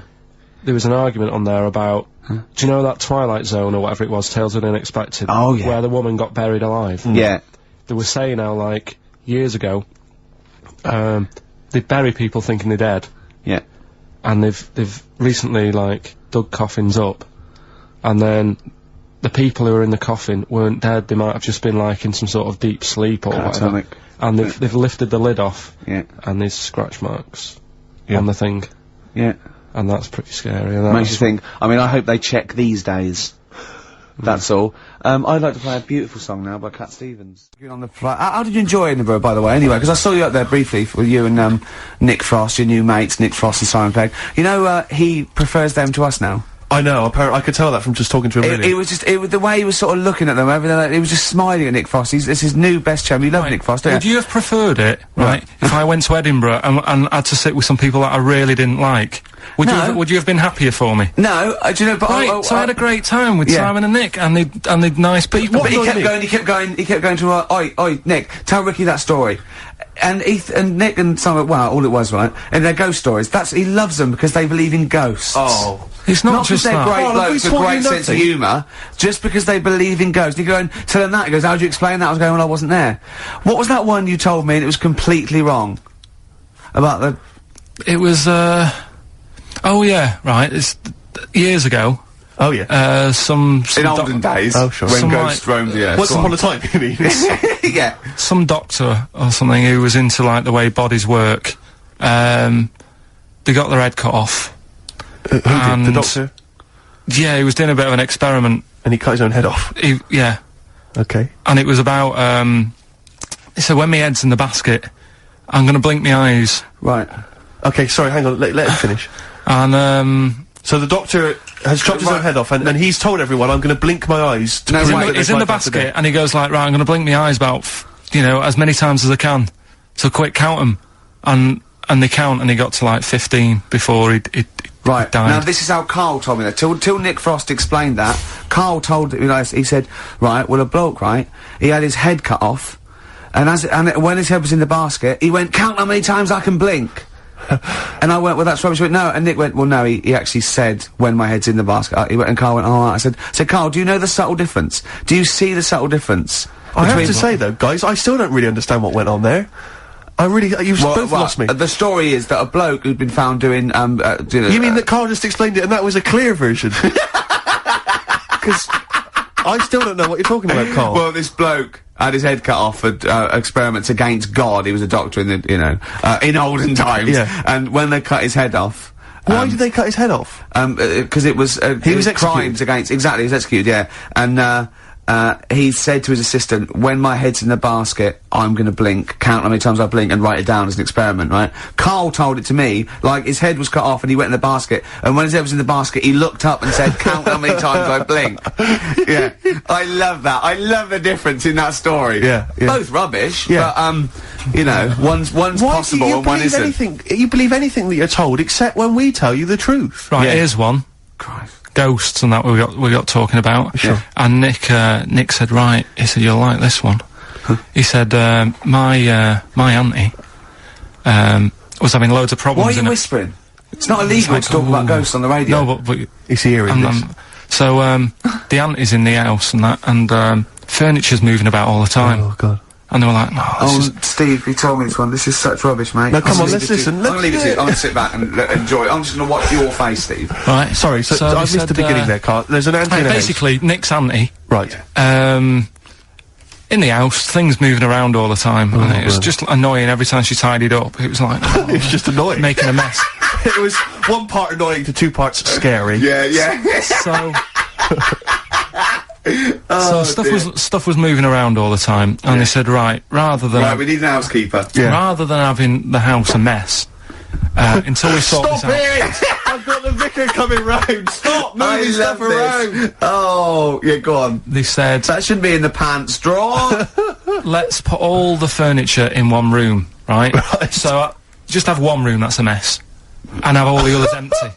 Because I love the poltergeist can't really, it can move wardrobes around, but it can't open the door to put it in another room. Yeah. Poltergeist going, oh, I'm just making this room messy. I wish someone would open the door so I could, go on. Yeah, but, so all this stuff's in this room. So they moved all their furniture into one room? They put, like, the drawers in there and everything, and it was really uncomfortable, because they were all, like, on top of each other. They sat in the room with all the stuff? Yeah, they had to, because that's where the three-piece suite was.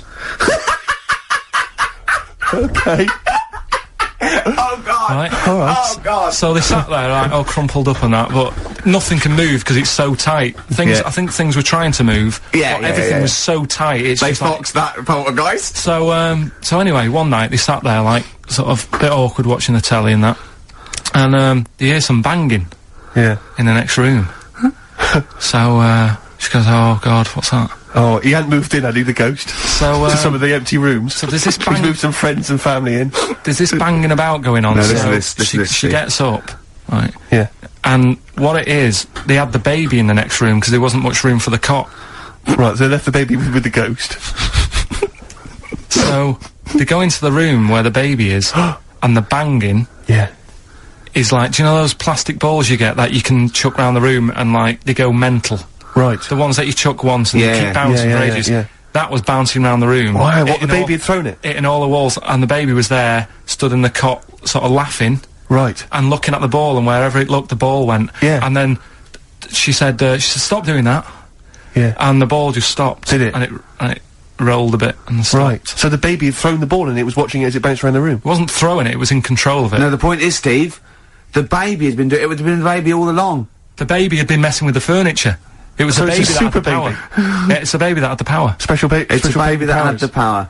It's What a power? baby that had the power. What- the what's power the power? of telekinesis. Right. They were then trying to convince me that telekinesis was not like all the other stuff that I didn't believe in, but that was a science. Right. Telekinesis was possible. Yes. Yeah, it's not like ghosts and demons and all that sort of. Telekinesis is different. Yeah, That's yeah. a science. But Nick's auntie saw it, and I love the fact that you're telling me that someone else's auntie saw it. So I should be satisfied with that. Yeah. I should be satisfied with that. I mean, So does she still live in one room with all her possessions? no, I think the baby grew out of it, apparently. it grew The up. baby grew out of it. So it doesn't use its telekinesis powers No. anymore? Well, no, it's No. like in Carrie, innit? She was upset for a bit, and then she got over it. Okay, I'm just gonna say one thing, Carl. That was a film. Do you want to play a record or?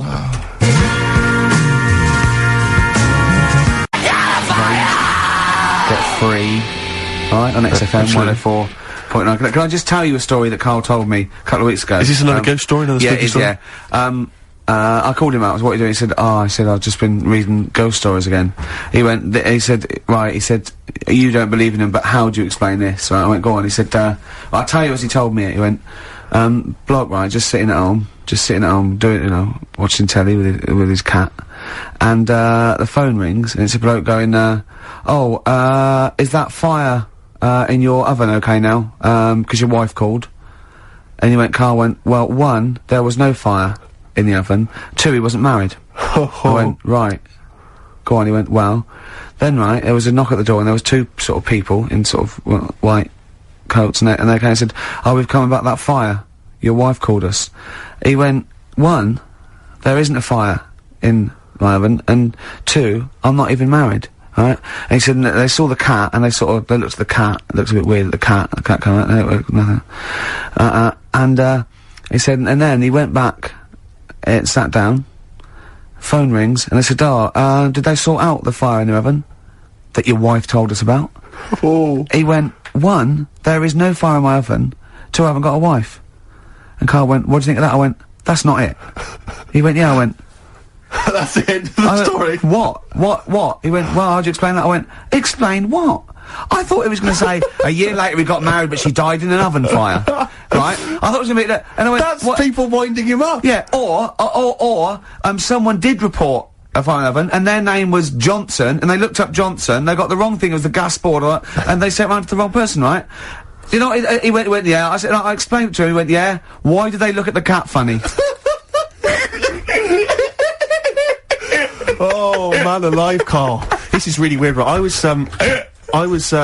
in my house once, right, and the doorbell rang. Yeah. Right, I opened the door, there was no one there. Yeah. Right? And then I looked across the street, There was some right, kids and there were some running- kids running away. Yeah. Now, how do you explain that? Yeah. There was another time, right, where, like, I opened the door and there was a bloke goes, you've ordered pizza. I went, I haven't ordered pizza. And I heard my mate upstairs giggling and putting the phone down. Yeah. How do you explain that? Karl, seriously, why did you tell me that story? What did you think it was weird about that? The fact that it was 3 different people Is this all the information? Is that the entire story? It was 3 different people. Did you fall hassling asleep him and not read the about end? a fire that didn't happen, about a wife that didn't exist, and a cat that didn't look happy.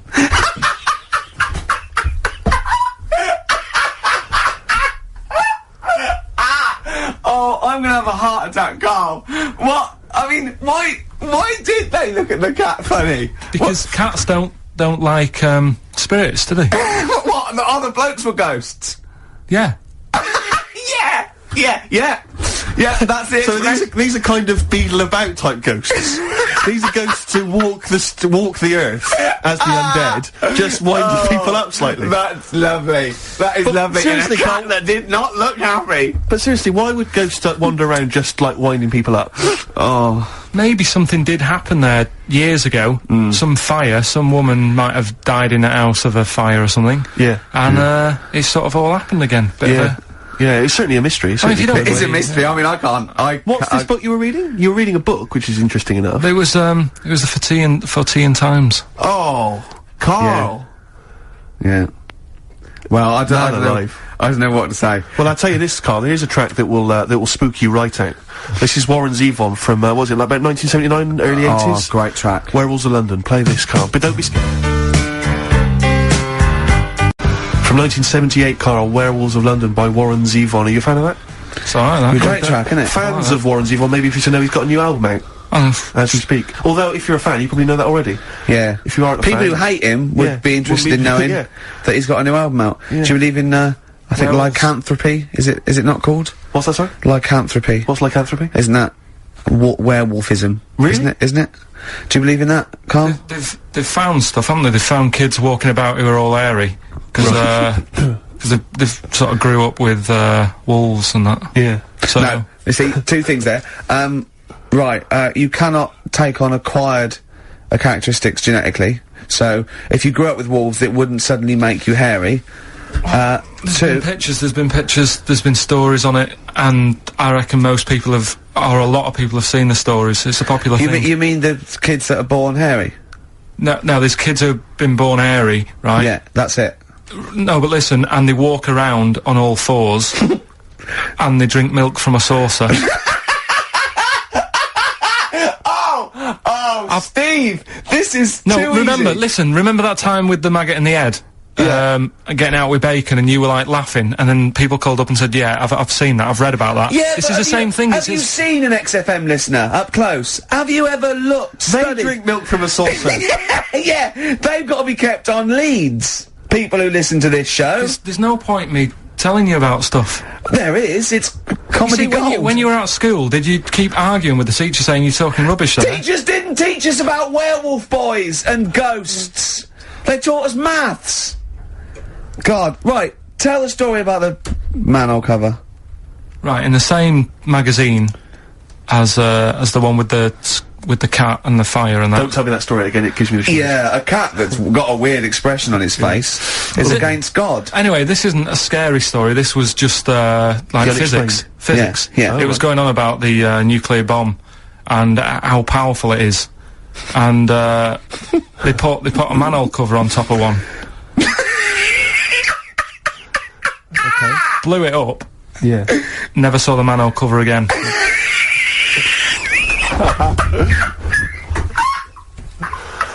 Man alive, Karl.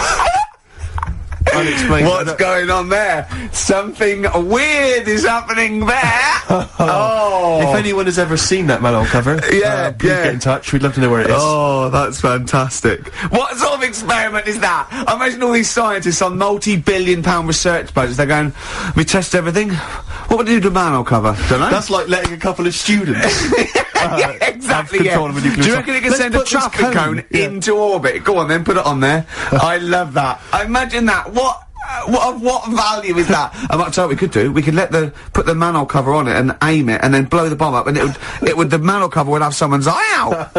Fire it. See if you can fire manhole covers off the nuclear bomb. Whatever. Tie bangers to a bomb. See if it's louder. Oh God. Okay, listen, Karl, play another track, and then afterwards, can we probe your views on the week's news? If you want. We'll do a bit of a white van Karl session.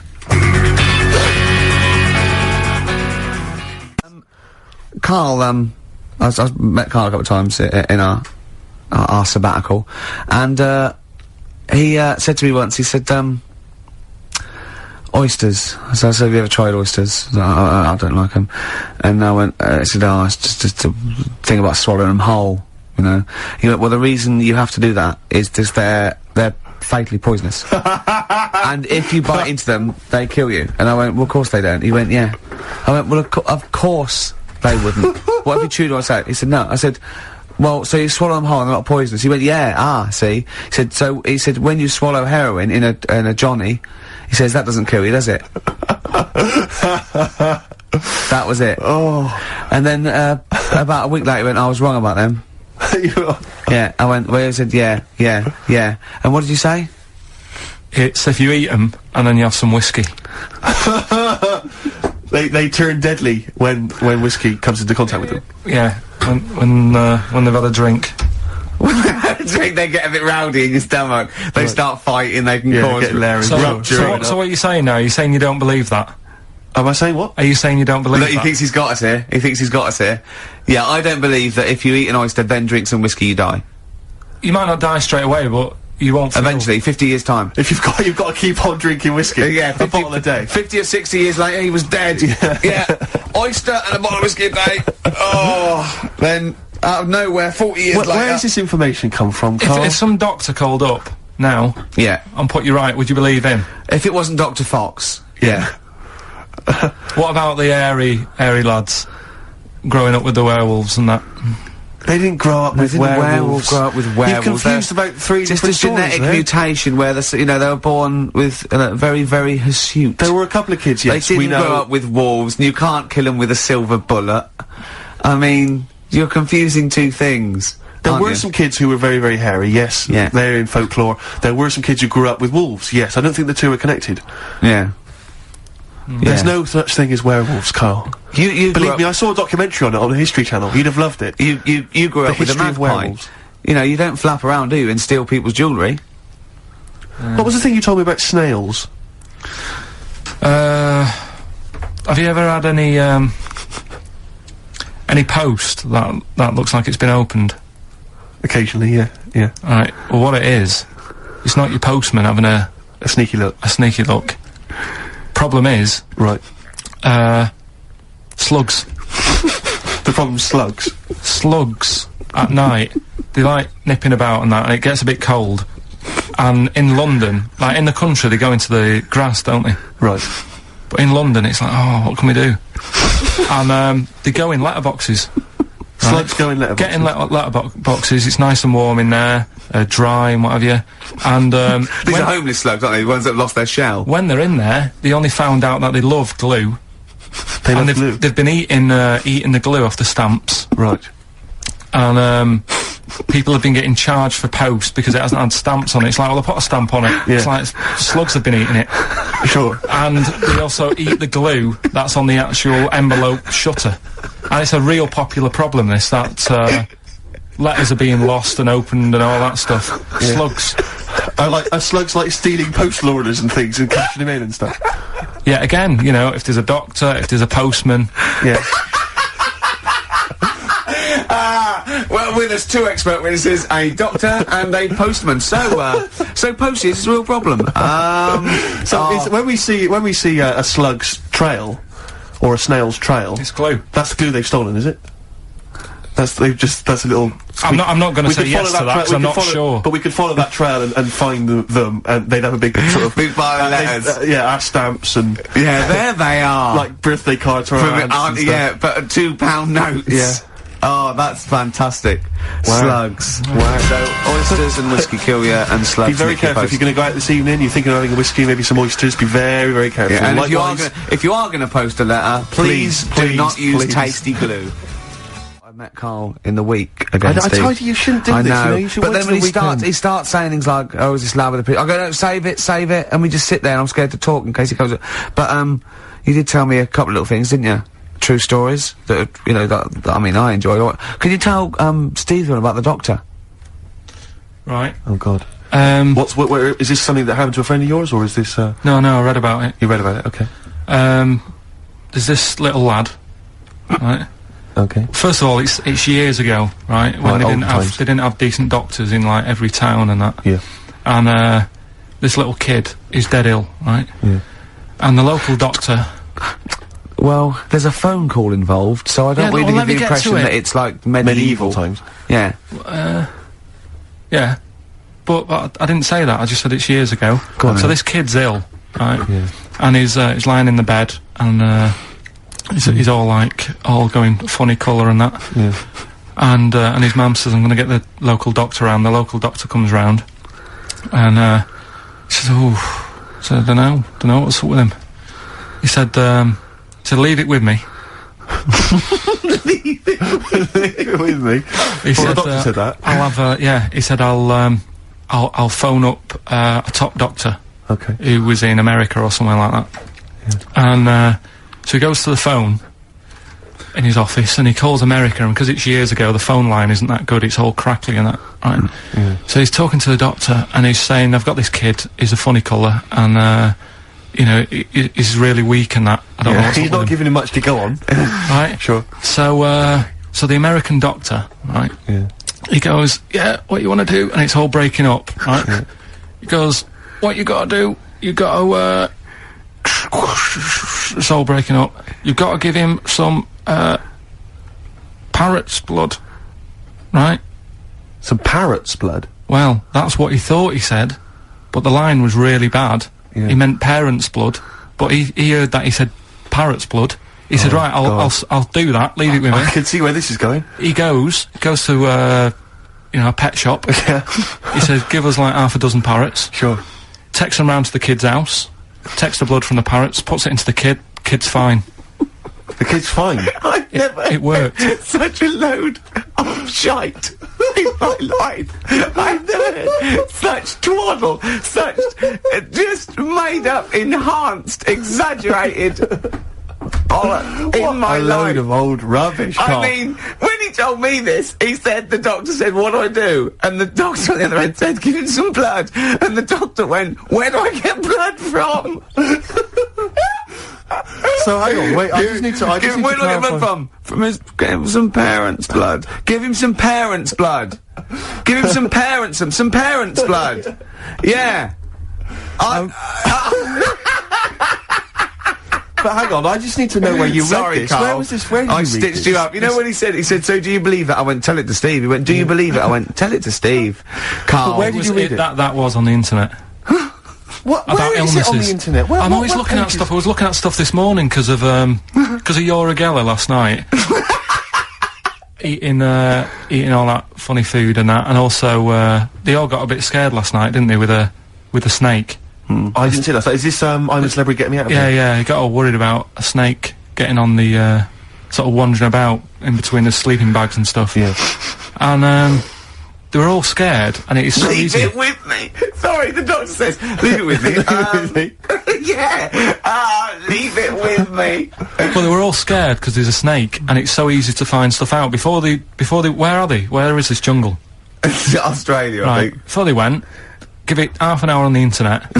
I found out with snakes, you don't need to worry, right? They're deaf. They haven't got any ears. Right. So as long as you're really quiet, Creep around, it'll yeah. probably leave you alone. Yep. And also, they don't have eyelids. Uh-huh. So they were suggesting if one's coming towards you, just like kick sand in its eyes because it can't blink, and it leaves it a bit like annoyed, and it wanders off. But they didn't do any research before they went, Yeah. and that's I think your knowledge would hold you in good stead. I don't think you need to know any more than you know. Well, we're going to come back to that because he also explained to me where a saying comes from that I want you to be part of. But Oh, and also, you should mention as well, Karl, you've come up with a competition, is this right? brilliant competition. Have you dreamt this up? He thinks this can go to television. Is this an idea you've come up with? Yeah. Karl, I'm so looking forward to So it. I mean, I'm looking forward to it.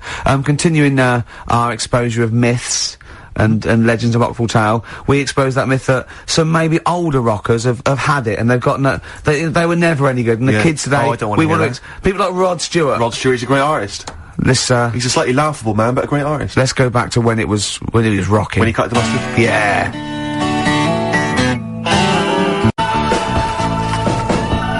Rod Stewart, You Wear It Well, Great tune.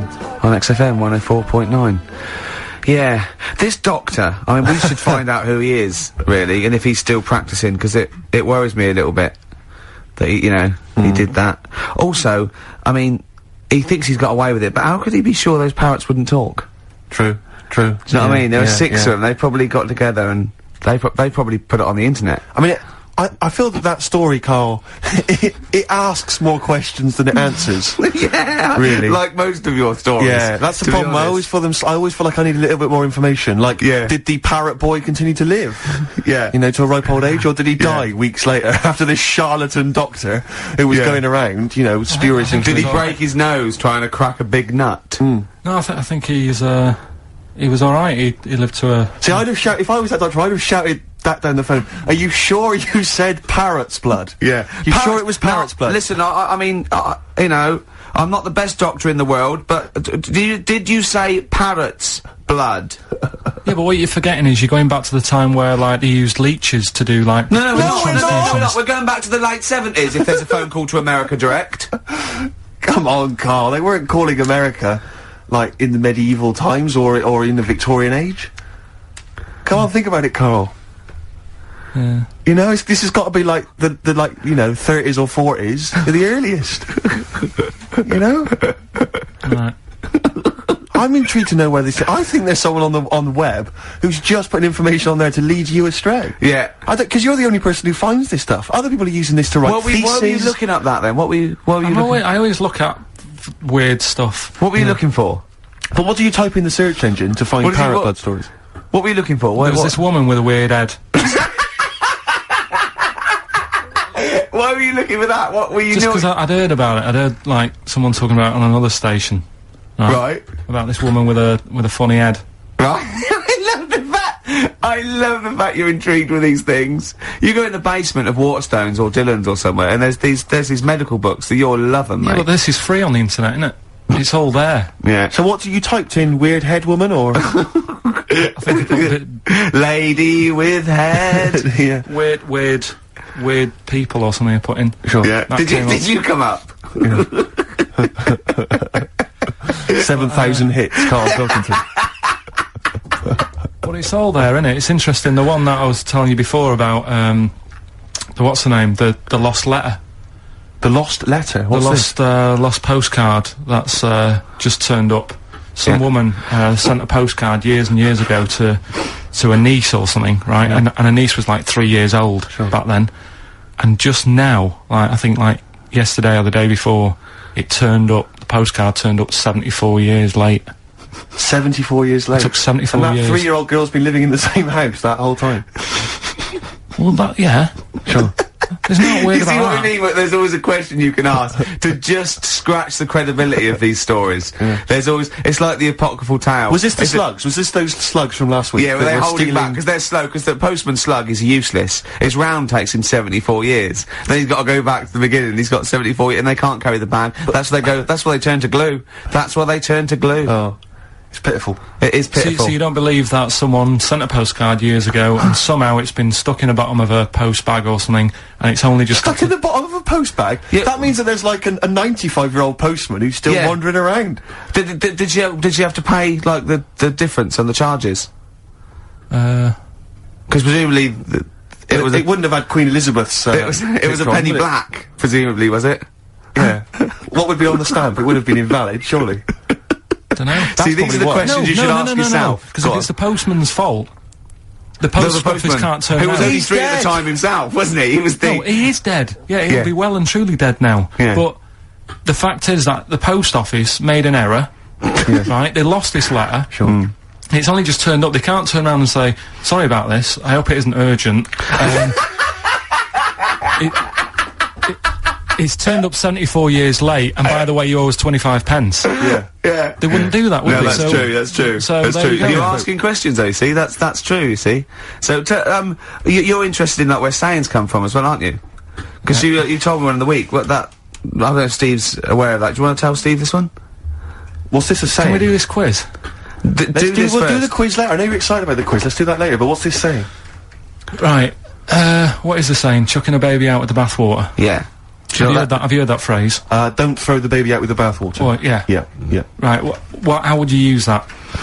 Well, how would I use that? Don't throw the baby out with the bathwater. I suppose if you've been discussing something, you've come up with some plans, but you're slightly worried, and you know, you might abandon the whole plan, whereas there might be some ideas in there which are still worth retaining. Exactly. So you don't want to throw the baby out with the bathwater. There might be something you can just change, and you don't. Yeah. You know, there might be a few ideas you can salvage from an otherwise worthless one. Well, the saying, right, comes from like years ago again, and pre or post phone, and ages and ages ago, when, like, you know, the bloke worked in the house, you know, he was like the coal man, and then you had like no way, it's important. Then like the mum is like, you know, she stays at home making the dinner, looking after the kids. Yep. And you've got like the little kid who's just growing up, just messing about and stuff. So what happens is, back then they didn't have like fresh flowing warm water every day. So all they could only afford to have like one full big bath of fresh water. So they'd fill up the bath, right? And then the dad would come home and he'd say, "Oh, I've had you know, I had a tough day at work and that, down the pit." And his wife would say, "It's all right, I'm putting the dinner on. You're gonna have a nice warm bath." So because he gets to bath first. Because he gets the bath first, because he's the grafter. And he's right? covered in coal. He's covered in coal, so the water's like minging by the time he's finished. Yeah. Right? And then the wife says, "Oh, after all my cleaning the house and doing the cooking, I'm a bit sweaty now." She's covered in dust and grime. She has the next one. I'll have a bath, right? Yeah. At the end of the line, there's a little baby. Yeah. It's been playing out all day. Also got like little grubby knees and stuff. Needs to have a bath. Yeah.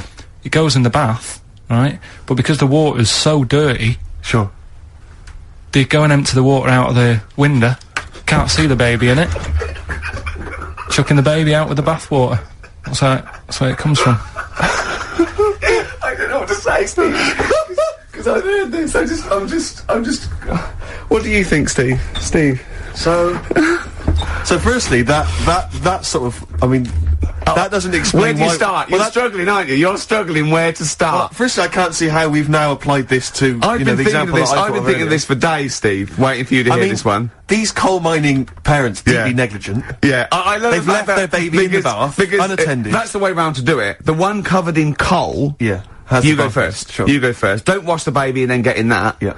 You one covered in coal goes first. Yeah. That's the best idea. Yeah. Second most dirty one goes second, and then the clean little baby. Yeah. I think we should do him last because he's done nothing towards this family. But more than that, Rick, leave him to his own devices. Yeah. Jack, I'm just going to throw the water out. Yeah. In the bath. Don't check first. Have you checked that the baby's not in there? Don't No, check, I'm not don't even going to waste bother. my time You'd checking. see it, you'd see it. I'd be able to see a baby. You'd see a baby in there. there. If a baby was in here, Yeah. I'd be able to see it. I'm just going to throw it out. Yeah, I'm not even going to look, to be honest, Jack. Not We've all even had our gonna look, bath. yeah. If the baby's in there, Yeah. then it should be Be making careful, itself Jack. We have lost 3 children this way. Don't worry. Where did you read that? With the acid. Right, tell the other story that you totally believe this as a true story, don't you? The fella with the being killed. Right, do you know how the other week we were talking about some fella who had his head cut off, and he said, when my head goes into the basket, I'm gonna blink a lot, see how many times I can blink. But if you remember, when Karl first told me that, it was, I think it was Simon or, Nick that pointed out, he goes, "No, that's not quite right, Karl." Karl told me that he had his head cut off, and when his head was in the basket, it looked up and said, "Count how many times I blinked." Yeah, but he believed that as well. Yeah, so he was happy, he was happy with that. Sure. Do you know what I mean? So yeah, a couple of weeks ago there was a guy, he had his head cut off, and before he had it off, he'd said, "I'm gonna blink to show that there's life after death," and he did 32 blinks, Yeah, right? sure. So, you two were sort of putting that down the other Yeah, week. we were sceptical of that. So, I looked again On the internet? at some other website. Yeah. And there's a guy... Sorry, it's the website, just to clarify, the website is the place where you bought that property on the moon, didn't you? Because it was a bargain. Right, so, this guy... Been gazumped. Look, we'll see who's been gazumped when this world ends. I've got somewhere to go, right? And I know you'll be calling me up, saying, "Oh, can I come with you?" Haven't you got, like, 'cause it 2 doesn't square exist, does it? No, I've got acres. You're gonna have to I've got about- stand deadly still on the moon in your 2 square foot. I've got about 20 There's no place acres. for Suzanne, it'll just Yeah. be you. I'm off, love. It's all those people with big heads and web feet that've been buying it all these years. Well, listen, right. Go on. Anyway. Play a record, tell us a story after it. We've been chatting for far Sorry, too long Carl. No, there's no record. Play a tune, we'll come back with What this. do you wanna What's play? this, another ghost story? Let's play one of my favourite songs of all time, because I'm going on holiday and getting into a lovely Serene mood. Sorrento's probably from that. It's Neil Young, After the Gold Rush. Beautiful. Still to come, that competition as well, look forward to that, Karl's quiz. Yeah. What an amazing track that is. Tune, yeah. Neil Young. Dynamite. After the Gold Rush. So go on, Carl. Sorry. Go on, Carl. So take us back a few steps, Carl. What's the story? Right, so I did some research, right? Let's just recap again. There was a guy you read about who had his head chopped off. He was guillotined. Yeah. He had said to the people around him, Count my I am going blinks. to blink once I've had my head cut off to So show the brain that life can still... or the brain Yeah. can continue to work after, Yeah. after Yeah. death. Okay, so yeah, we queried that. So you weren't having any of it? Well, no, possibly for a few seconds till the oxygen stops being fed to the cells because the blood has drained away. But, you know, nothing spectacular. So Right, go on. well, along the similar sort of lines, right? This is quite a few years ago. This fella sort of upset the royal family doing something, right? So they said that this isn't good. It wasn't Ben Outton at that Jubilee thing, was it? I can't remember what it was, and they said, right, That was terrible. we're gonna cut your head off. You know, you gotta show people that you can't be doing what you've been doing. What was this, the 1970s? Well, when you say a couple of years ago, you mean maybe sort of... Was it the olden days when the Ages. phones weren't very good? Ages ago. Yeah. Ages ago, sure. So yeah, fair enough. Yeah. So, Very philosophical. Yeah, imagine that when you wasn't here Cut your head off. This Fair was enough. literally ages ago. Yeah, exactly. Yeah, go Simon on. Sharma's History of Britain. Yeah, yeah. Oh, So- and even before that, which is yonks Yeah. before, when it was all mental and different. Sorry, Carl, go on. So he's having his head cut off, and he's resigned to it. it's the day before. He's kind of got it into his head now that I'm not going to have my head much longer. Sure. So he said, let's make use of this. Yeah. He said, I wonder how long, like, the body can stay alive without my head on it, right? So they were like, oh, I don't know. So, Hoover.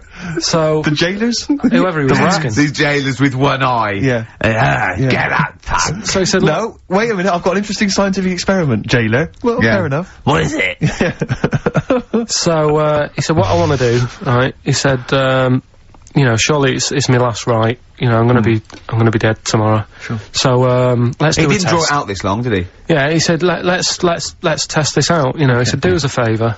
He said, you know, it's my last day, what I want you to do is, you're gonna cut my head off, let's put a white line on the floor, Right. and see if, you know, because there's no point asking how far he can sort of walk without an head if there isn't a line, because you don't know what to count. Do you know what I mean? If he loses his head and is running around all over the place, you can't really count That's that. not impressive enough, yeah. So they said, let's make a white line. Sure. Who said And- this? He did or they did?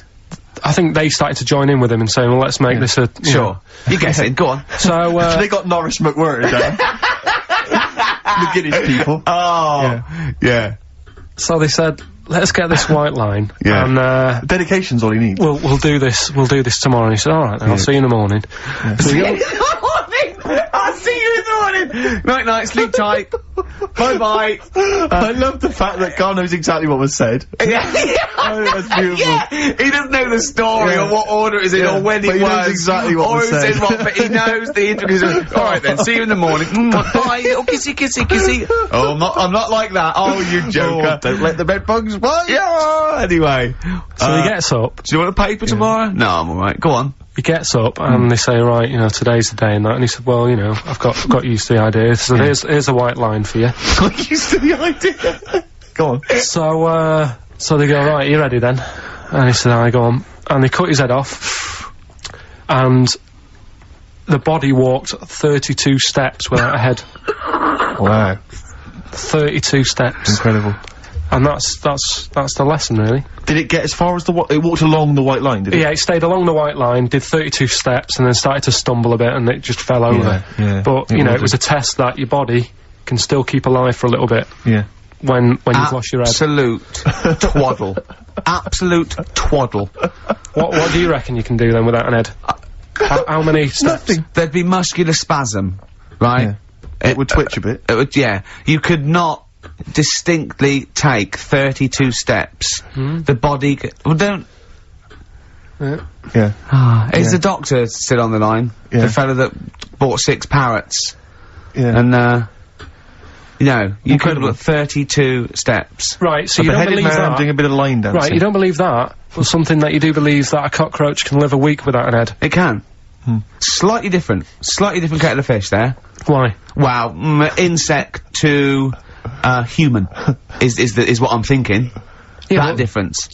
there's not that much difference in Well, of some course there insects. Do you know that a snake has a heart and lungs and kidneys and stuff? Go on. No, well, I'm just saying. So? You're making out as if, like, they're a totally different, like, being. Species. I am making that up. I mean, call me old-fashioned. Do you know what you're talking about now? I don't want you embarrassing yourself, Rick. Yeah, I am suggesting they're totally different beings, yeah, that is, yeah.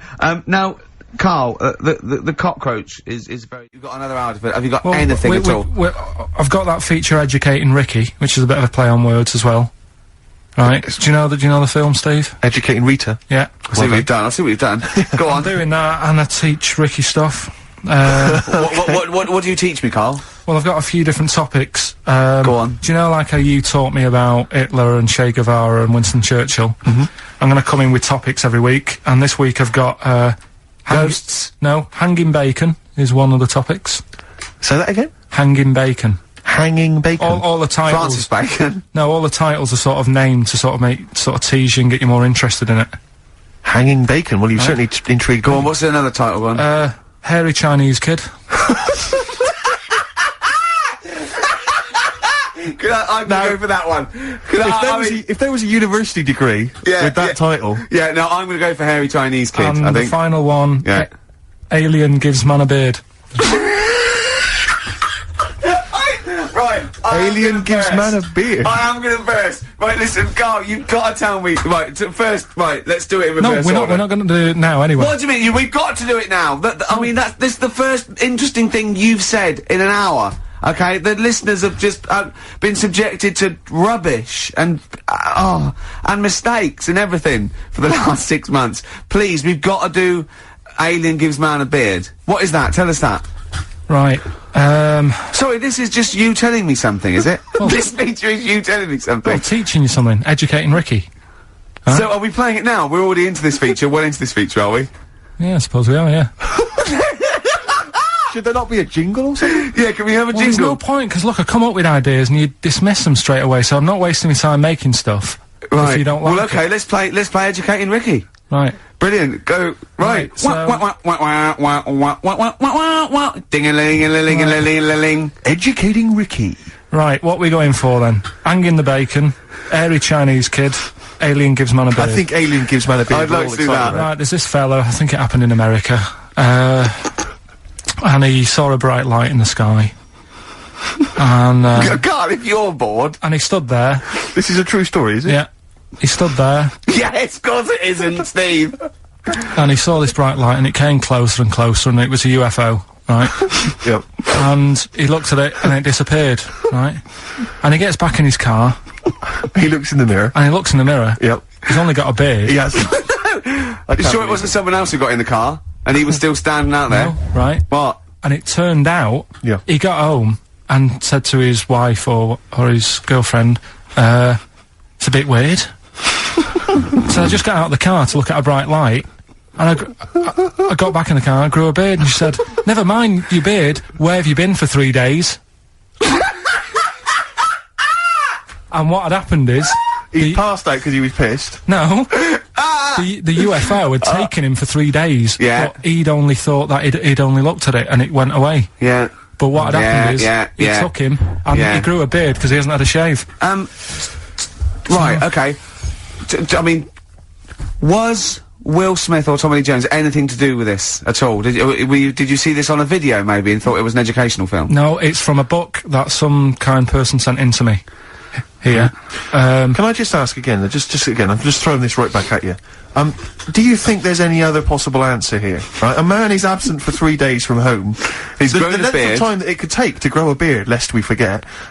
What if he hadn't actually seen a bright light in the sky? What if he he'd was been lying? What if he drunk? was lying? He'd got knocked unconscious. He'd had a car crash. Just any lying. number of other No, things. just lying. Or he was just lying. Yeah, he'd been on a bender, getting pissed for 3 Yeah, days and that with was his his mates. excuse to his wife. And they went, Dennis, what are you gonna tell your wife? Well, wait a minute. Wait a minute.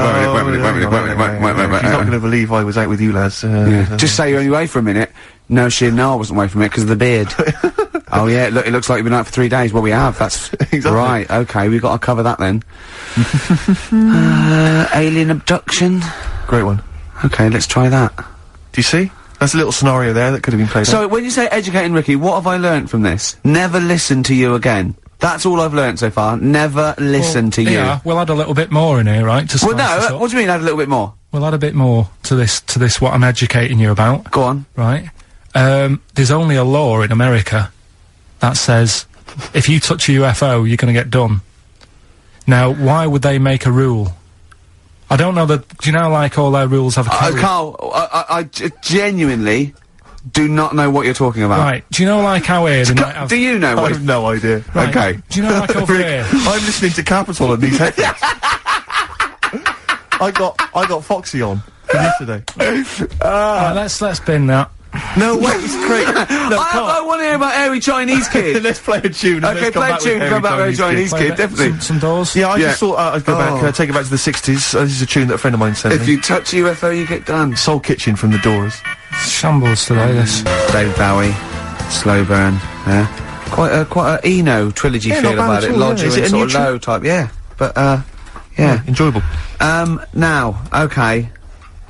That's stressful, isn't it? I think we've got things working now. We've had people coming in and out, just shaking their head going, shouldn't have bought that desk. But it's all sorted now, I think. And, You notice how it took, about 25 minutes for them to come down as well, though? Do you feel like we're maybe quite low in the pecking order in the building? Definitely. You know, it's like Capital First, Capital Gold. They can shoot off to other sort of pirate stations. Yeah. People's car radios, then they come back here. Oh, dear. Oh, I had a job at Richard Sounds. Yeah. Light fitting was, buzzing. Yeah. Now, but we've got, thanks for staying, listening. Right, okay, educating Ricky. What have we got? Airy Chinese Kid, go on. Right, yeah. This is the, I didn't want to do this. What do you mean you didn't want to do it? Well, I wanted to give you three, and I gave you one. It was like the alien man gets a beard or whatever. Yeah, And- which was total rubbish, so this one should be better, maybe. Hey, Chinese kid. Right, well, we've talked about airy people in the past. True enough. Haven't we? Yeah. You know, the little kids who grew up in woods and hung around with wolves and that. Yeah, again, you're confusing it. Yeah, there were some people that were born very hirsute. They were not the people who were brought up with wolves. You just put that together in your Homer Simpson type mind. Right, well, this is like a sort of close to that sort of story. Yeah. But the weird thing is, right, Chinese people aren't that hairy as a nation. No, seriously, that's a well-known fact. They don't have that much body hair and stuff. Okay. So this little kid who was born over there, he was like covered in stuff, Was he? and it was only his nose that wasn't hairy. The rest of his body was caked in hair, right? And his hair sort of What grew. sort of hair was it? Was thick hair. No, what I mean is, was it sort of, like a pony's mane, so he just looked like an Ewok? You know what I mean? Just like hanging down sort of straight, dark hair. In the picture, it looked like, it grows was it from his downy? eyebrow. It grows from his eyebrows quite thick, and then it just goes all the way over You his don't head. think it was just really long eyebrows that he'd done a comb over? No, it was all over his body. It had a picture of, like, his back and that. Yeah. And, Had he styled it? Had he styled it at all? Did he have it in a quiff or? no, it was just hanging everywhere. all over him. Yeah. And they were like, you know, this is a bit weird. Happening in China, where we're not normally that airy. That was the scientist speaking there. Yeah. And the local press and that were getting him down, calling him monkey boy and all this. Oh, And, thinking Chinese press. but the doctor, Yeah. Oh. They're cruel, aren't they? It's like those game shows. That's Japanese, isn't it? Yeah. That's all that. Yeah. and the doctor said, I was Carl talking through all that time while we were just like talking to each other then? Because I turned round and I still saw he was talking. Go So on. anyway, the local press came down to see the hairy boy, the monkey yeah, boy. and they were like being tight, taking the mickey out of him, and the doctor said, Throwing him nuts. he's only airy. Said, he's a healthy young kid. The only faults he's got is he's got a little bit of eczema and a boil. And he said everybody should just treat him the same, and I think he grew up a healthy kid. Yeah, so that's the, That's the end of the story. That's not a story. why? But I've got nothing. I don't know what to say to that. So someone in China was born slightly hairier than the rest, and he was normal apart from eczema and a boil. That to me isn't a story. But if it is, I've got a million. I mean, it's sort of like bloke from Manchester went a bit bolder than the rest, got a job on radio. He was normal. I mean, that's not a story, is it? some great adverts there on XFM. I enjoyed them. 104.9. Absolutely. We have to give away these, we have to give these away, Rick. Yeah, We've got 3 pairs of I know, DJ Shadows. but turn up with this and is just not enough so time. jam-packed. I think we've planned too much for this show. We have indeed. Next week, I think we have a little bit flabbier next week. Rick, do less. Rick, can we chill out next week, please? Yeah. Go on then. So yeah, any ideas, guys? Any questions? Sort of DJ Shadow related questions? Any Shadow or DJ questions? Karl, any ideas? What does the word DJ mean? It's too easy. I'll tell you something I do know. Go on. Right. But I can't really get a question out of it. Go on, just tell us. There's a shadow somewhere. It's already good, isn't it? I'm loving it already. No, right. There's a shadow. I think it was in America. Yeah. And it's on a quiet road. I'm guessing somewhere like Boston. That's what you mentioned. Okay. Right? No. Somewhere like Boston, and people at night used to see this shadow moving about, and they'd go, "What's that?" Right? And it got known. The town, the little local town, got known for this shadow, but it didn't cause any problems.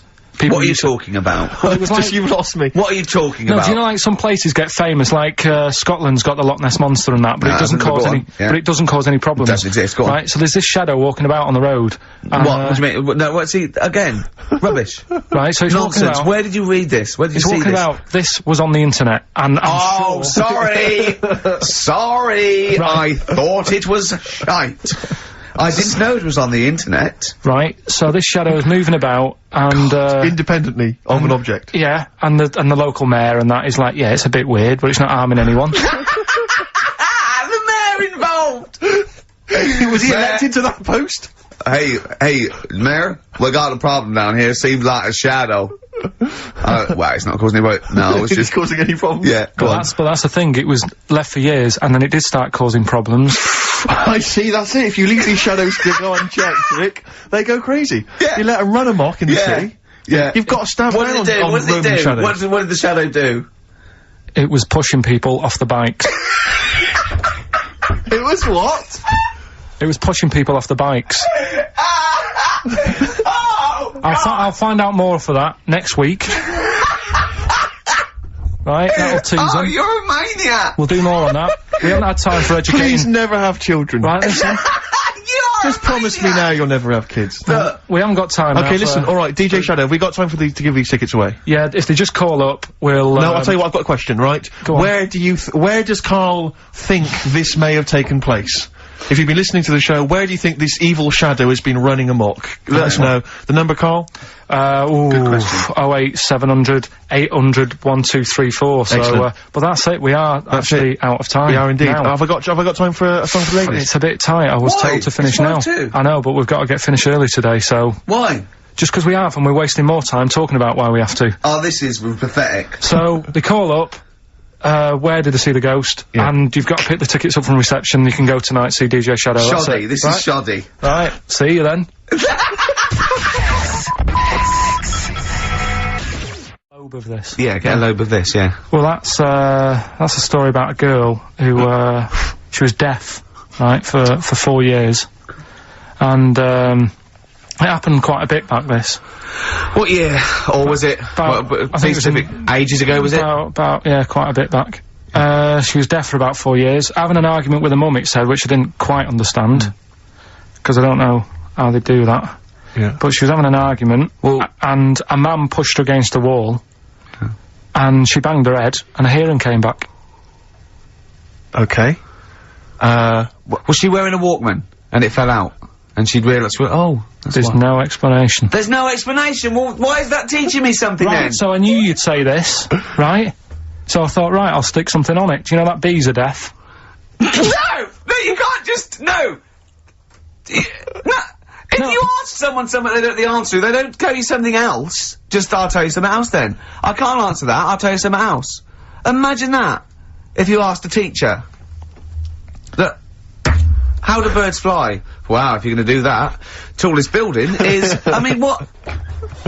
Well, That was the equivalent, Karl, of running away when we asked you a question. Yeah, the intellectual equivalent. Look over there, there's a monster. Yeah. Listen, what do you mean? What she, okay, so, oh. So her There's hearing no came back. explanation. There's no explanation. Or you don't know. well, there isn't one, is there, really? It's a bit What, weird. did But the doctors, only did thing doctors not look into it? No, I think they just said, oh, that's good. So again, I don't.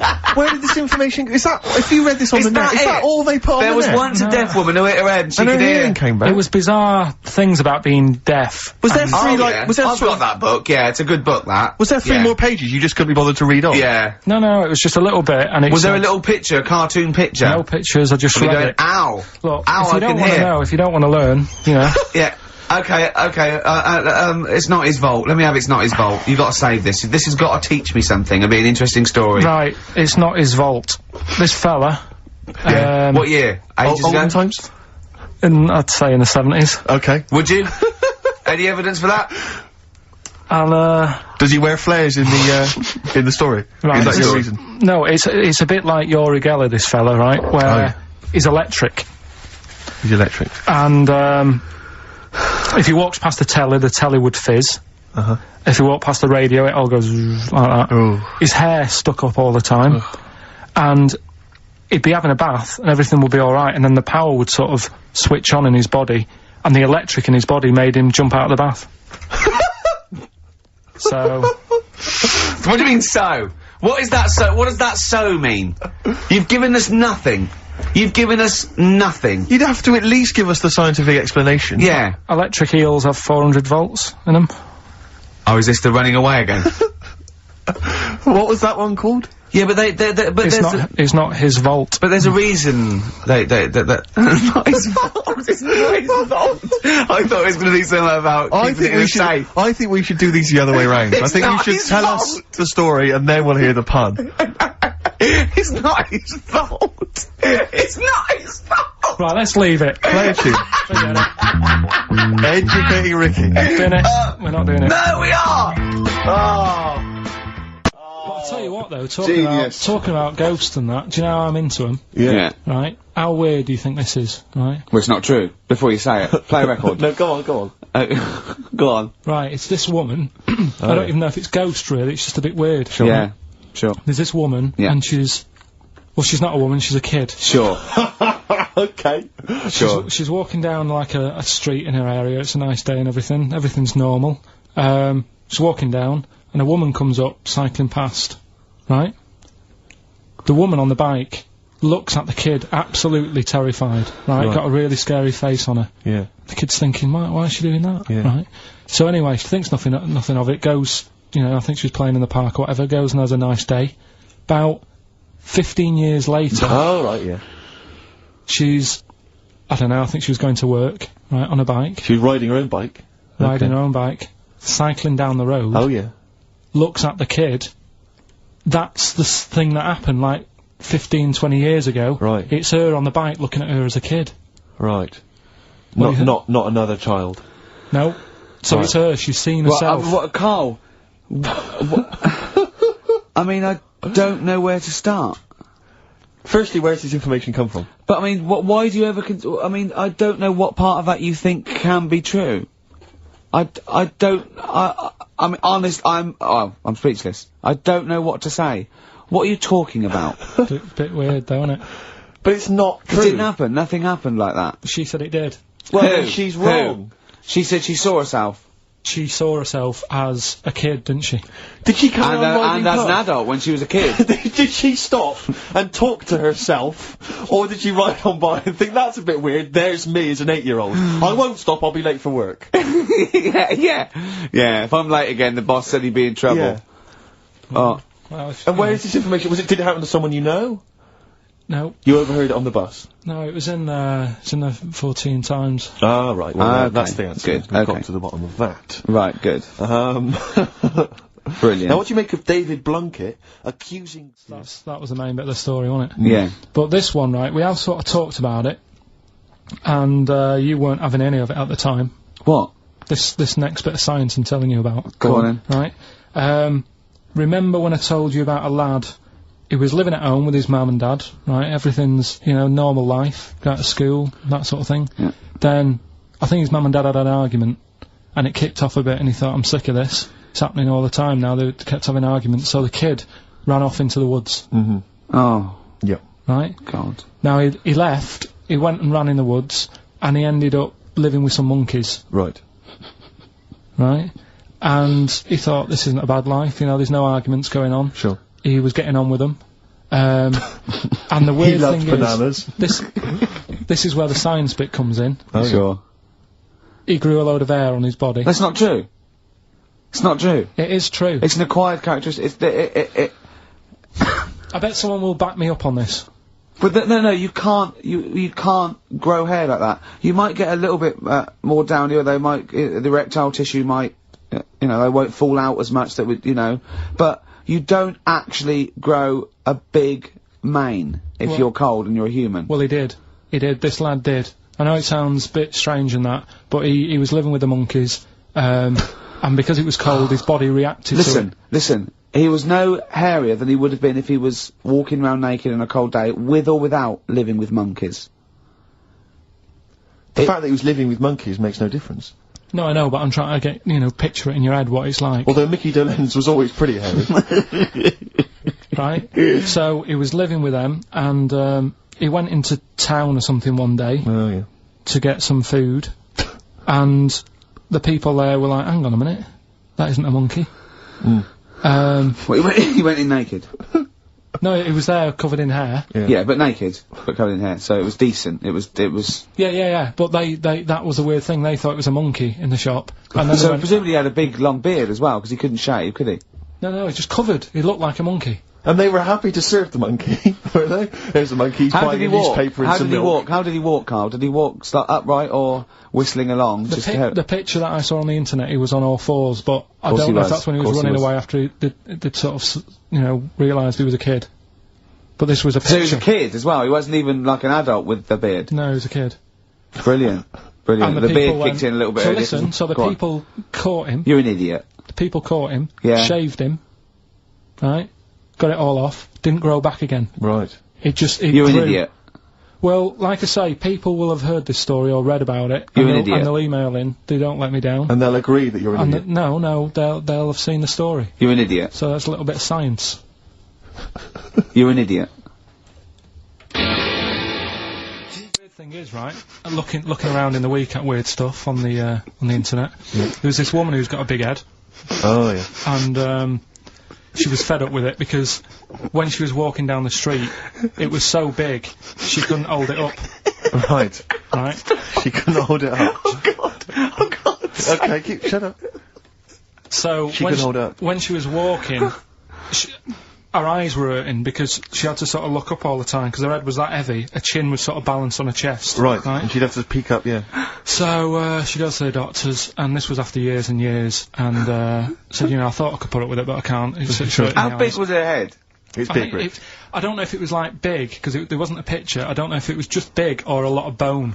So it was heavy. Very heavy. Right, like the Elephant Man, just So, outcrops. yeah, right, so the doctor said, we can sort that out. But we'll have to take your head off. Right. Okay, Oh, well, listen keep to going. this, Okay, listen, keep going. Because what you don't seem to understand is I have the same reaction to you when I see it.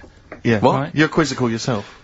So I looked at it, they took her head off, chipped away a bit of the bone, made her head lighter, put it back on.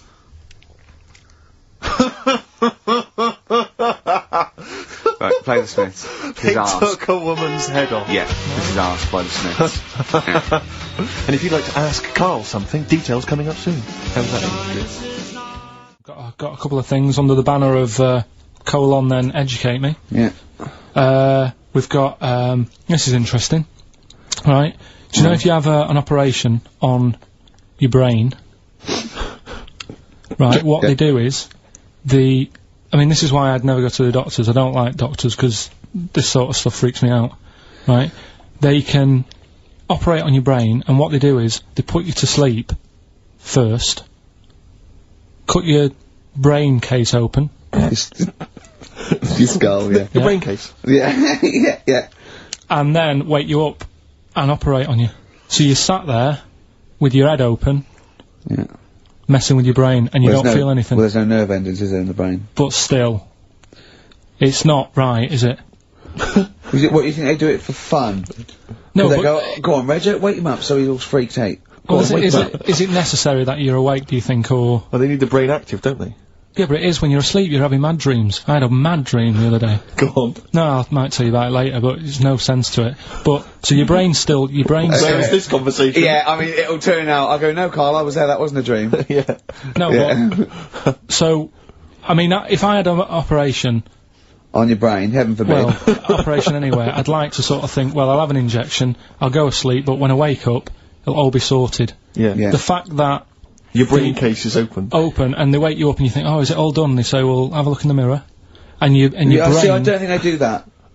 I don't think they try and frighten you when you're doing an operation. Yeah, I don't think that you go about your business and they sort of follow you around, dabbling. Yeah. No, but it's almost like they are having a bit of a laugh with you. Right, well, I'd just like to say now that they don't. Anyone who's going in for an operation on their head, do not ever listen to anything Karl says. Why have you got to be awake? Because you'll be bored anyway, you'll be sat there. Well, they give you a telephone directory look, and they say, look how many Macs are in there. That's the Scottish telephone directory. And, you know, time flies when you're counting that sort of thing. No, but do you know, like, when you... What are you telling me? What are you I'm just asking saying me? how weird it is. It's weird, isn't it? It's like, do you know when you go for a haircut, right? It's a bit embarrassing. Well, I don't anymore, but when you go for a haircut, it used to be When you go for a haircut? It used to be a bit embarrassing when, like, they'd wet your hair and they'd make you have that sort of Hitler cut because your hair's wet, and I used to hate it, and I think, do you have to do that? Do you know what I mean? You know what I mean? Similar. It's very similar to open skull surgery. What I'm saying is, it's almost like barbers like to do that to make you look daft and feel daft for a bit, and there's women coming in and out, and you're sat there with a daft haircut. Yeah. And this is what that reminds me of. Do you think they do it in a shop window? This brain operation? I'm just saying, it's a bit Do you weird. think, why are we doing it in John Lewis's? Just so more I people love can the idea that that's what doctors are doing. Let's make this guy look a bit stupid. Yeah. Open his brain Look case. at the twatty look with his brain out of his head. Take a Polaroid. Reg, take a Polaroid. Look at him, look at his face, right, clock his face when I give him the mirror. Get this on camera. Put this fake nose and glasses Sorry, did you teach me something then? Was that educational? I taught you that your brain case can be open with your awake. And you just sat there sort of letting them get on with it. Brilliant, I've learnt that, I'll never forget that. Right, go on, anything else? You'll love... Let's play a song, because the next one is amazing. What, even more amazing than that? Yeah. Play a song? Yeah, bit of Bowie? No email still, by the way. No, I don't think it's working. It's not working today, Lady so Stardust. we'll have to do a phone-in for Rockbusters. Off the Ziggy Stardust album. Alright. Old woman, about 70 years old. Yeah. She's normally fit and healthy and stuff, nothing wrong with her, she's having a good life. And one day, she goes for a check to the doctors, just to check herself out, because she's getting on a bit. Yeah. Says, take your clothes off and that. So she does, and checks her out, says, yeah, you're looking good, you're looking good. Turn round. He said, oh God. He says, you got a tumour on your buttock. Right? So she goes, oh, what, can you do anything to sort it out? So they go, yeah, we'll book you in for an operation, it's best if we remove this. Books are in for an operation. Operation day comes, strip her down and that, they're all stood round, the doctors, start to operate. It only turns out it's a pork chop that she sat on 5 years earlier, and it had stuck to her buttock. Right, Karl. I can forward you...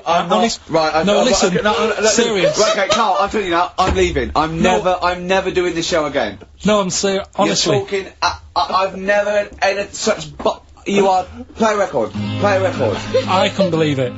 What do you mean you can't believe it? Stop the record. Right, okay, right, what do you mean you couldn't believe it? No, when I read it, I said, I've got to tell Richard... This woman had a pork chop stuck to her arse for 5 years, you mental case. Of course she didn't.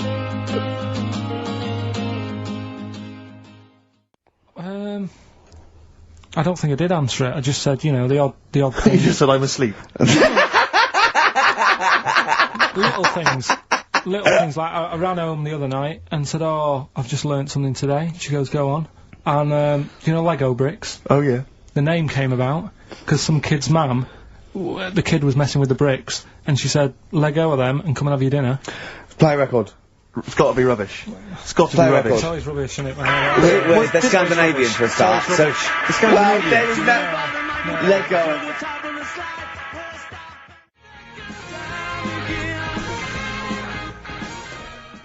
Interesting. Thanks for that. Whereas Lego was invented when a mother had sent someone to get some, though there's no name for them. She went, can you go and get some? There was a gap. He went, oh yeah, I'll go and get some because they weren't called anything, brought them back, started playing with her. And then she went, look, give me those. He went, no. She went, let go, you idiot. Yeah, the actual explanation, various people have emailed us in or phoned in now. The company was set up in 1934. It's a Danish company, obviously. Yeah. Lego comes from the Danish words leg got, which means play well, and it was later discovered that it was also a Latin phrase that meant I study or I put together. Yeah. Didn't they? I mean, whatever. Do you know what I mean? Why? What's the matter with you? What's the matter with you today? I'm just saying. What, you're fed up with people, taking issue with some of the stupid things you say? Lego was invented by a mother going, let go of that. What are we going to do with all the buildings? The earth might collapse. What do you expect people to say? Well, even our listeners know you're talking rubbish. And some of those aren't allowed to wear socks. I mean... Listen, right, last week... An idea, I can see it in your eyes. He's got a brilliant idea. Wait for it, go on. No. It's something, when I was looking on the web, found something out. Go on. It's a story about a woman who had a baby. What are you talking about? What? A woman who had a baby who was having a baby. It was no clearer when you repeated it. No! Carl! I don't know what to do. I don't know what to do for the common good, right? Pursue this line of inquiry, right? Because I don't know where it's going, or play a record. I'm actually torn. I don't know what to do. No, I remember seeing it and thinking, I've got to tell Ricky about that. It's brilliant. What should we do? Should we go with it? I mean, it's like, it's entering into the abyss. It's opening Pandora's box. It's peeking, it's going down to the cellar. I've got a couple of questions, though. Go on, then. Well, come down there with me. Okay, come down the cellar with me. Okay, right. Carl, what, first of all, it was on the way. What do you mean? The baby was what? Had another, was it, she didn't give birth, the doctor didn't find one of those set of Chinese dolls up her? Russian dolls, whatever they're called. That's what I pictured it like, those dolls where you take the head off and there's another one in there that all look the same, but no, the story was, there's a woman who's... No, don't just say it again, that's a headline. That's not a story. There was a woman who had a baby, That's not a story. Imagine handing that in as a thesis to loads of the BMA. There you go, and read that. That's a children's rhyme. Yeah, there was a woman who had a baby What do you mean? So she had a baby, right? Yeah. And, that bit's fine. We're okay with that. That's normal. That's normal. A woman had a child. Yeah, totally normal. She gave birth. Fine. Yeah. Next. Well, I don't know that much more, apart from the fact that the baby's, like, roaming about, and then, 12 months later, she's like, oh... Interesting, so the gestation period of that baby was actually 3 months more than an adult. Yeah. Excellent. It's weird, though, isn't it? So, was the headline, my baby's 12 months pregnant? What are you talking about? 12 months later, it had a... What are you talking about? Forget it. No, you haven't even finished the story. That what you said, and 12 months later, you didn't even finish the sentence. So what do you mean? No, I didn't read any more into it, because I just saw that and I thought, that's weird, and then I just was thinking, oh, like, imagine the kid at school, at parents' evening. Go on. And it's like, well, your kid's pretty good, now let's have a look at your work, sort of thing. Don't you think that'd be weird? But what? Did the child have a baby? Yeah. Of course it didn't! Play a record! We shouldn't have gone down in the cellar. We should have just left the cellar door closed. I never learned. Monkeys, Pleasant Valley Sunday, brilliant. XFM 104.9, Karl Pilkington. This show is monkey heavy, isn't it? It is monkey heavy. Karl, if you were president, would you sort of make it compulsory to maybe have a little monkey? Everyone has a little monkey of their own? Little chimps out and out, old age pensioners? It's not a bad little, It's funny, you know, because there was, a story the other day, when I was looking for monkey news. Right? There's a story about a couple who couldn't have any kids, right? There's something wrong with them, but they really wanted a kid. And they got some, dodgy email address where they could buy a baby online, right? It was someone who would have a kid, and you could buy it for $3,000 or something, right? Yeah. So anyway, they got one, they got picked, and they're like, brilliant, there's the money. Got the baby and everything, they were loving it. You know, playing with it and stuff. As it got older... Feeding it. It got airier, Oh, shut the oh, Karl. Turned out they've been sold a chimp. You maniac. You stupid mank twat. How on Don't earth? talk shit. That is as if... what? didn't notice. Oh, don't talk. Are you mental? You I love the fact stupid. that didn't make it into Monkey News. I know, yeah. Well, it's a bit sad though. We don't like to bring They the bought... feature down. Yeah. But And how anyway. long was this into... It got hairier. They're born hairy! No, it wasn't. They're not born like humans then develop hair, because they go, hold on, we better get the chimp stuff kicking in now, because we're in the jungle. School photograph. They were like, hang on a minute. He looks a bit weird. With all the Oh, other kids. you are just Mad, innit? the rubbish. Mad, innit? Mad, innit? Mad, innit? Imagine, oh, God. But Just anyway, imagine if he was in charge. We did put him in charge of the country. Go talking about this the other day. Yeah. Oh, what was it now? Listen, the fella. Play a No, listen. record. Do you want, let's just, Alright, no, come on, alright, he's got it now. Go on. This fella goes Yeah. to the doctors, Yeah. right? Oh, right, okay. Right, if this isn't any way apocryphal, stupid, illogical, impossible, right, you are never, ever speaking again on radio.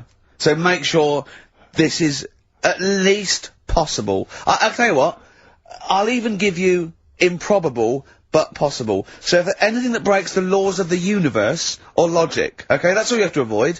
On you go. Right, so this fella, right, he goes to the doctors because he's got earache. Right. Okay, if a chimp's living in his brain, that he go on. So he's got earache, he's sat in the waiting room and it's all, his ear's all bunged up and it's hurting a lot and what have you. So the doctor comes out and he goes, right, and because his ear's all bunged up, he doesn't hear it that well, right? So he thinks it must have been me, right? So he wanders in. Keep going, keep going, keep going. Anyway, I'm gonna hate this. I can just feel it in my bones. Steve, I'm gonna let you take over. Okay, Let's go on, let's hear it. Come so on. the doctor says, sit yourself down there, right? So he sits himself down, he goes, right, take your pants off, right? So he's thinking, that's a bit odd. Anyway, he heard that though. he apparently he took his tackle off.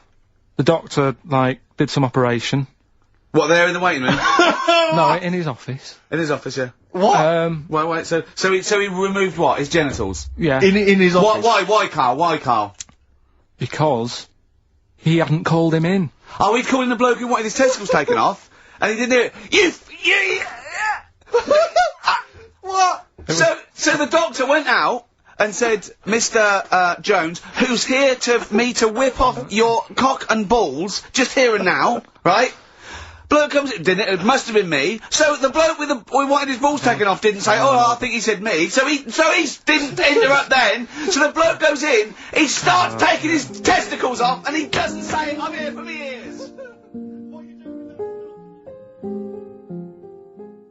Down. New Year's Eve taught him something, right, about dead people. No, you know, it things that taught me. I was saying you're talking shite. He says they found out your soul weighs an ounce. Your soul? Yeah. Your soul weighs an ounce. Right, who found this out? I read it. Your arsehole weighs an ounce. Yeah. There's no such thing. A soul weighs an ounce. You're talking drivel. Alright. Have you got any right. monkey news? So what do? They weighed someone who was alive, and they will wait for you to die, then weigh you again. There was Isn't someone that you've who- lost an ounce? You know, so it must be your soul shooting off to heaven. It was someone who was really ill, and they said, we can't do anything for you here, but we've got a bit of an idea that we want to do. We've been wanting to do this. Stuck him on some scales. He said, right, you weigh 9 pounds and an ounce or whatever, because he was wasting away. He died. 9 pounds. Right? Fine, well that's proof if proof be needed. Talking shite. Monkey news. We might as well leave it. No, come on, No, come on, tell monkey news. No, it's nothing, that great, really. Is it worth playing the jingle? Quickly? Go on then. Oh, chimpanzee that monkey news! Right, it's about a monkey. 2004, four. It's about this woman monkey who was born in 1834. Right? Half monkey, half woman. No, not true. It happened, apparently it was Impossible. it was in the Daily Mail. Right? Okay. The Victorian ape woman was her name. Yeah, I christen this thing Victorian ape woman. Well, we thought Sandra. No, I'm calling it Victorian ape woman. She was about 4 foot. No, didn't happen. She had lovely thick black hair on her head, and on the back of her legs, and on her arms.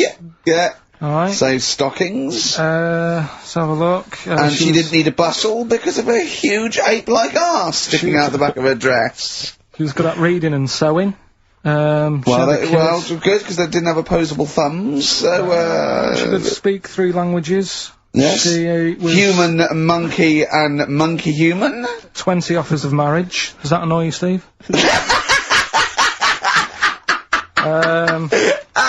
Absolute twaddle. Alright, well, That more rubbish than your soul weighing an ounce. Let's leave A it there. Victorian monkey Let's leave it there, woman. then. See you next week with some more twaddle. I was worried we wouldn't have the old magic in 2004, but we're still talking shit. Merry New Year. Bollocks. Oh, chimpanzee that! Right, you'll like this one. What I've found is, found out like a lot of monkeys' names, like that's how I found out about Oliver. Yeah. What do you mean you found out a lot of monkeys' names? Well, there's a lot of monkeys out there, and you think they're just called Monkey and what have you, but they're all given names, right? So this one that I found about, bit of a weird name anyway, it's actually called Crap, its name, right? And... So, they're not born with those names. It's not like their parents give them those names, you know, they're just chimps. Yeah. But this one, right? And, It's called Crap. yeah, I know.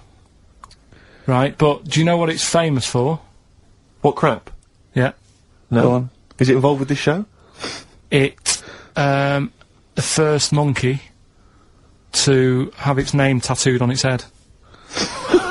Yeah, again, I will say not by choice. There is no way that a chimp would go down to Camden Lock and go, are you a registered tattooist? I am, yes. Yeah, it's the cleanest, yeah. Go, okay, Can I have a look through your book? Can I have a look through your book? I'm looking for something quite gothic, but, I'd like, you know, what's your name? Crap. Oh, I'm not sure I can do that because you're not drunk, are you? I haven't had a drink. I haven't had a drink. I've had some umbongo, and that's all.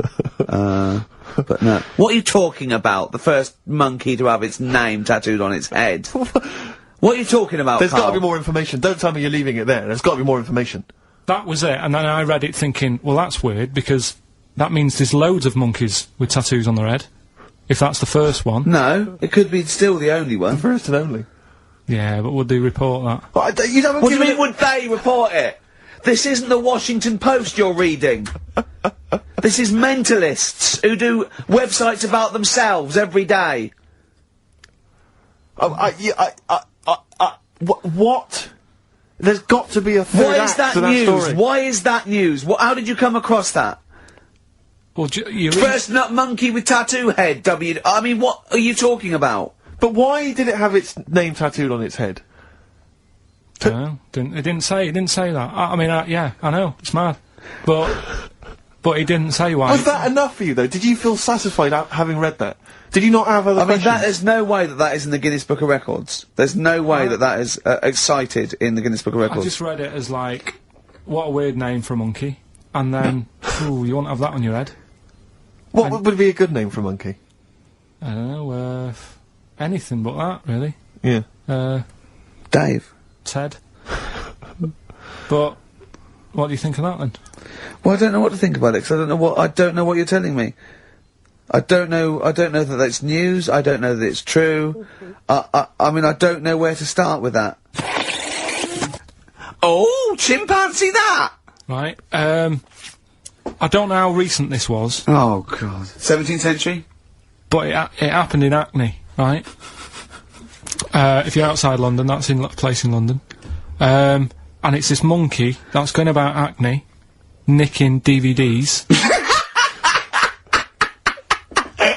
Even the monkey didn't go for videos. Even the monkey knew, well, there's no point getting on VHS. The Rush on VHS. You're having a... Throw it back. Right, and there's a girl called Lisa who works in our office here, right, and I mentioned it to her because she lives in Hackney. I said, you familiar with this? And she said, oh, I remember something about it, which annoyed me. The fact that a monkey's running riot, but she didn't know the full story, and she lives there. What do you mean a monkey? Do you mean a chimpanzee? Or a monkey? I don't know, is there a zoo in Hackney? Is there a zoo there? I don't know what sort it was, but it was like... Is there a zoo in Hackney? I don't know, that's what I was asking. So, Right, get on with the story. So anyway, so yeah, it's been robbing stuff, and the other bit that really puzzled me, right, is the fact that And you're not easily puzzled by monkey news? they took fingerprints. What do you think about that? Well, they took fingerprints, presumably because they didn't know it was a monkey to start with. No, they did. They saw it, nicking stuff, and they said, get fingerprints. So that means there's more than just one doing it. I'm gonna have a heart attack. He had to fax them to Interpol. Yeah. We know that is, yeah. It's Brian the monkey. Yeah. Yeah. So Sorry, I that's- don't. He was stealing DVDs, specifically DVDs. DVDs, I think it said watches and stuff. What, breaking into homes? Yeah, in Hackney. Maybe. Are you sure it wasn't a kid with a mask on? No, seriously. How was he breaking into homes? They go Up the drain pipe. They're good, aren't they? They're good, aren't they? But how would they do So that? is that the news? Well, that's how much do you want Is that monkey news? for this week? Well, I don't know that it's true. Again, I've got nothing to... There was other stuff. There was another story that I found about a monkey, but I would like to know from someone if in Hackney if do you know what I mean? And I missed that one on Crime Watch, which would have been good, right? But there was another story about one that kept getting on buses, not paying its fare, and just sat in a corner reading the paper. Reading the paper, Carl! You're an idiot. But that wasn't in London. You're an idiot. That was in America. It wouldn't read the somewhere. paper. Why would it read the paper? Because it was its way of sort of going, oh, well, if I'm reading something, maybe the inspector... The inspector will notice my hairy hands. Oh, Carl, you're such a fool! Well... Pillockton. Carl, We've just had a news flash that an infinite number of monkeys in Hackney are nicking an infinite number of typewriters. Yeah. We don't know what for. At this stage, we've got no more information. And they've taken back an infinite amount of graduate on video. This is rubbish.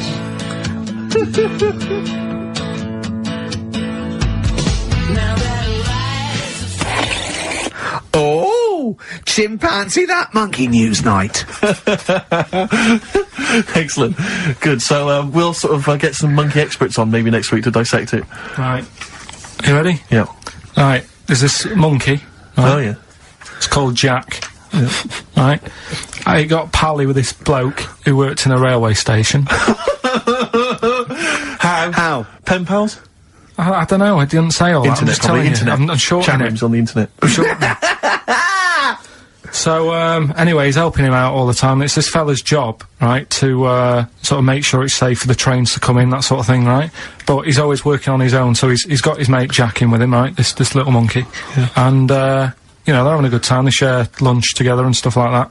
Anyway, it gets to a point when the fella whose job it is, right, starts getting old, and Jack, the monkey, starts getting more involved. Presumably this is a chimpanzee as opposed to a monkey, you mean? When you say it's, monkey, it's generic term, you mean chimp usually, don't you? Yeah.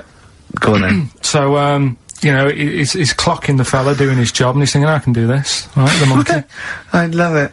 Yeah. He's helping out, he's pulling down the levers and stuff, Yeah. so the trains sort of come in on the right lines. Sure, yeah. He's yeah. clocking it, he sticks his head out the little window, see the trains coming and that, I hope British Rail are listening. Yeah. right?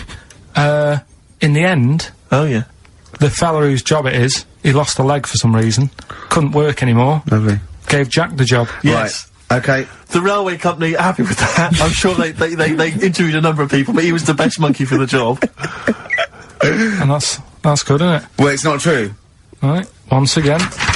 Well, it's not true. Don't hand Steve a piece of paper that someone put on the internet who is probably a bigger mentalist than you. That's not proof. It's not true. At no point did a railway company give a chimpanzee the job of signalman. It was ages ago. What? Steve, when was it? It was Before trains, 1819, probably. right? Well, it's in the 1880s. Yeah. According to this piece of paper, which is what you've based your monkey news on. Now, of course, I think ITN and a lot of the news channels, they tend to get lots of independent confirmation of their news before they give it out as fact. But you've got an email from someone, so let's assume that's real. It says, for this, Jack was officially put on the railway payroll, earning 2 cents per day and have half a bottle of beer on Saturday. That's what we pay you, isn't it? He doesn't even get the beer. Oh, dear, he's not allowed to drink, are you? Someone emailed in actually and said, Carl, some years ago, did you die? And they took your face and transplanted it onto that of a chimpanzee. It would make a lot of sense. I've never seen you. He always has t-shirts right done up and long sleeve. I bet he's hairy under there. Yeah. I bet you are hairy because you have to shave right up to your eyes. You're one of them, aren't you? And I can see the growth, and it comes out the top there. Are you really hairy underneath? Pretty hairy. Are you really? Well, what's up with that? You're a humanzee, aren't you? That's why you're fascinated with them, and why your IQ is sort of about 80. I think you might be. Oh, chimpanzee that, monkey news. Karl Pilkington. Brilliant. I haven't read that for a couple of weeks. Go on then. Alright, so, is that this little monkey? Oh, yeah. Who lives in Morocco. Right, I'll just warn you now, you're on thin ice from last time, okay? So, make sure, is this real?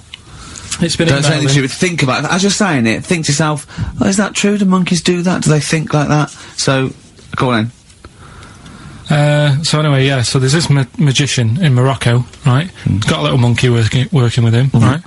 The way it used to work, magician used to do his thing on stage, do a little bit of magic, people loved it. Then the monkey came out, had a little cap, walked around the crowd and stuff, got the money, had a good little team thing going on, right? Yeah. So anyway, the monkey's name was 86. Right. Because back then there was so many monkeys, it was like, oh, what names, do you know what I mean, what names do you use, what do you do, so they just named them, right? So this little monkey... What, he had 86 other monkeys? What? No, it's just that because a lot of monkeys were sort of working back then, helping magicians out, you know, doing bits and pieces, busking, what have you. Well, Rick, you know how there's so many... Why would there be a confusion with that? If he only had one monkey, where's the confusion? People would go, oh, I'm not going to go and see that, I want to see 86, he's the better monkey. Do you know what I mean? What does it matter? I don't know what you mean. Well, why do they need... where was the confusion? With people going to the circus and going, what monkey are you going to go see tonight? I don't know. It wasn't a billing, was it, with a monkey? But Rick, it's just the same with humans. You know, there's so many humans now that we can't give them names anymore. Yeah, they all have to have numbers. Exactly, yeah, there's so many humans, you know, with 5 billion people, we can't give them names, it's impossible. But, you know, with a few monkeys anyway, number working... 122, go on. So, anyway, there he is. 86. 86. With his hat. With his hat, walking around getting the money. Yeah. Anyway, the magician sort of, you know, thinking about moving on. Because in Morocco, he'd sort of done all the tourist traps. Sure. So he had a word with the monkey, said, how about we, See? No, let him continue. Think. Let him continue. He didn't have a word with the monkey. Let him continue. So what do you think about going over to Spain? Yes. Sure. So, the monkey was in agreement? So he said, alright, go on then. Right, so they get in the car, and, like, the magician knew he'd have a bit of a problem on his hands, because you're not meant to take monkeys out of the country. Yeah. Right? So he thought, right, what I'll do, I'll get a car, right? Right. Stick the monkey in a boot, right? Get on the boat, and hopefully sort of, you know, stick it in some luggage and what have you. Yeah. We'll be over there, we'll be earning big money, everything's gonna be great. So the monkey was like, brilliant. So, they get in the car, they're on the way to the boat, and pull over at a petrol station. And just before filling it up, he opens up the boot and he goes, "You all right?" And then it's like, "Yeah, it's sound." So he leaves the boot open so it can breathe and get a bit of fresh air whilst it's filling up. Goes in to pay the money. Yep. Pays the money. Goes, "I'm just paying for the." Right, this monkey is not going to drive away in that car, or we're never doing this feature again. Karl, what happens? What's number 86 up to? So 86. So that's the ending, isn't it? That's the story. Come on, let Karl finish the story. It better not be. Brilliant. You're gonna love it. Right, so he's in the petrol station, and he's going, right, I'll pay for pump 4. And the fella says, what are you talking about, pump 4? Isn't that a monkey? No. Sometimes I use numbers for monkeys, sometimes I use... No, I mean pump 4. Sure. So he says, what are you talking about? There's no car at pump 4. Right. Keep going. Sticks his head out of the door. Yeah. The monkey's giving it some. Went over to Spain on its own. Steve, I don't know what to do. Well, hang on, let's just get a couple of the facts right here. Right, what do you mean, couple of the facts, right? There are no facts. So, number 86. Number 86 he drove to Spain. You are, honestly, Karl, you must know. It was an automatic. Right. Karl, you must know that is shit. There is no way a monkey... That's the thing with this feature, though. He gets stopped at customs. It's mental. How would he get through customs, Karl? Has he got a passport? No, he was sneaking about because he didn't have a passport. So he parked and then snuck through. Do you want the facts? Let me see it. Well, I'll examine this, Rick, and we'll play a record. Play a record, I'll because I look at the can't, facts that's nearly as bad as the armed robbery. Right, go on. Play a record. Because we've covered so much in the monkey world, right? The fact that we've done a monkey that was a sort of half man, we've done a monkey that got a decent job in a train station. Can you think of any other? Well, that's just some of the great monkey news from the past. That's what I mean. So that's what you got to compete with. So even though this is quite amazing, just tell us. Another monkey's got married. Oh, not another monkey getting married. What do you mean? It's got another one. You know, it was knocking about with some woman monkey for a bit. A woman monkey. They decided to, you know, get married. Yeah. They did. What do you mean they decided to get married? Was it pressure from her parents? They had a good do, and good do. I love the spread. I love that peanut vol-au-vents. Yeah. Celebrated in a pub, and then they both went off to the cage at night. That's what I mean. Even though that is quite impressive, because it's not true, or it's a joke. It's nothing. It's not. On an Nova website, official sort of news website. 2 monkeys have married in Romania. After a whirlwind romance. Well, that's after a whirlwind romance. God, yeah, yeah, a quick one hanging onto the rope. Yeah. She was in the tyre. Yeah. He saw it. Yeah. He went, "I'll have a go at that." They go, "We got to marry her now." Yeah. Her parents came and said, Did you just shag my He was in daughter a zoo tonight?" knocking one off. She went, "I can do that for you." Yeah. Yeah. Guests say the monkey bridegroom was scared by the number of people attending the wedding and refused to get out of his cage. But his bride was, Not bloody Hello Magazine again. No, it was no. I think it was like last minute nerves. Right, like right, you know, legit, I'm yeah, single second now. thoughts. It's like you know, it's the big step. Yeah. But his bride enjoyed every minute of it. She was loving it. Yeah, she sure, looked lovely, by sure. the way. She looked lovely. Yeah. Did she look good? Reports she only appeared to have problems with her veil and dress. Do you see? You know, this is. The guests I hope they didn't ruin it like Anthea Turner and maybe get sort of sponsorship PG tips or something. Totally, with strong plum brandy, so they got them drunk as well. So they carried on the celebrations at the pub, and the bride was taken to her new husband's cage at night. I apologise. Play a record. Come on now. Oh, chimpanzee that! Monkey news, earlier than usual. I'll have to save this link now. Monkey news. We've done a lot of stuff, right, on monkeys, and most of it has been Is bollocks. no, has been like happy stories. Oh, is this it's not. Is this gonna be like our tune? Our monkey tune. Simon Bates, and welcome to our monkey tune. No, Go on. but do you know what I mean? We've done stuff about a monkey that robbed a bank. Yeah. Why is that happy? He had a great life after that. Right. What, and Marbella? Yeah. Right. We did the one who saved someone's handbag in a railway station. We've had a lovely marriage, couple of marriages. Couple of marriages. Couple of monkey marriages. Yeah, yeah. There was the one who got a job in a railway station. Yeah, the hairdresser. The one who set up a business in Spain. I don't even remember that one. that one either. But, I'm willing to believe that happened. Go on then, Karl. But anyway, yeah. So today's isn't that happy really. It's about some monkey. I think it was a chimp. Who's an ape? Go on. It tried to. I mean, the story sets off at a sort of a weird thing. Yeah. It's something about he went to Russia to do some business. What are you talking about, Karl? It jumped past that bit though. It didn't start there. What? Do you know what I mean? It didn't tell you what he was doing. It just said, "There's this monkey went to Russia, To do some business. do some stuff, I don't know. bit of monkey business." And anyway, didn't work out. So, they were furious. We wanted a surgeon. You send us a monkey.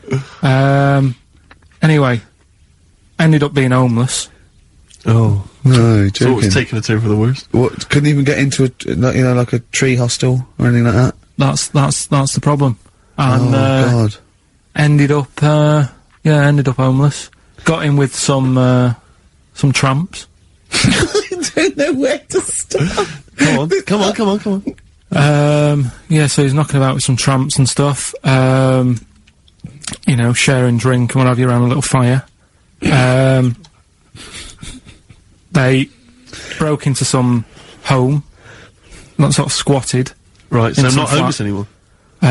Problem was, he had a roof over his little area he had. Yeah. And he goes, oh, this is good, we're having a good time, this is sorting me out. Yeah. He had his He said mates. that in Russian, though. What was he eating? I don't know, it didn't say. But they're in this house. Well, he could only be eating sort of like, fruit, nuts, vegetables. I mean, they classically sort of don't eat, pork pies and. But they've got drink McDonald's coffee. in Moscow now, so. Sure. You probably chow down on that. Yeah. Anyway, there was a bust. What? I knew this was There was a bust in the flat that they were squatting in. All the other tramps sort of knew what was going on, legged it, left little chimps out there, got arrested.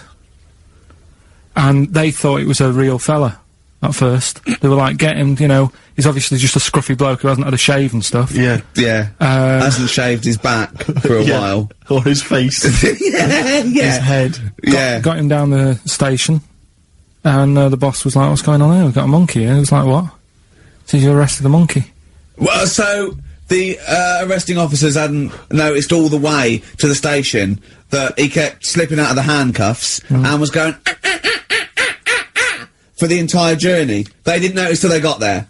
What, did they put a hood over his head maybe and just like, I don't know. I'll give you the story if you want. There's the headline. What is it? What's the headline, Steve? I don't want to see it, but... The headline, this is once again from supposedly reputable news organisation Ananova, homeless monkey arrested in Russia.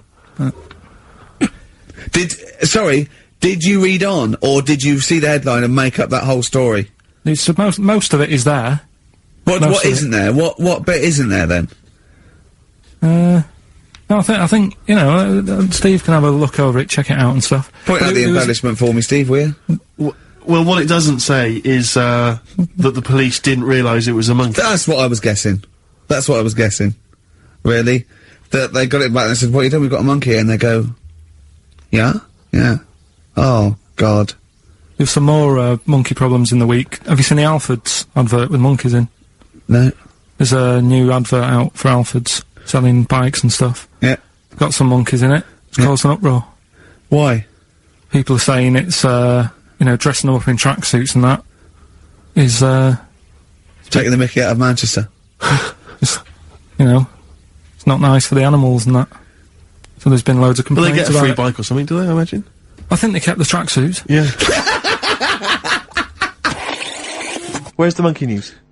It's been a bit quiet, hasn't it? I've been... What, in the keeping an last eye out. 3 months? Okay, there was something that I found last week about one that was in an old people's home. It escaped from some zoo, it was wandering about, it was enjoying itself, and then when it got to the night time, it was like, oh, what am I going to do? And the first place it came across was like this old people's home. Went in there, I think it was there for about a week and a half, without anyone realising. No, No, it did. No, so the helpers and the nurses and the social workers and the matrons and all that, they thought, well, Mr. Sanders looks a bit hairy. But I mean, that happens, it comes out your ear and your nose when you get to about 70. And he stooped over, yeah, of course he has, he got bow legs, yeah. And he eats more fruit, of course he does. Well, that's when they realised. Why? Because someone in the kitchen said, hang on a minute, getting through more bananas than we normally get. Oh, chimpanzee, that monkey news. Right then, so, there's this monkey, right, in Canada. It's in a zoo in, Toronto, I think it is. His name's Pascal, right, and, what happened was, all the people in the zoo, sort of said, what can we do, sort of spice the day up a bit, right? Yeah. So they left, embellishing. No way this is a news Let him story. do the news, let him do the news. Okay. so they left. Any dates? Just let him read the news, alright? I You wouldn't d- interrupt Moira It Stewart. was about 2 weeks ago. No, because she always says today, so you know it's news. She doesn't say, right, there was a monkey, right? Alright, Well, in Canada, Come on, right? mate, just finish the Okay. okay. Be all night. Couple of weeks ago, in this zoo in Canada. Right, They got a camcorder, right. and they said, let's leave it for the monkey to have a play with, right? So, anyway, they passed it around. Won a BAFTA. And a couple of chimps and that were rubbish at it. They were like filming the floor and all that, and the fingers were always in shot and stuff like that, right? But anyway, there was this one chimp called Pascal, right? Who, Annoys me that he calls them monkeys, though. They're not monkeys, they're apes. He was a dab hand at it, right? He was like, filming stuff, really good shots, you know, sort of nice mood and that. He used the lighting properly and all the rest of it. No, he didn't! This is the news. What are you talking about? This is the news. So Steve, anyway, it's so annoying. You know it annoys me so much. Things like that. He was a dab hand. He was doing really good shots. It really annoys me. Let's hear the news. Anyway, right, so he started, at night, like, when the zookeepers went home, he started filming, like, other monkeys on the go, like, whilst they were at it, right? And he was filming them and what have you. The Ron Jeremy of the zoo. You know it's gonna end up on the web. So anyway, the zookeepers came in the next day and it's like, let's see what shots he's got. Anyway, he's got all this, like, you know, all these monkeys at it and what have you. So, oh, yeah, this is, honestly, you don't know what this is doing to me, Steve. Can I stop him now? So they thought, like, actually there's a few monkeys who aren't at it enough. Do you know what I mean? They have problems and what have you, so let's give them the videos. That is so untrue! This is so untrue! It's so untrue that it was filmed by a monkey! So it's so untrue! Right? Rick, I don't know who to believe. Oh, Karl! You're talking so much shit again! You must know that's not true. There's no way. There's a load of tapes out. Look at me! Look at me! Don't keep talking! Look at me! Yeah. You must know that's not true. Can we just hear the end of this news? You had a go at me last week because I didn't have the full story. I've got the full story, you're still not happy. There is no way that, by chance, what should we do? Let's give him a camcorder. That could happen. Right. He then films him at it. That might happen. It might happen, but I don't think he'd keep the camera still. Two, they go, hold on, no, this is good stuff. This is good shit. This porn's good shit. Anyway, look at that. He's got us a lovely shot. Yeah. So this is ridiculous. Let me just recap, because I lost my way there. So the monkey has filmed the monkey porn, and now they're showing it to the other monkeys. Is he directing? Can you hear him saying stuff? Can you hear him go... It's just like, you know, Chimp Pimp 1, 2 and 3 and all the rest of it, right? But anyway, so they've got all these other tapes, because what happened was, they said he's quite good at this. Oh, and the animals are, happy having him around because he's not a human, he's just one of the gang, do you know what I mean? So they started putting him in with other things like, you know, ostriches. Right. And talking shit. There was, and do you know they have a problem with pandas in Japan? Yeah. So they've sent him out there, filming a bit of, where are you going? Honestly, you really annoy me. There's no way this is happening. Can we just hear the end? Why can't he just find a real story about a monkey? Let's hear the end. The end is really that he's going to China, he's filming the pandas and whatever. No, he's not! They wouldn't send a monkey director! They would not send a monkey director! So, Monkey News, if you've only just started listening to the show. Oh, you poor fool. Monkey News is where Karl reports for us all the latest monkey activity. A headline or a word or someone he overheard in a pub and then totally embellishes it and makes it ridiculous and impossible. He believes it though. He believes every word he's saying. Let me say that before when you hear this, whatever it is, I haven't heard it, twaddle, remember, Karl totally believes it. Go on. Right, so anyway, right, I think it's in LA this happened. Right. I think. Why does he think? So these people are in a restaurant having a lovely meal. Is one of them short and hairy, but it goes, totally covers from top to bottom in a spacesuit, so he didn't know it was a monkey? It's not one of the customers, one of the waiters? So they're having a lovely dinner, probably one of the best sort of dinners they've had, right? Yeah. So the waiter comes over, and it's like, you know, can we just say that I had a lovely meal and that? Right, it's the chef. Of course it is. Can we see the chef? Yeah. So can we just, you know, see the guy who cooked it? Of course. Yeah. Short fella, hairy? So the waiter said, to be honest, the waiter said, look, he's busy, you know, he's got meals to cook and whatever, he hasn't really got time. He said, only take a minute. He said, no, I prefer, you know. So this is a restaurant in LA that serves brilliant food? I'll pass your message on and what have you, right? So, so he sends for, Monkey Pierre White. So it's a bit odd, anyway. So they go out, right? They go out to the car and they notice the kitchen door's open. Yeah, right? yeah, of course they do, because they're going to discover something that I don't know. So they're going to hold on, this, just out of interest, this, where did this, chef train before we see him or reveal, you know, what he might look like or like to eat? So anyway, so they pop their head in and think, we'll just nip in and go, you know, love fruit salad or whatever. Yeah. So they stick their head in. We better see the human chef. You never guess what? Go on. Monkey stood on a chair, right, cooking veg.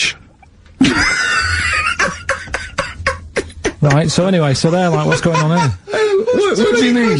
What do you mean he's cooking veg? What is he doing with it? Well, he's stood on a chair by the cooker and he's chopping stuff. Oh, he's chopping as well now. He's just isn't it? Yeah. It's got a little, you know, he's got the bosses in there. They're like a bit shocked. So he's a bit panicking because he's got this monkey working for him. So they say to him, "What's going on here? We didn't know this is what's going on. You know, why have you got a monkey cooking stuff?" So he said, "Well, incidentally, a monkey, I should point out, who probably doesn't need instructions from its girlfriend." Oh, forget it. What else you got? Monkey news. Yeah. Well, let's do monkey news. You want to do it now? Yeah. Oh, we might as well have some monkey news. Let's have some monkey news. Do some monkey news. You made enough noise there, Rick? You wanna? Sorry, but sometimes I like to move around, lounge and that, and at the mic. Sure. You know what I mean? Yeah. Yeah. Well, let's have the jingle. We've not heard it for a while. Oh, chimpanzee that monkey news, Right. I haven't read this through properly, so I thought, I'm just assumed that. Right. What do you mean you haven't read it through basically, properly? right, it's about problems with chat rooms and that, right? A lot of people, it's like the new way of meeting people and that, in it now, chat rooms. You get on there, you can have a chat. If you say someone was having a meeting with someone, they wanted to meet. Right, okay. Please don't preempt it. Right, there is not an animal in the world that can operate and understand. Do you want to know the story? You said that did they get married? It was 3 months later. She realised, oh, there's a lot of bananas gone from my fridge. I want a divorce. This is what annoys Bobo. me. You say that monkeys can do Shakespeare if they're given the time. No, that's not it. Let's not get into the whole Shakespeare and monkeys. It's a philosophical conundrum. Please, let's not get into that debate again. It's about Right, so this one. Then. So this chat room, right? And the thing is, with chat rooms, you have like a big boss who's looking over it and making sure nothing dodgy is going on. Right. Right, so certain keywords come up and Who's that, Dr. Zayas?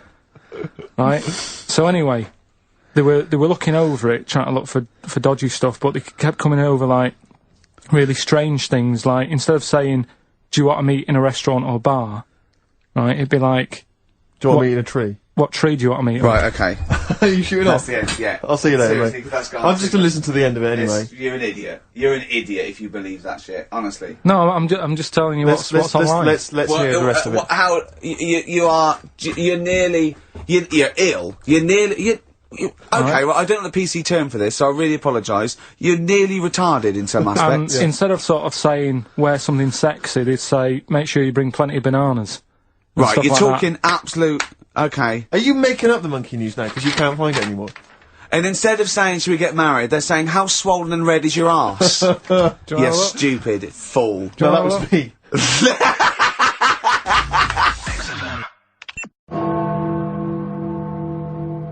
Right, it's that time again, isn't it?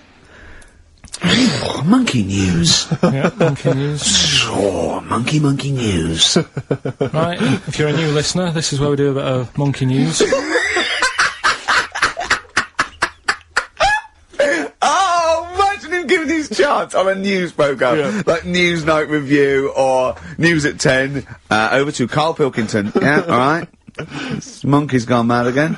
Go on. Right, we've done quite a lot of good stuff. The one that sort of picked up most of the fuss was probably Ollie the monkey. I love the fact that they're all monkeys. He's a chimpanzee. Well, right. It's an ape. Well, today, right, we're looking at one that's it's called Coco. Oh yeah, the sign language one. Well, what I've read about him is he speaks, right? Oh God. Highly educated. Yeah. Photographer. Karl! Right. I love the fact that when he gets a gifted ape, he has to look up to him. He realises that he is superior. I love that. Right. Oh. And he also likes going on computer chat rooms. I can't take this anymore, Steve. I'm gonna be sick. Oh, God. Right, that's pretty amazing. You know, if an infinite number of monkeys are in an infinite number of chat rooms, they'll eventually type, which is your favourite episode of Buffy the Vampire Slayer? Exactly, yeah. Karl Pilkington, you're an idiot. But the thing is, right, you're saying about the infinite thing again, about monkeys, if you put them in a room with a typewriter, they'll come up with Shakespeare. Yeah. I'd sort of agree with that, right, with monkeys who can't do other stuff, but this one I reckon's going to be busy taking pictures and stuff. Yeah, yeah. I think monkeys that are boring... Is there a boring monkey? Would you ever have a chimp and you'd go, Suzanne would go, I've got your birthday present. You know, it's a chimp fella. He's about, you know, about a sort of like a middle-aged chimp. No, I'd love it. I'm talking Would on you ever behalf go, of the... I'll tell you what, Suzanne, that one's boring. No, but I bet the monkey would get bored, I mean. Do you know what I mean? The monkey would be bored. I'd be loving it. I'd love to have a little monkey. Right? But what I'm saying is... You really would, wouldn't you? Yeah. If you buy him a camera, he'd be happy again, wouldn't he? Well... Yeah, but that's just it. You wouldn't get him it's like... If you can do other stuff, you don't want to do the boring stuff. Forget the typing, forget the monkey's typing. Talk about this monkey that's a photographer. No, what but we are in a way. I'm just saying that would be happier... Monkeys that have got nothing else to do, if they can't take pictures and that, and they can't go on chat rooms... They're happy to sit in a room typing away for infinity, yeah. Do you know what I mean? But he's got maybe a little exhibition to put on. Do you think... Do you know that most chimps and apes and monkeys still actually just live in trees? These are in laboratories and zoos and things. You know that's not the norm. These monkeys Yeah. walking around sort of chatting and riding bikes. Yeah. You know, that's not natural. Exactly. No, I know, but it's... If you left a bike in the jungle and then came back a few years later, there wouldn't be monkeys riding around on it. And a book. If you left a bike with a book in the basket, right, and you went away for 10 years and you came back, there wouldn't be a whole new transport system and schools. No. They'd eat it. They'd throw it round and eat it. Alright then, so what you're saying is you can't... You see, what I think is, right, and don't take this the wrong way in that, right, Stephen Hawking, Yes. right, now he had a bad illness. Now, I wonder if he'd be... I wonder if he'd be as bright as he is if he didn't have that. Right. Because he's had time to sit down, he's like, well, what can I do? Yeah. They've gone give him a book. And he read it. I like that. Give us another one. Yes. He's got a lot of time on his hands. Yes. Now, what I'm saying is, monkeys... Yeah, Right. This one here, Coco, which I think was a gorilla, Right. right? That wouldn't have been happy on a little keyboard, just doing that all Typing day, away. because it'd be going, well, I could be out taking pictures. Sure. Play a record! Yeah. Do you know what I mean? Play a record! Yeah. Done. You're an idiot! There it was. There's the catchphrase. Once more. He is! He's an idiot! Bit of monkey news that's been sent in. Right. Gareth in Catford. Right. Good work, Gary. Basically, it's about this monkey Oh, yeah. Oh, yeah. in the jungle. Yeah. It's got a gig at an hairdresser's. What are you talking about? What are you talking about? What are you talking about? It's got itself a nice little job going in an hairdresser's. As what? It gets people sitting down, and what it does before the people have their hair cut, that it sort of sits there, and it goes through people's hair, makes sure it's clean, and people are loving it. Right, People- backtrack So slightly. it's a pet monkey. It's nothing to do with it getting a gig in an hairdresser's. It's a pet monkey. It's not working at Monkey and Guy. Yeah. No, seriously, it's in there. I think it might have started off as a job, and then So it what does it put say? on- It says junior £15, stylist £35, monkey £63. So Cut I and didn't blow quite dry. follow. It's in the jungle. It was wandering about. And maybe it did But start it off. looks good, its hair looks good, someone thought, hang Yeah, on. but never ever. You see, people make that mistake with hairdressers anyway. I always say, well, if the hairdresser's got a good haircut, go to where he's going, Right. right? Because that's what I thought when I read it about having a good haircut. How often right? do you go to the hairdressers? Well, not that much anymore, Sure. but I used to always think that. Yeah. You used to go to a bloke who told me had his shack on a railway bridge that used to shake when a train went over. Yeah. Because it was £2. Yeah, but before that, I've never had that much luck with hairdressers. Before that was another place, and it was run by sort of, you know, these sort of wannabe gangster type people. Oh, yeah. But they'd you know, you're going What for do you mean by haircut. wannabe gangsters? Well, sort of just petty crime stuff. You'd go in for a haircut and then you'd walk out with a video recorder. Do you know what I mean? You You'd don't say- have to take it. No, but they'd sort of spend ages flogging you that whilst cutting your hair. It was their thing. It's like, right, sit down, you alright? Yeah. Oh, you Something know. for the weekend? What are you thinking of? Maybe a Sony. Yeah.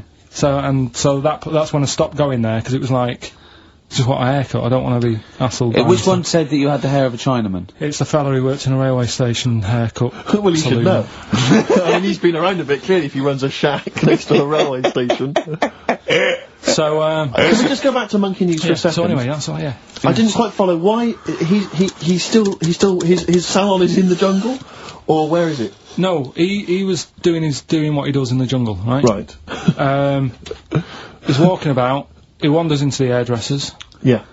Maybe they didn't have him on, like, as a job straight away, he was just there, He was and people training, said, this is yeah. nice. He's sat there picking the knits and what have you. Carl, I don't know where to start. Then- it's just that it's the embellishment. You don't he walked from a jungle to an hairdresser's. I mean, you're an idiot. You really are an idiot. I'd love to see you try and get a job in an hairdresser, if there was another monkey up for it. You'd never get a job. So he was good at that. People said this is relaxing. Apparently he had really nice hands, soothing, Yes. right, on people's heads. They said, let's put him on the payroll. So Let's put him on the payroll. What do you mean? yeah, I'll give you that. Okay, this is the news item, is it? Customers are queuing up to have their hair done at a salon in the jungle There you go. by a monkey. Judy, a pig-tailed macaque, has a reputation as the best exterminator of head lice in Com Cane. There you go. She is so good, some customers fall asleep under her gentle touch. Regular Amporon Chekema said, Judy's hands are so soft and gentle, I really feel I can relax. But you know that is doing what it does naturally. It's looking for, like, salt and stuff in the hair. Yeah. And nits. It's not on the payroll. It doesn't complain about when it gets deducted at national insurance. It's not part of the union. Yeah. Do you know what I mean? But a good monkey news, you know, backed up with good tabloid journalism. With solid Yeah. evidence there. So, Now I think maybe we should start marking the monkey news, Rick. I don't know what you think, giving it marks out of 10 maybe. For both interest and validity. well, for interest, I'll give it 7. For Carl believing that there was something to this monkey, thinking it had a job and getting paid. That it was also doing kind of perms 2. and colouring. 2. Yeah. Ridiculous. Now what it is this monkey, right? Yeah. Don't know where it was. But there's a bit before the monkey anyway, right? Jeez. Is this, no, listen. Shoot me. Right? It's a bank. There's this bank, right? Busy bank. Normal day, everything's going normal, right? Busy bank, people going in, doing what they do, seeing about mortgages and stuff. Yeah. Everything's normal, everyone's happy, right? Yeah. So anyway, it's quite busy one day. Fella comes in with a gun and a balaclava on. Up to no good. Right, I'll tell you now, Carl. If this fella turns out to be any ape or monkey-related species, you're never doing this again. You're never... so just, if you want to finish it, it's at your own risk. But if this fella who robbed the bank turns out to be a chimpanzee, that's the end of monkey news. Alright. Okay, let's hear the end. It's a lovely day in a lovely bank. Everyone's happy. Everything's normal. A man comes in the balaclava. Man comes in, it a man? starts waving a gun around. Shut up, Rick. Let him finish the story. Starts waving a gun around, Yeah. right? Up to no good. So everyone's thinking, oh god, you know, wish he didn't come in here, it's not going to be a good day. all How the tall rest is of the it. man? Shut up. Let's hear it. Everything, you know, oh god, and he's telling everyone to get down on the floor. Yep. In Everyone's what, in thinking- English? In English? Yeah. In Think English. so? Yeah. So everyone's panicking, everyone's getting on the floor thinking, this is it, this is, you know, it's all over. Yeah. Just when you think, you know, It could it's be all any bad worse. news, Yeah. it's all bad news, doors swing open, little monkey wanders in, God, it's worse. Shut up, Rick. little monkey wanders in, right? The robber's like, what's going on here? He's telling it to get down on the floor, I don't think it was taking any notice. No, right? it was just busy asking for coffee. It runs in, I don't know if it was kind of withdrawal or deposit or whatever, it wanders in, right? Goes up to the robber. Where did it come from? Shut up. Will you let him finish the story and then ask questions? That's only fair. Okay. Wanders in, runs up to the fellow with the gun, takes the gun and the bag of money off him. Everyone's like, yay, you know, we've been saved. Then the monkey starts backing out with the gun and the money. Shut up. see you later. Sit down and I'm not having this. And Here's the end of the story. It does a runner with the money and the gun. No one's seen it since. You are an idiot. I mean, you have said some stupid things in your time. What are you talking about? It's a story that happened. No! What are you talking about? What do you mean it backed out? It came in, was it as an accomplice? Was it an opportunist monkey robbery? What are you talking? Think, Karl! Think! I know it's mad. That's the idea of Monkey News. We're telling people how monkeys are pretty, you know, they're mental. They're up to no good. What do you think? They've never seen the monkey since. What, did he have a getaway car waiting? Did he swing his way to freedom? Where was this? There's no details. Don't talk rubbish. Well, Steve emailed it in. He's got it off the net, and the funny thing is, Can I see it? Have you got the information there? yeah, the funny thing is, it wasn't just him who sent it. I had that a couple of times, so a few people obviously read the story and said, you know, that'll be good for Monkey News. It doesn't say anymore. It doesn't say if he went off to Spain. It doesn't say, you know, what, you know, if he's on Crime Watch. Yeah. It doesn't say any of that. It's just saying that's what he did. That's the story. And that's what Monkey News is about. I've heard that they're making a movie version with Phil Collins. So I look forward to that and Julie Waters. So that's this week's Monkey News. If you got any, you know, Well, if anything's no, happening don't bother. in your 'Cause that's town. the end. No, that is the end. That's the end of Monkey News. No more Monkey News. Sorry, what was the monkey news? Quickly. No, we got to save Monkey News. We'll have to do that when we, Is it quick? Is it quick? Going into the record. What, the Monkey News, is it quick? Yeah. I can tell it to you quick. Quick then. Right. Jingle. Oh, chimpanzee that. Go. Shambles. Hurry up! There's a monkey in India, right? On a, railway station. Waiting for the train. No, don't mess about, because I've got to get through it quick. There's monkeys sat there. And, this robber nicks somebody's handbag or something. Goes running off down the platform. The police are chasing him. Monkey steps in. Trips the fella up. Pins him down. Police come and arrest the fella. He tripped over the monkey. Okay, play a record. He didn't. He tripped over the monkey. The monkey was waiting for a train. He tripped over. Oh, chimpanzee that monkey news, ya. Right, well, this Monkey News story, right, it's about, this fella, a couple of fellas in Texas, Yeah. sort of running a farm, Yeah. right? They're definitely fellas. Well, how tall are they? Can we fellas just let him tell Okay, the they story? aren't human beings. These two are human beings. Time's against us. They're Rick. running this farm and that, and, anyway, so they're outside getting the cattle, and, he turns round, right? It's just that cow's... Couple of monkeys walking about, so he knows what's going on, right? So anyway, so it's in Texas. They don't know what to do with the monkeys. There isn't a zoo. It's fairly barren there, isn't it? You know what I mean? Not much going about. So the other fella who runs the farm with him says, "Look, we need a bit of an hand." Right? So, said, "Let's teach them some stuff." And the monkeys were happy with that because they were lost anyway, right? So they had They had nothing to do.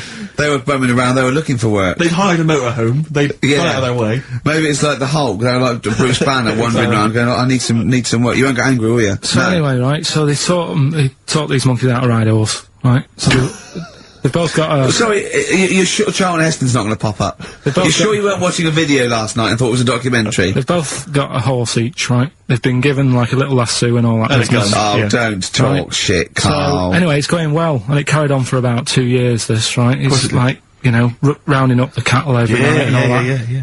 So the two fellas are chatting, going, "It's worked out well, hasn't it?" Right, if there's a hostile takeover and they sort of like buy up 51% of the shares So or they something. said, for this to continue, the monkeys are getting old a bit now. We need a little woman monkey in here to sort of get some kids going for like the future farm people. Forward Right? planning, yeah. So they get a little woman monkey. They in. decided to only hire monkeys from Why not? Ireland. Why not? It's working. Why mess with something when it's not broke, right? So they get the little woman monkey in. They have kids and all that business, right? But the problem was, right, when they first got the woman monkey in, it was like, well, which one's gonna have the woman, right? So they started sort of fighting a bit and what have you. But because they'd seen the owners of the farm with like Don't guns tell and me the stuff, baby monkeys didn't want to go into the family business, went off to be a lawyer. they had a bit of a shoot-off. Shut up! They got two monkeys, right? And Don't stop! because they'd seen the owners with guns and what have you. Yeah, no, that sounds So they had a bit of a shoot-off. Yeah. That's how they sorted it out. And who won? I think it was George. The one called George. Right. So I think they had 17 kids. The farm's still running. So that's like the last little monkey news there. Good little Rick, does happy it ending to that one. count if you were to rub your nipple against his lips while I held him down? Right, come off it now. Come on. No, I'm not doing Bruce Springsteen, Thunder Road, last track on Next FM's with you, Steve. You can check this all out on the webcam. I got fingers. Get his arm out of the way, get the arm out of the way. This happened on Scum. Mary's dress away. It's the big one. It's what people tune in for. They probably tune in about 10 to these days. For Monkey News. With, Karl Pilkington. Can we hear the jingle? Only 4 to go. Oh, chimpanzee, that monkey news! Right, this one's about a, it's been emailed into me. Right. Haven't really had time to check it out this week. No, you're joking. Been busy. Ooh, I hope it's not stupid. Goes back to 1908, and the person saying it's, you know, it's a good story and that, and they're surprised I haven't picked up on it yet. Right? The Olympics, right? In 1908 in London. Apparently it was meant to happen in Italy, but it was cancelled. Don't know why. Right? And it happened in London. Anyway, 400 metres. Right, it was meant to... there was a fella who was going to do the run, right, and the favourite to win it was this Bulgarian guy, right? It was like a newcomer. Okay, there's a few things it cannot be. One, he injures himself, so a monkey steps in and wins. 2, he does a drugs test, it turns out that he is a monkey. So if it's either of those, right, I'm gonna go mad. So anyway, so the fella, right, this favourite, everyone's putting the money on him, thinking, yeah, he's going to do it, going to. Is he hairy? Is this bloke hairy? So anyway, so the race happens. Yeah. And everybody's lined up, ready to run. And, you know, everyone's saying, yeah, he's going to win, he's going to win. Then suddenly, a bit of murmuring going on, people going, oh, what's going on here? Right. He's eating a bananas. And there's a fella in the lane next to him, Yeah. right, he's going up, who's that? He doesn't look familiar, Oh, Christ, Karl. Keep going. right? Doesn't look familiar, who's he? You know, Weird, what's weird, going on, isn't what's going on, what's Yeah. going on? Yeah, what is it? What is it? Or who is it? I mean, or not what is it? So they go in. So they say, well, he might not be that any good. Do you know what I mean? He might not be good. He might. It's just It's a bit short, and doesn't matter. he's only 3'6", and he's hunched over on his knuckles. So I didn't realise it was fancy dress. So I anyway, don't think he's gonna be any good. so the race starts. Oh, he's put his finger up his arse. That's weird for a runner to do that before a race. It's weird, isn't it? Yeah. Race starts. Yeah. The fella that no one recognises wins it. People go, what's gone on here? Yeah, sure. Do you know what I mean? We had our money on the favourite. What's gone on? Who is this guy? Yeah. Anyway, he stood up there, right? He's looking well happy. Yeah. He's lifting the trophy and everything. Right. Right? Long arms. That trophy's higher than... So anyway, He's only 3 foot, but the trophy's 9 foot in the air with those long arms. It's I'm suspicious. Go on. they had the picture in the paper the next day. Sure. And everyone's going, yeah, he was fast and everything, but quite hairy for a run. Oh, I'll tell you Come what, on, Karl. come on. Quite It's airy for a runner, because ridiculous. normally they shave themselves, don't they, to make them faster. And No. that. How did he manage it? It's really airy and that. So anyway, he wins the stuff, he walks away with a cup. The people who are in charge of the running, or like the Olympic Committee, look further into it. Turns out it was a chimp. Right, keep talking. No, Right. don't keep talking. Why Shut up, encourage him? shut up. This is monkey news. If you can't handle the news... It's news from 1909, and I haven't heard about a chimp winning the Olympics. Be quiet. What happened there, then? 400 metres, right? Now the Don't thing is, talk shit. the annoying Please, thing was, Ricky. it took so long for the Olympic Committee, right, to find out that it was a monkey. It was going going manic. It went into loads of races. It was picking up loads of like. Oh, shut up! It Right? became a celebrity. It was doing endorsements on TV. Don't talk shit! It said he managed to win the Right. same race 4 years later in Athens because How did it get to Well, Athens? it's a joke! They're winding you up, Karl! weird. It's not weird, it's isn't right. I do not believe it. Oh, chimpanzee, that monkey news. Right, are you familiar with 100th monkey? Keep talking. 100th monkey? 100th. Yeah, like as in like one more than 99. 100th. Yeah. The 100th monkey. Yeah, are you familiar with that? No. No. Anyway, thanks. That was monkey we'll news. leave that Next then. week, Adam and Jet. What do you mean you're going to leave that? Well, I thought it was a popular phrase or something. What, 100th monkey? Yeah. What do you mean a popular phrase? What, why? What? Because you're gonna do songs of phrase with it next week. We've said it once before, 100th monkey. No, it's just, it says the expression 100th monkey. Well, do it it tells anyway, where it what's the comes from. story? Well, it's from the 1950s, right? And the way they got it because, they were following some monkeys about, right? And they started... Who was? Journalists. Oh yeah, why? Oh, yeah. Just to see what they're up to. Okay, so they're following some monkeys around, yeah. What was it? What, a documentary? Anyway, one of them... Come on! One of them washed some potatoes. Right, okay. Right, let's leave that, right? Let's leave that one. Come on! A monkey washing potatoes? Can we leave that one? No, you cannot. It's the You've last got to do monkey it now. They're following a... What is it? Sort of like a family. Is it a family of monkeys or a... It was just one chimp and it was washing a potato and he thought, that's a bit odd. Right? Yeah. And then it turns out that ended up teaching another monkey how to wash a potato. No, they do it. They go down and wash them in the sea because they like the taste of salt. And The weird thing is though, when it got to the 100th monkey, right? Even though it hadn't been taught how to wash a potato, it automatically knew. It knew what to do. What do you mean? What do you mean? It was in them. It was in them that they knew that when they get a potato they had to wash it. That isn't the monkey news. I'm just saying that's where the expression comes from. But you haven't even heard of that. So Well, there's a couple of things there that it could be another upshot, and you know, an instinct is part of your genetics as anything else. Washing a potato. But you can't pass on acquired characteristics. So that's nonsense. If you mean that.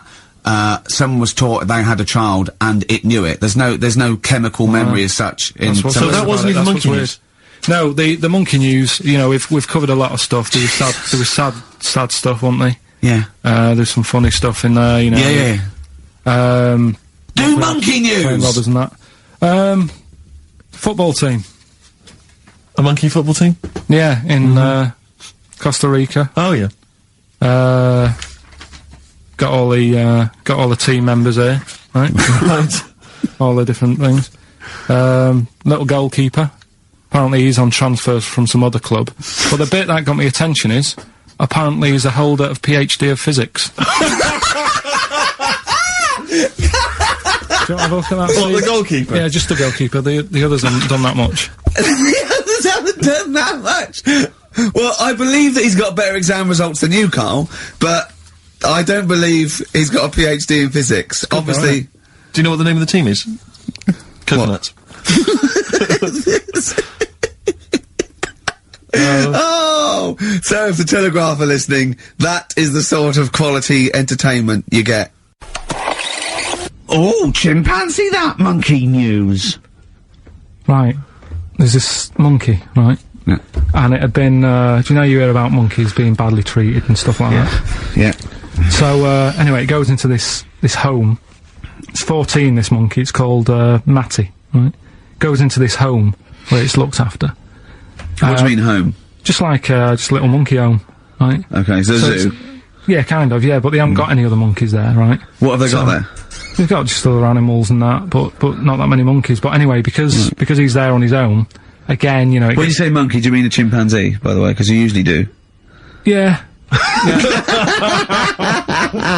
I can't believe that journalist thought this was scripted. Amazing. So anyway, yeah, so it gets sort of pally with the people working there and that, and it's smoking fags, it's having a drink at night and all this, right? What do you mean it's having a drink at night? How? It's all here, Steve. I mean, we haven't really got time, but... Well, you can don't look at say it. it's all here like it's proof. You've got another stupid story that someone has put onto the internet. Someone sitting at home in their bedroom has put onto the internet. So it's having a fag, it's drinking a lovely glass of Bang Rock Station. Yeah, the wine that's perfect for a barbecue. Yeah. Anyway, it's loving life, it's forgetting about its past and everything, right?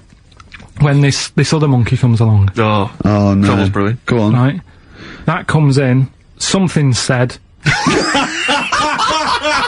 Right, forget it then. Forget it. No, forget it. You're gonna love this one, Steve, right? Yeah, so last week we were talking about how, like, a lad left his family because there was problems at home and that. He went and lived in the wood, he got airy, right? No. Leave it there, Rick. We haven't got time to go into Right, it. so... That's what happened. And that's what happened, he lived with the monkeys, he went airy. That's Anyway, what happened. That's what happened. looked into, some other stuff about, like, airy kids and all that. came across this story about a bloke, right, who worked in a zoo. Oh dear. Right. So Trouble's brewing. Loving his job and that, but it's quite a lonely sort of job because you don't see many people. You're just dealing with animals all the time, right? So anyway, he gets a bit pally with a monkey because it's the closest thing to a human. Well, an ape is. Right. Yeah, but you can't really go that close to apes. Well, They're dangerous. what do you mean? What type was it? What, do you Just mean let him tell the Was story. it a chimpanzee? I reckon it was a chimp. Yeah. Yeah, it Oh, was you a don't chimp. even know, so It was that's a an chimp. ape. It was a Okay. chimp. Yeah, but it doesn't matter, does So it? he It's the gets story. pally with him. Right, so he gets pally with Or do him. they and go on he's- holiday together? Well, no, I mean, it starts On the off pool together. starts off just checking each other out and, you know, probably sharing lunch and that together. Yeah. Right? Anyway, this goes on for a while. You know, they're getting on well on that. And then after a while, right, the monkey starts sort of imitating him a bit more and sort of walking upright, Oh, God. Yeah. right? So he thinks, oh, that's a bit weird. Anyway, they get on really better and what have you, so he thinks he could live at home with me, this, Yes. because we're getting on the storm, Yeah. right? So he takes him home, and before Is you this know the it, beginning of Beneath the Planet of the Apes? I think it is. I think you've seen this on video. I'm worried, because he's already imitating him and they're moving in together. I'm thinking it's maybe a bit like Single White Female.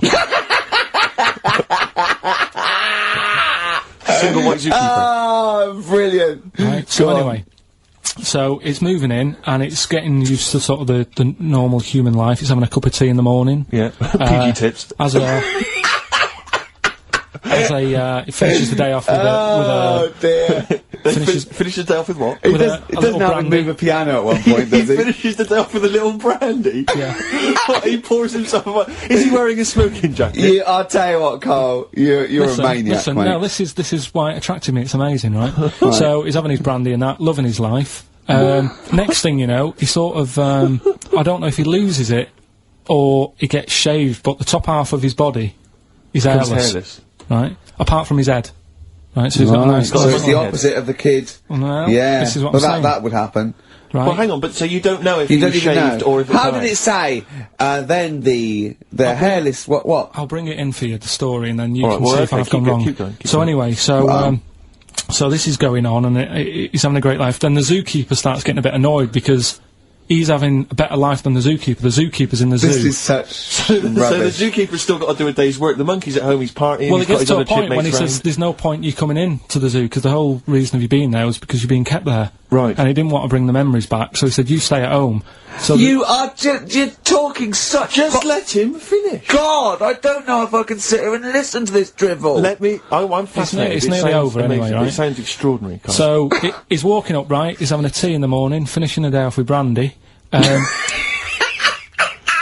Gets a bit out of hand. Only tries it on with the zookeeper's wife.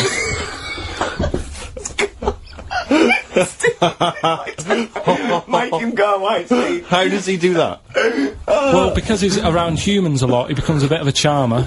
And But what is it that he could do to seduce her? Pick fleas out of her? he didn't say. He's but built. He was built. Yeah, it's well done. so what about What do you mean? What about it, Carl? It's obviously not true.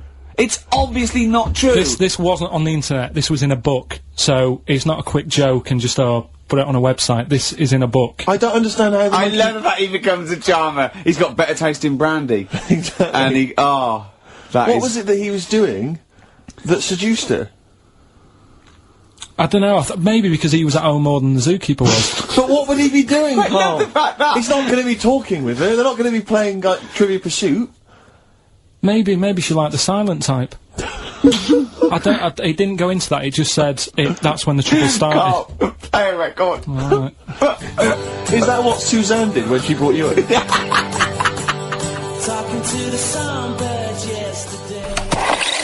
Oh, what is it? Chimpanzee that. Oh yeah, chimpanzee that monkey news. Right, well, the last one of the year. It's not that good, but this is all that's been going on all week. Yeah. Little monkey. What happened is, it's this plane, right? Aeroflot, I think it is, Russian airline. Having a good flight, everything's going normal and that. This is gonna be libelous.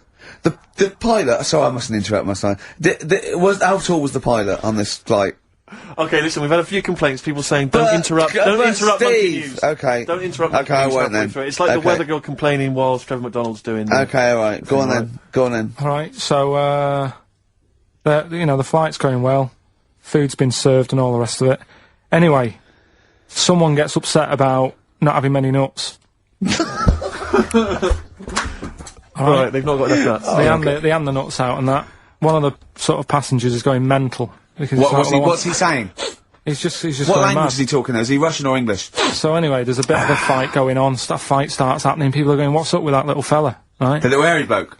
So they sort of drag him. What's wrong with Bob Hoskins? And why is he screaming? Why isn't he talking in his usual Cockney accent? Why is Bob Hoskins screaming and grabbing at nuts? So you've ruined it. Come on, come on! Forget it. Am I ruined? Right, Rick, turn his microphone off. So he Okay, can't interrupt right. you. Right.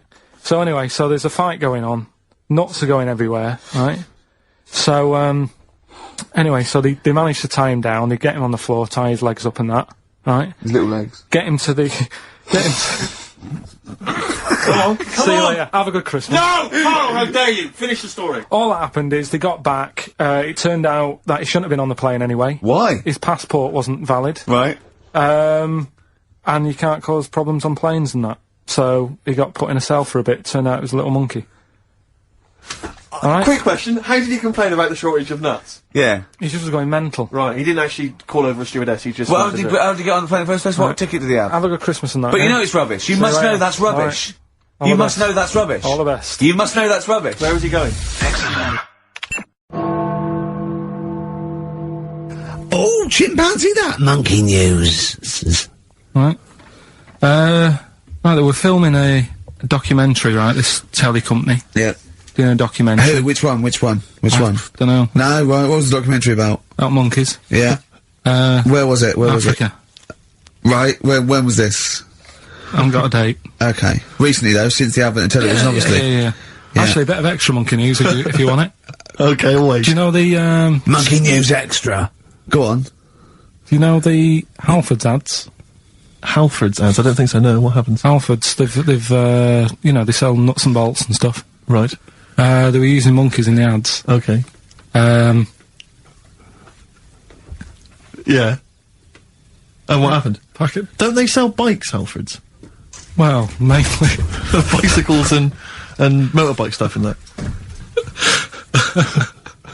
Okay, so, yeah, so they're using monkeys in the advert, what happened? I can't handle it. What? I can't do this. Look at What? him. Look at him. I don't care what he's doing.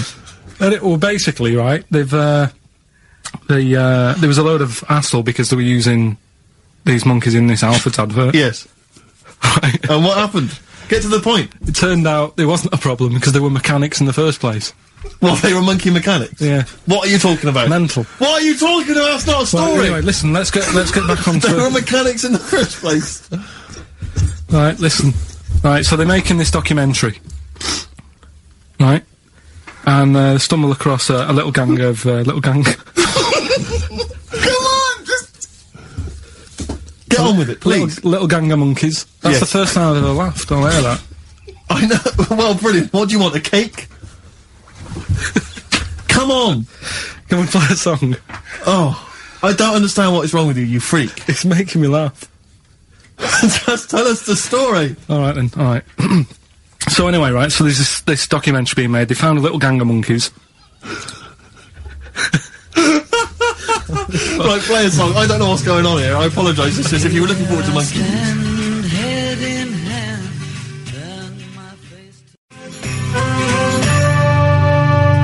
Got to hide your love away. According to the Beatles on XFM 104.9, I'm making with me, Steve Merchant. Right, Carl, come on, where monkey were we? news. Where Everyone's were we? composed. The jingle, please. Oh, chimpanzee that monkey news. Excellent. Okay. Right, where were we? We would just start again. There's some people making a documentary. For what? Okay, for Making a documentary in the jungle and that. Right. Stumble across a little gang. Okay, come on. Alright. A little gang of monkeys. Yeah. Oh, come on. So the camera crew are there filming it. Yes. Everything's going normal. It's all fine, Nothing odd about it. Okay. They're not running a restaurant, they've not got any barber shops, nothing. No. Just regular monkeys going about their business, yeah. So anyway, what normally happens is the monkeys stick with the partner. They already do what?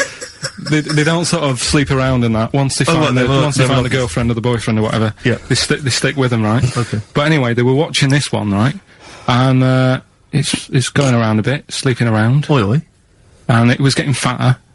They thought this is a bit odd, Yeah. right? So followed it round, and see it having it away. Turns out, little prostitute.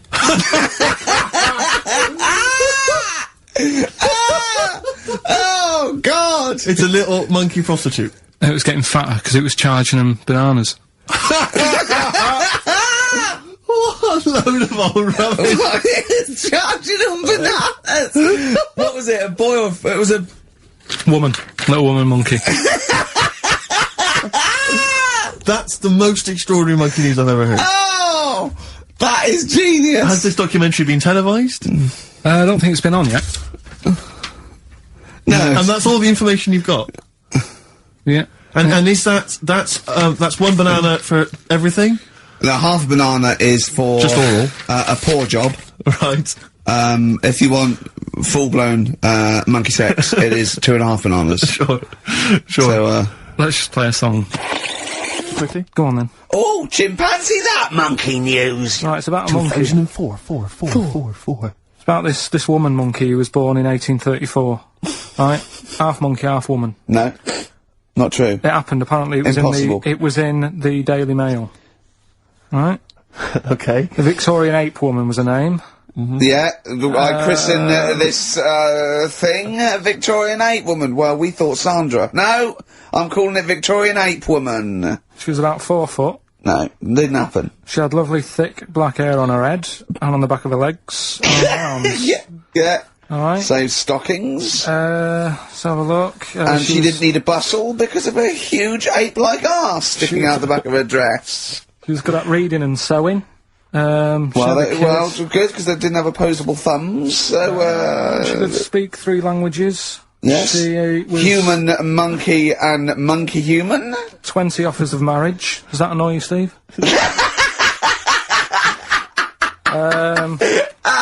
Absolute twaddle. Alright, well, Like more rubbish than your soul weighing an ounce. Let's leave A it there. Victorian monkey Let's leave woman. it there, then. See you next week with some more twaddle. I was worried we wouldn't have the old magic in 2004, but we're still talking shit. Merry New Year.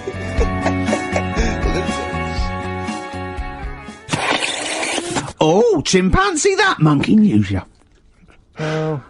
There isn't. I've been away, haven't I? There's been no monkey news. You can't get... No, but I haven't had a proper chance to sort of, you know...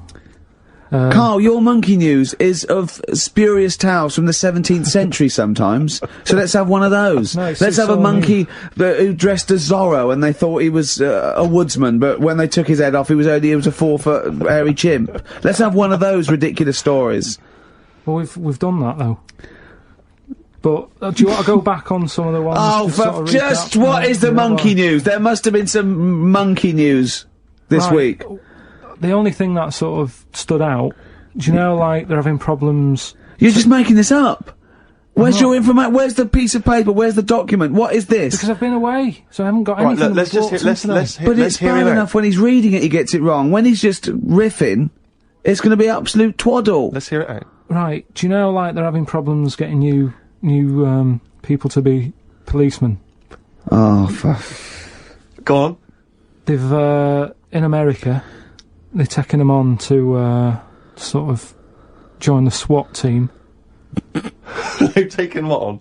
Some little monkeys. Okay. Giving them walkie-talkies and all that. And, Well, they can't talk. They're just walkies. they don't have to... They're giving them some walkies. What do you mean? they're What just was... being given commands and that. And, they go What, so it's one way? They tell them, they've got the little thing strapped to them. They're good at, like, getting into small, small places and that, and sort of, you know, cracking stuff and all that. Like I say, it's just half a story I just picked up on. That's not a story! Well, what do you want? Monkey news! Okay, so monkey news, please. Alright then. Let's hear the jingle. Oh, chimpanzee that monkey news. Right. Now, before and again. Go on. Oh, chimpanzee that monkey news. Brilliant. Right? Right, before I went away, I told you about Alfred. He was the monkey where there was a robbery going on in a bank. And then he nicked the robber's loot and backed out with a gun. Yeah, He sort of stole, he robbed the robber, didn't he? Yeah. Did he take his gun as well? He took the weapons, he took all the weapons. There was like a couple of robbers. He managed, because they were so amazed that a monkey was coming in, it was like— Don't talk shite twice. Right. Anyway. So anyway, got a follow-up to that. Okay, now what was that monkey's name? Alfred. That was Alfred. So anyway, because a lot of people wanted to know, well, you know, what did he do? Did he go off and have a holiday? Did he— no. Right, so the follow-up is, what happened is, the monkey had the guns, had the cash, which was $250,000. Sure. Right? It went back to the zoo, right? Right, Carl, you're talking shit. Ricky, I get angry with you when you won't let him finish his monkey news. Right. Can't we just get out the official Imagine thing? if people were interrupting Trevor McDonald. It wouldn't happen. I want to make sure I don't get anything wrong. No, of course not. So yeah. check the internet. So, the monkey goes back to the zoo, right, where all the zookeepers come out and go, get him, he's got the guns. Yeah. He hands out a couple of guns to his mates. What? His monkey mates? His monkey mates, so they've all got a couple of guns each. Oh, Carl, Steve, I can't, mate. I cannot Just stand it. Honestly, I want to scream. Please, I really get annoyed with you. They tried to do him a deal. They said, how about if... I'm going. Tell him that. I'm not going. No, I can't. Step out for a moment. Okay, we'll just do it. Look, don't listen, step out and I'll paraphrase what I hear for you when you come back in. Step out. Now, please, I need to hear the end of this. This is monkey news. This is important stuff.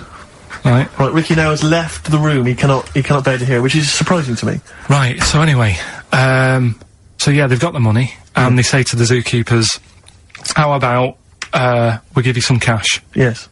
And they go, Sorry, hang on. Sorry, the zookeeper said that to the monkeys. yeah. Right. No, the monkeys who have got the £250,000 Right. say to the zookeepers, we'll sort you some money out if you let us go. Sorry, Right. the monkeys say to the zookeepers, we'll give you some money. Yeah. You don't see any problem with that? Right, listen. Okay. It's nearly finished. Right, I'm listening out there. This is ridiculous. Go. What do you mean the monkeys say? What do you mean the monkeys say to the zookeeper? They were probably holding the money out, like, kind of going, look, you know, we'll do your deal. Right, okay, come on. And what happened is, I think they were happy with that. I think they left, and that was that. They wanted to get out of the zoo because they didn't like it in there. There's the thing. Right, I don't... Just have a look. Right, Carl, think. Right, how did they get out in the first place, this one? Just let Steve have a... So why did he go... So he went and robbed... He thought... what, he knew there was going to be a robbery that day, did he? He might have been getting some money before they went to escape, and then that happened, and they had more money. They might have been withdrawing some stuff out. What do you mean? No. If he was planning on leaving the zoo, he's going to get his savings. What are you talking about? What have you read there, Steve? I've got a feeling this is a review of one of the Planet of the Apes films. I think it's Escape from the Planet of the Apes. I'm not certain. It could be Beneath the Planet of the Apes. Right, what, I mean, Carl, think, please think, right? So this monkey, right, he leaves the zoo, right? So he leaves the zoo, which he can do, presumably what, they leave him the keys or what? They're chatting to him, they might as well. He goes to a bank, what's he thinking of doing? Sees a robbery, probably by chance. He probably wasn't tipped off, was he? Or has he got one of those police scanners? Probably got one of those police scanners, Well, I think he was going to the bank to get a mortgage to build I think he wanted an extension, didn't he, on his cage? Think of that. And so, I love the fact that he hands out the guns and they do a deal. It's, honestly, you've got the best mind working on radio today. It's incredible. Oh, chimpanzee, that monkey news. There's been quite a lot of stuff going on. There was a few bits in that Guinness Book of Records book that cost me 20 quid. Yeah, well, that's not news, is it? They printed that probably last September. No, so that's... there's one in there. New music. New monkey news from last September. You're a lord. Come on. Waster. Police, Ricky. Monkey news. Right, there was this monkey in a zoo in Brazil. Right. Right. And, there's a little man monkey, a little woman monkey. And, You're a scientist, aren't you? Go on. And they said, the people in charge were like, oh, wouldn't it be good if they had kids? Brilliant. Right. So, anyway, the chimps used to stand sort of, you know, they'd have the little caves each, and they used to sort of, lean on the fence having a bit of a chat and stuff with each other. Well, you know, gossiping, the equivalent sort of thing. Yeah. So, anyway, they were getting on a storm, and, like, the zookeepers were like... Can you hear that cheapest chimps this week? I thought it was fascinating. Yeah, just gossiping, I understand. So, what's, any monkey news? I don't know, let's tune in. What was monkey news this week? Come on. It was from last September. So, they were, you know, stood there having a chat, and the zookeepers were like, I wonder if they're ever gonna, you know, have kids and that. Yeah. Anyway, it went on for ages, you know, this just chatting, no sort of action. Blimey. So what the zookeepers did was, they said, I know, they'll have kids. Are we letting that go? They were just chatting, are we just letting that go? We're letting it You know go. what I mean? I mean, just doing whatever monkeys do. Okay. Right? So, so the zookeepers were like, yeah, I wonder when they're gonna, you know, have some kids. Yeah. Anyway, what they decided to do, to sort of do to egg them on, Yeah. bought one of them a suit, one a wedding dress. Right. Keep going! No, I'm not having it. Shut up, Gervais. Fade him down if he's going to interrupt. I want to hear the rest of this. They got married. So they got And, married? Yeah, they got married. Right. What? That's the end of it! This is why I don't... Right, that's the end of monkey news. That's the end of monkey news. Don't do that again, you've got no features left. Why don't you like that? Well, it's just not a story! It's about two chimps chatting, which doesn't happen. The zookeeper's going, I wonder if they're gonna ever have kids. Egg them on. They got married. That's the end of the story. What are you talking about? Hang on, just calm down. Let me just check that you didn't make a mistake there and didn't lose out. What do you mean you didn't make a mistake? Wait a minute, he may have just left out a fundamental piece of information. What, that the would- story? That would have made it into a story. Right. Let me just check the facts. So they bought them wedding outfits. They were married. Did they propose to each other, or were they just forcibly Don't married? encourage Just him. forced onto And it. then what was the outcome? Once they got married, what happened? They fell in love? Yeah. What? Whoa. It's not a marriage, Karl. Be quiet. It's not a real marriage. I don't know what you've got in your head. It's like the head of Homer Simpson. I'd go in there and there'd be a wedding reception and there'd be a couple of fights and they'd be talking about stuff. They got married. They fell in love. Did they have children? They're not back off the honeymoon yet. Play a record. You got no features left. Have you got anything interesting about a monkey or an ape so we can do chimpanzee that? I know something that a lot of other people will know, but I'll Well, let's do it then. What's it called again? Where should we do a jingle? Well, do a little jingle for us then. Oh, chimpanzee that! Brilliant. That's great. Right. So I look forward to that every week. Yeah. And what's Go on, your who's the interesting interesting chimp fact? fact? Right, it's about this monkey ages ago. Of course. Don't know where it happened. 17th century? I think it was a chimp. Right. Right. Got caught having a fag. You know it. What do you mean, do I know it? Oh, narrow it down. Those are chimps are caught with woodbines. Right. He it was got having- caught having a fag. So it was sent to court, and Was it underage? it was. And it got someone to go into the newsagent forum. Did he get a bigger gorilla Yeah, to got go a into the bigger news gorilla. to get 20 Rothmans? It ended up doing time because it was. Go smoking back a minute. sugar. Wait a minute. What I mean- Whoa. No, I don't know that's as much as I know, so there's no point questioning. That is as much as you know, isn't it? Quite literally. Sorry, but why did he go to prison? It's against the law to have a monkey having a fag. Wherever it was. In a built-up area. What are you talking about? It's against the law for a monkey to have a fag. What if it got it himself? Even if it just... What about if it earned it himself, just like moving tyres round or don't- mucking out the honestly. zebras? I don't know the full story. That's You don't know the full story, do you? But do you think? You never do, I do you? presume it was a monkey from a zoo, right? Yeah. Do you think it'd be fed up, though? Because in a way, it's home from home, isn't it? When I read it, I didn't think it was that bad because I just Carl, thought, well, they don't put monkeys in prison. They didn't put the monkey in a prison. They're overcrowded. They haven't got the space. Well, I'll find it and give you the where I got it from, and you Chopper Harris was furious because the monkey got the top bunk. Yeah. can I just? And Read he did. Okay, then. Oh, chimpanzee that. Another one next week. I don't think so. Oh, chimpanzee that. Monkey news. Right, there was this card game going on, right? in a big hotel in Vegas, Right. The Luxor Hotel in Vegas. Yeah. It was a major card game. All the big players and that Sure. were involved. Right, they're all invited. Anyway, so they all meet up in this dark room at the back of the... Oh, there we go, dark room. But hairy fella. So it was brilliant at poker. Like I say, it's a big game, and that everyone's been waiting for it, so it's played in the back room, not in the main entrance bit, right? So anyway, like I say, it's dark in there and what have you, and the players went in, there was already someone sat in there, right? Right. But they couldn't quite see Was he him. a short, hairy bloke with slightly longer arms than legs? Couldn't see him. Where because his arms slightly longer than his legs, couldn't see strangely him with it enough? being dark. Was he and what have you. holding his hand of cards with his feet? Anyway. So the cards were dealt, right? Cards were dealt, game's going on. His cards with his feet! Game went on for hours, right? No one's listening. The terrible thing is that not even we're listening to Karl now. I know. Literally no one is listening to Karl. Insulting. There was a lot of smoking going on. It's going on. A lot of eating and nuts going on. That was a bit weird because they don't normally get through as many, but for this night. So, come on, let's just play Bruce. Goodbye, everybody. See you maybe at Christmas time. Yeah, Goodbye. right.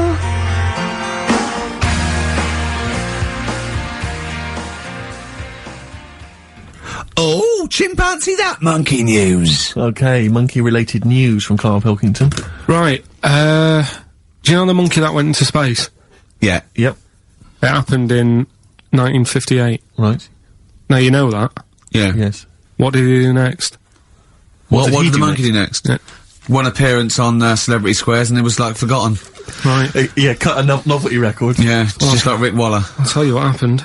He got back and all that. Got back. Heroes welcome. NASA sort of said, you know, you did a good job. And that's where a lot of people think, you know, it all ended. Sure. Yeah. But NASA were like, well, hang on a minute. We He's spent a lot of trained. time, we've trained him up and stuff. So he's like, you know, he's saying, sure, you know, I've learnt a lot, I've still got it all, I've kept it all, I know what to do. So they said, right, we'll use you. So he turned into, like, a bit of a trainer at NASA. We wanted to send you out on the top of an organ. yeah. Put on this little bellhop outfit. Could you smoke fags? Yeah. I'll have a go. So they were getting in new monkeys. You know, the main man at NASA was saying, can you teach us the sound? He's going, of course I can. Do you know what I mean? I remember it all, I know what's going on, I'll tell him what button to press, what to do in emergencies, that sort of thing. It was technically sort of employed by the army. Right, Because that's can I just fit in here? I don't know the story, Karl, and I might embarrass myself here. You've got an army of people out there that will probably send me an equally deranged email from a different website, but I'm pretty sure when they sent the monkey into space, it was to monitor his physiology. He didn't press any buttons or learn to dock or take off.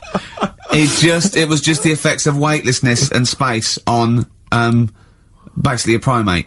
I'm pretty sure he was tied in with electrodes to his head. So, Yeah.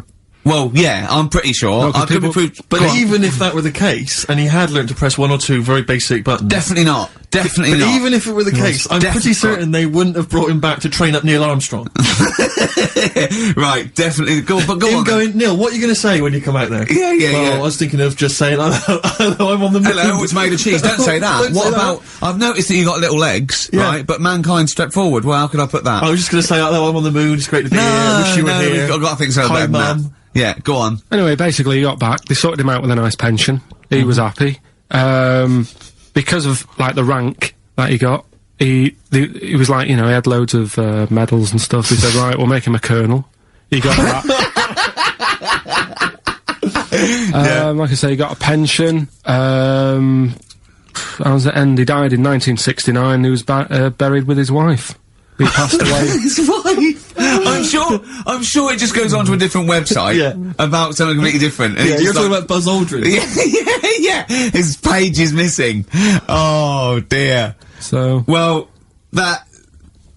Karl, if someone could call in, did they train Leica the dog to sort of like, you know, dock and He never re-entry? made it back, did he, like? we'll They find didn't out. bother. We'll find They out didn't next week. even bother. Didn't bother to bring him They back. just sent him up there, and they didn't have technology to bring him back. And they just went, yeah, that's it. That's brilliant. Well, I can do that. Yeah.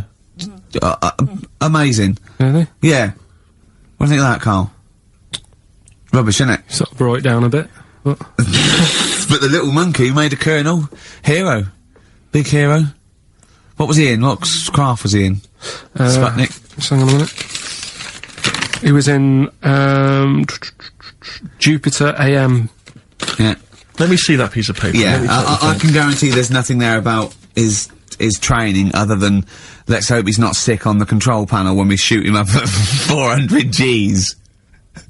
Oh dear. I love the fact that you think that this monkey was a high. Do you know what I mean? Do you, when you think of these things that are less in the monkey's face, do you think of the Planet of the Apes? Like they're sort of talking, sort of chimps and gorillas, and they're in tunics on horseback with snub-nosed rifles. What do you think of? Just a little monkey getting on with it. He knows his job, he knows what he's got to do, he gets on with it. Look, he's pressed the button. Watch him press the button. This takes me back. Do you remember 1965, I think it was? We're going to use him to train other DJs. That's it then. Goodbye. Thanks. Cheers. Cheers.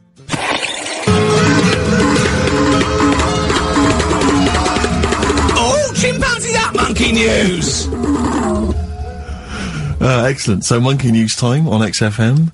Karl Pilkington, the man in the hot seat. Karl, what have you got for us? Okay, monkey news this week.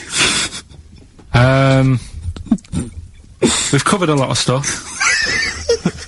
We have indeed. Now, do you know, like, there's places where you can go for, like, weekend rests and stuff, Sure. and you relax, you sit in a little spa, you might have a swim and Yep. stuff. Well, they've got a place done for monkeys, Of course they have. right? They can go there, they relax, forget about all the stuff they've got going on in their head. They can have a manicure, Right. got nice meals, It's not called a manicure though. It's called a chimpacure. beauty them. treatments, Yeah. right? They look good and stuff. Yeah, well, look good, feel good, yeah. Now, you might think, well, that's pretty normal. Well, The bit I haven't told you about is it's actually run by a couple of chimps.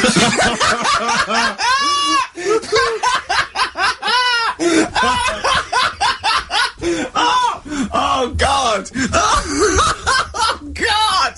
Oh God! You're a maniac! right, Oh, for Christ! Oh. let's just... It's like a couple of chips. Let's Of just... course it's not. No, it is, because think about it, right? No, not think about it. What do you mean? Yes, it is. Of course, it's not run by a couple of chimps. What do they do? Get a loan? Right, if a chimp wants Yeah. to have a rest, Yeah. where would you go to? A place that's run by humans that don't know what chimps' needs are? No. My point is this: how did they get it together? How did the two chimps, Mr. and Mrs. Chimp, went for a loan and said, "I'll tell you what we need: a spa." I think it started off quite simple, right? Just you know, basic stuff. but they've expanded over time because it's become so popular. It's gone mental down there. Sure. Go! I They've all don't heard know. about it. Now, the thing is, the problem is this, right? That isn't even the top and bottom of it, right? Christ! The problem is, it's been going on and on and on, right? It's been earning a lot of money and stuff. The monkeys are happy. The monkeys that go there are loving it. They're telling friends and stuff. They're all coming to it. Now, the problem is, it's this little monkey, little man monkey and a little woman monkey, right? Yeah. Who are sort of girlfriend and boyfriend. Sort of. It's an open relationship, they can play around if they Well, want. the problem is they're not married, right? Now, Trouble brewing. the lad monkey, fella monkey, he's getting quite old. Mm. And the problem is, because it's his name that's down on all the stuff. Carl, all the forms. actually, Let him I don't- finish. I'm getting scared now. Let him finish. It's his name on the business, and the problem is his missus is kind of like, what's going to happen? Sure. What If are you he getting this? passes Where are you away- getting this from? Internet. Carl, I don't know where to start. No. This is the. Can we this just is hear the end? This is ridiculous. So the problem is, the Female girl- monkey is worried that the male monkey she's worried. is What's going to going die. to what's going to and happen with the gonna business? What's going to happen? Of course. Right now, What do you mean the business? the health There isn't spa, a business. It's a joke. health Rick, spa. you're not listening. His name's on the form. The male monkey's name, it's in his name. Now the problem is, Oh, the woman monkey has got some kids, but because they're not blood relatives, it's not going to be handed down to them. And the What, courts, they're kids from a previous monkey marriage? yeah, Right. so they're not going to get it. Let me just check this out. Yeah, otherwise you don't want to check the facts, otherwise Yeah. you could look like a twat spouting shit on the radio. Please check the facts for scientific Secured. they're just a bit worried because they're saying that the people in Ohio, which is where they've got the little health thing going on. So that makes it more believable that it's Ohio. I thought you meant it was Berkshire, in which case it would be rubbish. It looks like the local people are trying to get in there. They've seen the success of it. Sure. And they're They want a trying piece to of go in and action. take it over and stuff. Yeah. So, Give me the piece of paper. Throw it away. Play a record. That's the worst one I've ever heard. And there's something wrong with you. Play the jingle. Okay. Oh, chimpanzee that monkey news. right. Come on. Come on. Should be ready, Karl. That's we've amazing, done- isn't it? It's Nicholas Witchell. The bomb. No, that's not the first. Come on! No, but it's always difficult, isn't it, to sort of find something that's good each week, right? Last week, we did the chimp. It is for us, yeah. We had the chimps who were running a health spa, Yeah. right? We've covered the one who nicked a car to go on to Spain Yep. to Wow. sort his future out. All shite. The hairdresser, I think we've done that one, the little monkey hairdresser. This week, we're looking at monkeys, that they're using. Do you know, like monkeys? They know how, like. I've lost the will to live, Steve. Oh, well, I don't want to do it. Right? Well, come on, come on. What are monkeys good at? What are monkeys good at? Yeah. Well, running small businesses, cutting people's hair, and driving cars. Yeah, they love Spain. Oh, and foiling bank robberies. Yeah, they're great. Well, something else they're good at, right, is like weighing up the situation.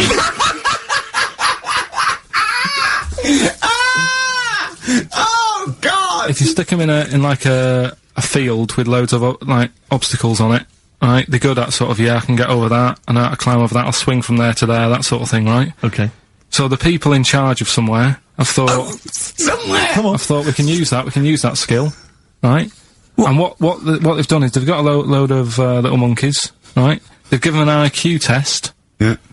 and the ones that score above 80, right? Get to produce this show next week. Join the army. Right. How do they join the army and what do they do? They just, what they do is they set little obstacle courses up for them, they do that, they do a cross-country run, they do, the IQ cross-country test. run? Yeah. Okay. And then, once they've done all that, they make them a little uniform, made-to-measure little uniform. Slightly longer arms, shorter legs than usual, yeah. Yeah. And, basically then they taught how to use a gun and that sort of thing. Yeah, of course they are. You're talking rubbish again. This came through literally, pretty late on, so So you've not had a chance to corroborate all the facts, as usual. just have a look. Right. It's the bit I'm looking for is, well, A, why they're doing it. Why are they doing it? Yeah. Why do we need monkeys in the army? And secondly, why are we giving them guns? I'll Yeah. just check to see if any of that I love the information is fact we answered. only let gays in recently. Yeah. Yep. Talk amongst yourselves. Yeah. Just have a look. I can't read it. There's too much pressure. I Well, need it's to- rubbish. No, maybe just play have a. But it's rubbish. They don't get. It's the way that there are things. There are animal cores, right? There are horses. There are dolphins, sea lions.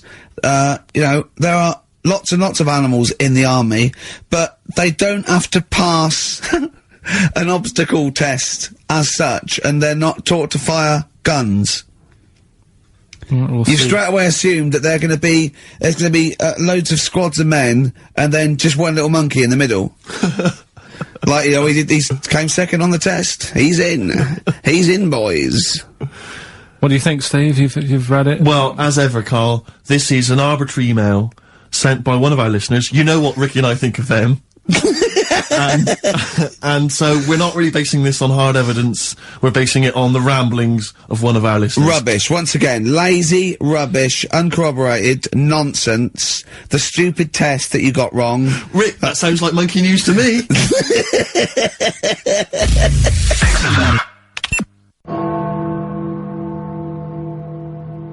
Let's cue up the jingle. Hang on. Alright. Perfect. Oh, chimpanzee that monkey news. Right. Let's have a look. This one's from some woman, right? Yeah. And she was taking part in the London to Brighton bike ride, right? lovely day, weather's good and everything. What year? She's, just a couple of months ago. She's done all the training, right? Done all the training and stuff. Got a brand new bike for it, got a little puncher outfit and stuff, all set for the day, right? It's a nice day, she sets off, they all start pedalling and that on the way to Brighton, right? So she knows the route and that, got her little headphones on, cycling along. Suddenly... Right, okay, I'm gonna stop you now. If a cyclist overtakes her, and it's going really fast and it's sort of hunched over, but it's got, like, lots of cycling gear on and a helmet and goggles and they can't tell what it is, but they just know it's like a little hairy, fella, who hasn't bothered shaving his legs, which is weird, isn't it? Because cyclists usually shave their legs, and this bloke had really hairy legs. But, and it won, they gave it the medal, it won 3 years running, they gave it the key to the city, it had its own game show, and then someone said, hold on though, this fella's all hunched over and he's only 3'5" and his arms are longer than his body, it's a chimp! If it goes anywhere near that, we're never doing it again. More monkey news next week. She's cycling So along. anyway, she's cycling along, right? And, this tricycle... I couldn't predict that! There's always one element you can never anticipate. Yeah! Got a kiddie's tricycle with a little kid on it, little hairy kid with a helmet, okay, just go on then. The tricycle comes Whizzing past, yeah, him. strong legs, isn't they, chimps? So she's thinking that's... But didn't get a chance to see the thing. Oh, yeah, couldn't quite see the cyclist!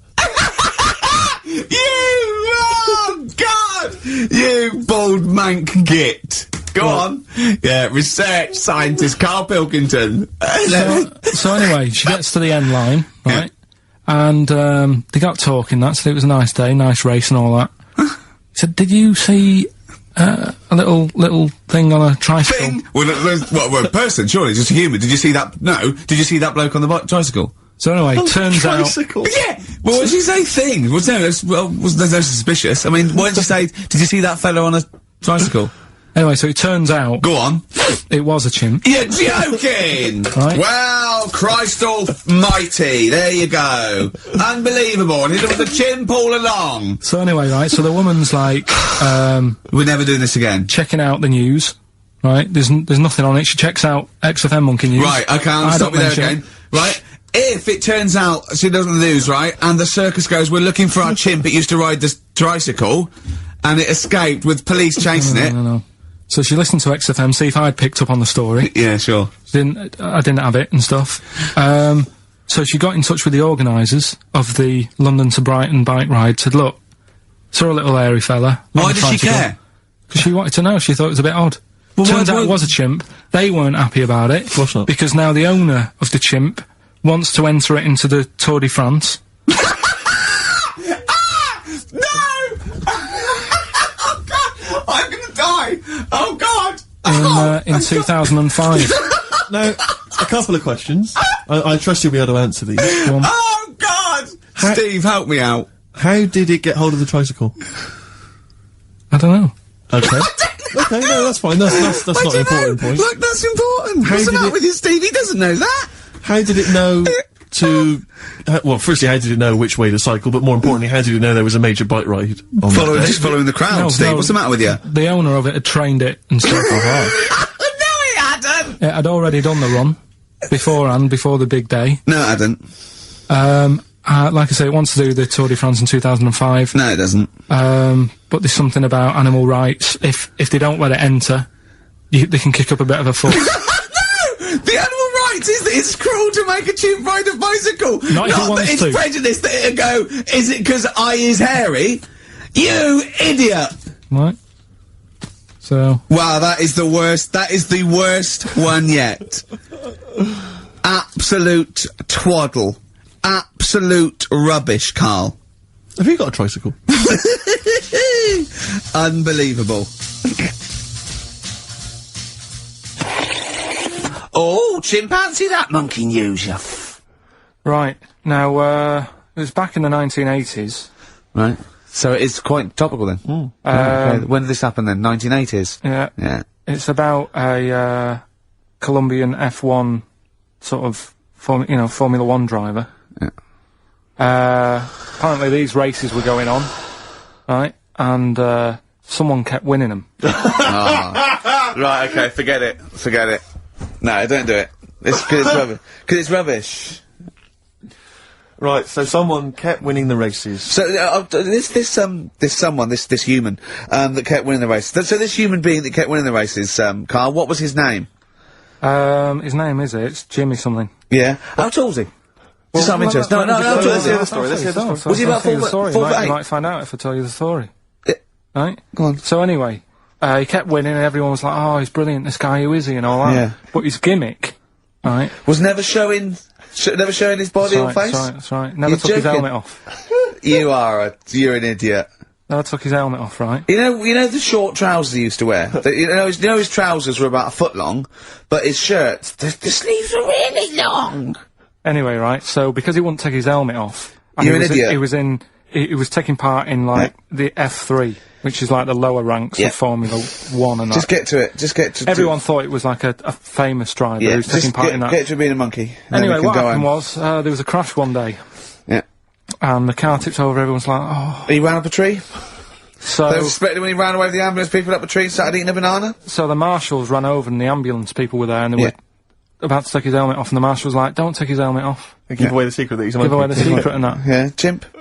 Yeah. Took his helmet off. Jimmy Chimpus. Little monkey under there. No, definitely not. Okay, let's play Ryan Adams. Did he survive? Let me Yeah. just a couple of questions. Did he survive? Yeah, he did, yeah. He was allowed to keep all the awards that he won. Sure. But he wasn't allowed to take part in any other races. Yeah, didn't happen. This is Ryan Adams. We'll see you next week. Yeah, let's do monkey news. Alright. Play the jingle? Oh, chimpanzee that monkey news. Right, there's this monkey, right? Oh, yeah. I think his name was number 6 or number 7 or something, right? In this lab, right? And anyway, it's in there with like the rabbits and little mice and stuff like that. And The rabbit smoking. the nurse, right? The nurse, not the nurse, the woman who works in the lab. What would you call her? A nurse? Depends. What depends what her job was. If she was a lab assistant, you call her a lab assistant. Alright. I mean, they probably call her by her name. Alright, lab assistant, right? Kirsty. So I she's think it's probably Kirsty. Right, Kirsty Morris. well, she's in there, right? Yeah. And she don't work with many people and that. She's mainly on her own with, just putting lipstick on rabbits and stuff like that, right? Chimp fancies her? So, Chimp fancies her? She's putting on lipstick, chimp fancies her? 'Cause she's got hairy legs? He gets pally, right, with this woman. Yeah. Because, it gets to a point when she sees him every day. The way he sort of tries to string out like it's a narrative love story. Did the chimp put its hand out and grabbed her, and then you thinking that he made a move on her? So, Right, come on, he's let him allowed tell out, the he's story. allowed out Oh, the it's not a cage. story, is it? He's allowed out the cage and what have you every day, so, he's wandering about, and as time goes on, he's watching what she's doing more and more, right? So, he notices, like, the code on the door, right? Whatever, 247 or whatever, Yeah. and he goes, right, I've clocked that, I've got that, I'll remember that, right? And then he goes, right, there's a lot of Definitely not. lipstick and that knocking about, a lot of makeup. Right, okay. No, there's no way. Finish. No, because So- Steve, you know what's gonna happen. Let him finish. I know what's gonna happen. So he's there. It's ridiculous. And he's going, well, if it's there, you know what I mean? So while she's messing about with the rabbit, he gets there, he's in front of the mirror, putting a little bit of lippy on. Right? You are a man! No! I can't! It's gone too far! little bit of a- No, it's gone too far, Steve. Right, Your mic's off, Rick. He's finishing Right, the story. so- Turn mine off as well. It's gone too far. Turn him off. Just let him finish. Right, so the thing is, right, it's this monkey wandering about. It's got lipstick, it's got mascara on, it's looking pretty I good. didn't mention the mascara! It's looking alright, right? So it knows the code on the door, 247, right? So, when she's sort of messing about with the rabbit, right, he goes, right, here's my chance. He's looking good, 247, out the door, through the reception man's there, he's like, alright, Kirsty, right? Don't talk shit! You know what it is now, don't you? Oh, chimpanzee that monkey news. Right? Now, whilst I was in Cornwall, I wasn't online, right? I didn't have the internet, so it was like, oh, what am I going to do? And I didn't come back till yesterday. And I thought, is there loads going on that I don't know about in the monkey world and stuff? I was hoping to get some from the zoo that I was meant to be going to. Of course, that didn't happen. So, I said to my dad, do you know anything about monkeys? Or have you got any stories with monkeys? Brilliant. This is what Trevor McDonald does. Turned out, Quarter to 10, he goes, got nothing. Dad, anything happened? You got anything politics? Anything politics, Dad? this isn't monkey news, I'm just giving you this free. Yeah. Oh, brilliant. Turned out one of his mates used to have a chimp. Right. What do you mean one of his mates used to have a chimp? Well, two of his mates. Mind you, Oh, one sorry, wasn't his yeah, mate, I was one wasn't his mate. thinking it sounds a bit far-fetched living in Manchester, like. But if there was two of them... He had a chimp, had to thump it in the head. For doing what? Answering back? Oh, God! Tried it on with his wife. Had to thump it in the head for trying it on with his wife! I love it. It's a proper fist fight in a pub in Manchester. Oh. I'd call him up, but he's one of them who, like, swears all the time. Right. Oh. I mean, it'd be good to get him on and just... Let's interview him. Can we not interview him pre-record? We can bleep out the swear, and I'd love to hear his do story. a lot of work, that. Yeah, well, we're not scared of work, No, are we, I mean, Steve? I'll You get know. myself if you can't be bothered. Yeah, Oh, you know, so... I'll have a word, I'll sort it out. Yeah, try and sort that out next week. sort that out, yeah. Well, don't yeah. tell us the rest of the story then. Let's let him say in his own No, words. but there was another one as well. Some When you fella- say you can get him on, but he swears a lot, you mean the monkey? I'm assuming he's more coherent than your dad's mate. But there's him, and there's some other fella who he knows who had a funny name. I'll have to find out, because you'll love his name. But he was a drag artist, Yeah. and I think he said my dad went round one day, I don't know why, right? Went around there, knocked on the door, chimp answered. Carl, I don't know what you're doing, mate. I don't know where this place you live, next door there's an horse in the front room. There's chimps Mad, running mate. round. Mad. Anyway, Chimpanzees! Is that it? Is that the end of the story? There's a chimp answering the door and that's the end. You sure it wasn't the drag artist before he'd shaved? no, Sure it wasn't your gran? Because I like the really airy ones that decide they can be female impersonators. Yeah, your gran. Anyway. Go on then. This is the monkey news. So you got that for free. What's this going to be like, Well, let's Steve? have more jingles. Okay. Oh, chimpanzee that! Monkey News Extra. Okay.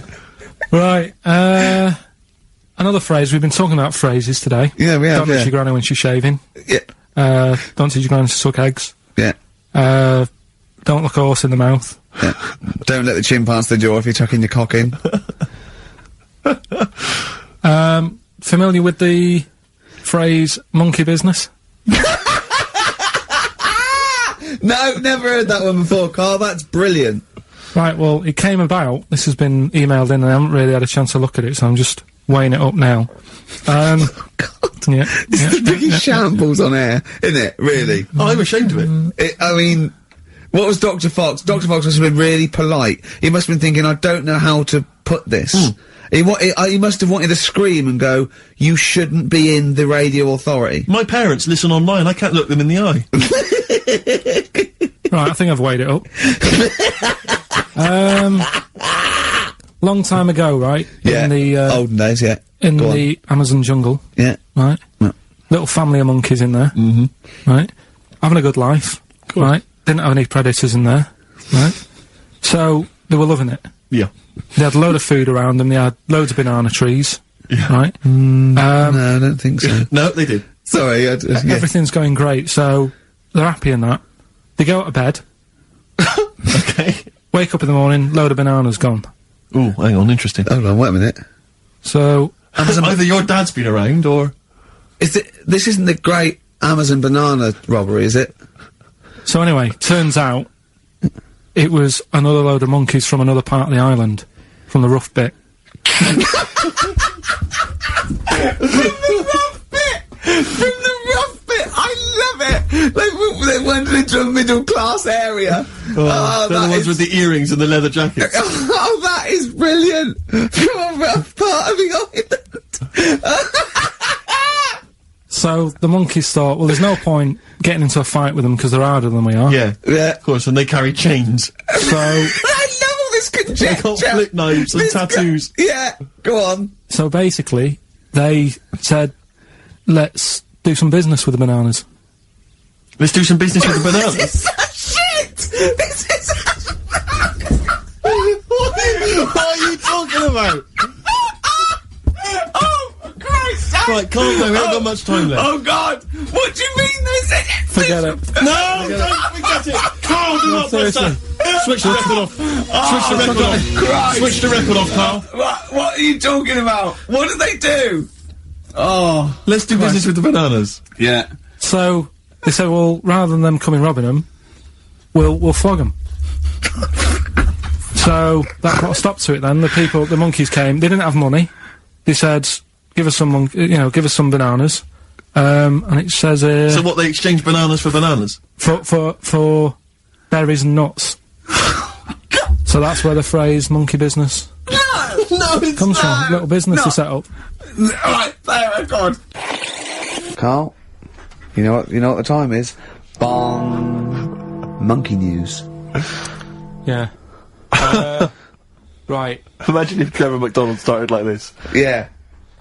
There's been a lot of stuff going on that with monkeys. Oh, yeah. I was mentioning earlier how we're sort of making the feature grow a bit, right? So, I'm thinking... Oh, I haven't told you, Steve, either. I've actually been asked to write a thing about monkeys. A poem? No, for a magazine called, Something Apes. Right. They want me to do, like a column, 500 words. About monkeys? Anything I want on monkeys. Anything. What are you going to write? Dunno, think about it. Well, give him a typewriter, come up with Shakespeare eventually. Yeah. You could write about that. Why didn't you write about that? The fact that you don't believe it. You don't believe that an infinite number of monkeys could type with Shakespeare. Because you reckon most of them hadn't read Shakespeare, so they wouldn't know some of the spellings. Exactly. It wouldn't happen. You idiot. Get on with it. All right. There's been a few things, but one that springs to mind is, they found a load of monkeys somewhere. Right? This is brilliant. Yeah. I mean, imagine this if this was news. Yeah. Go on. Where? I Somewhere. think it was in, 17th century? it doesn't matter that bit. Right? Okay. Found a load of monkeys that are, having a good chat. Go on. They're having a good chat, alright. They found monkeys that can talk. Yeah. They've worked out, they've got about 534 different words that they're using to, like, have a chat about stuff. More than you. Yeah, what do they chat about then? Just, things that monkeys are worrying about. Just, where do you get that from? Who does your hair? You going out with her again, are you? Yeah. Oh, yeah.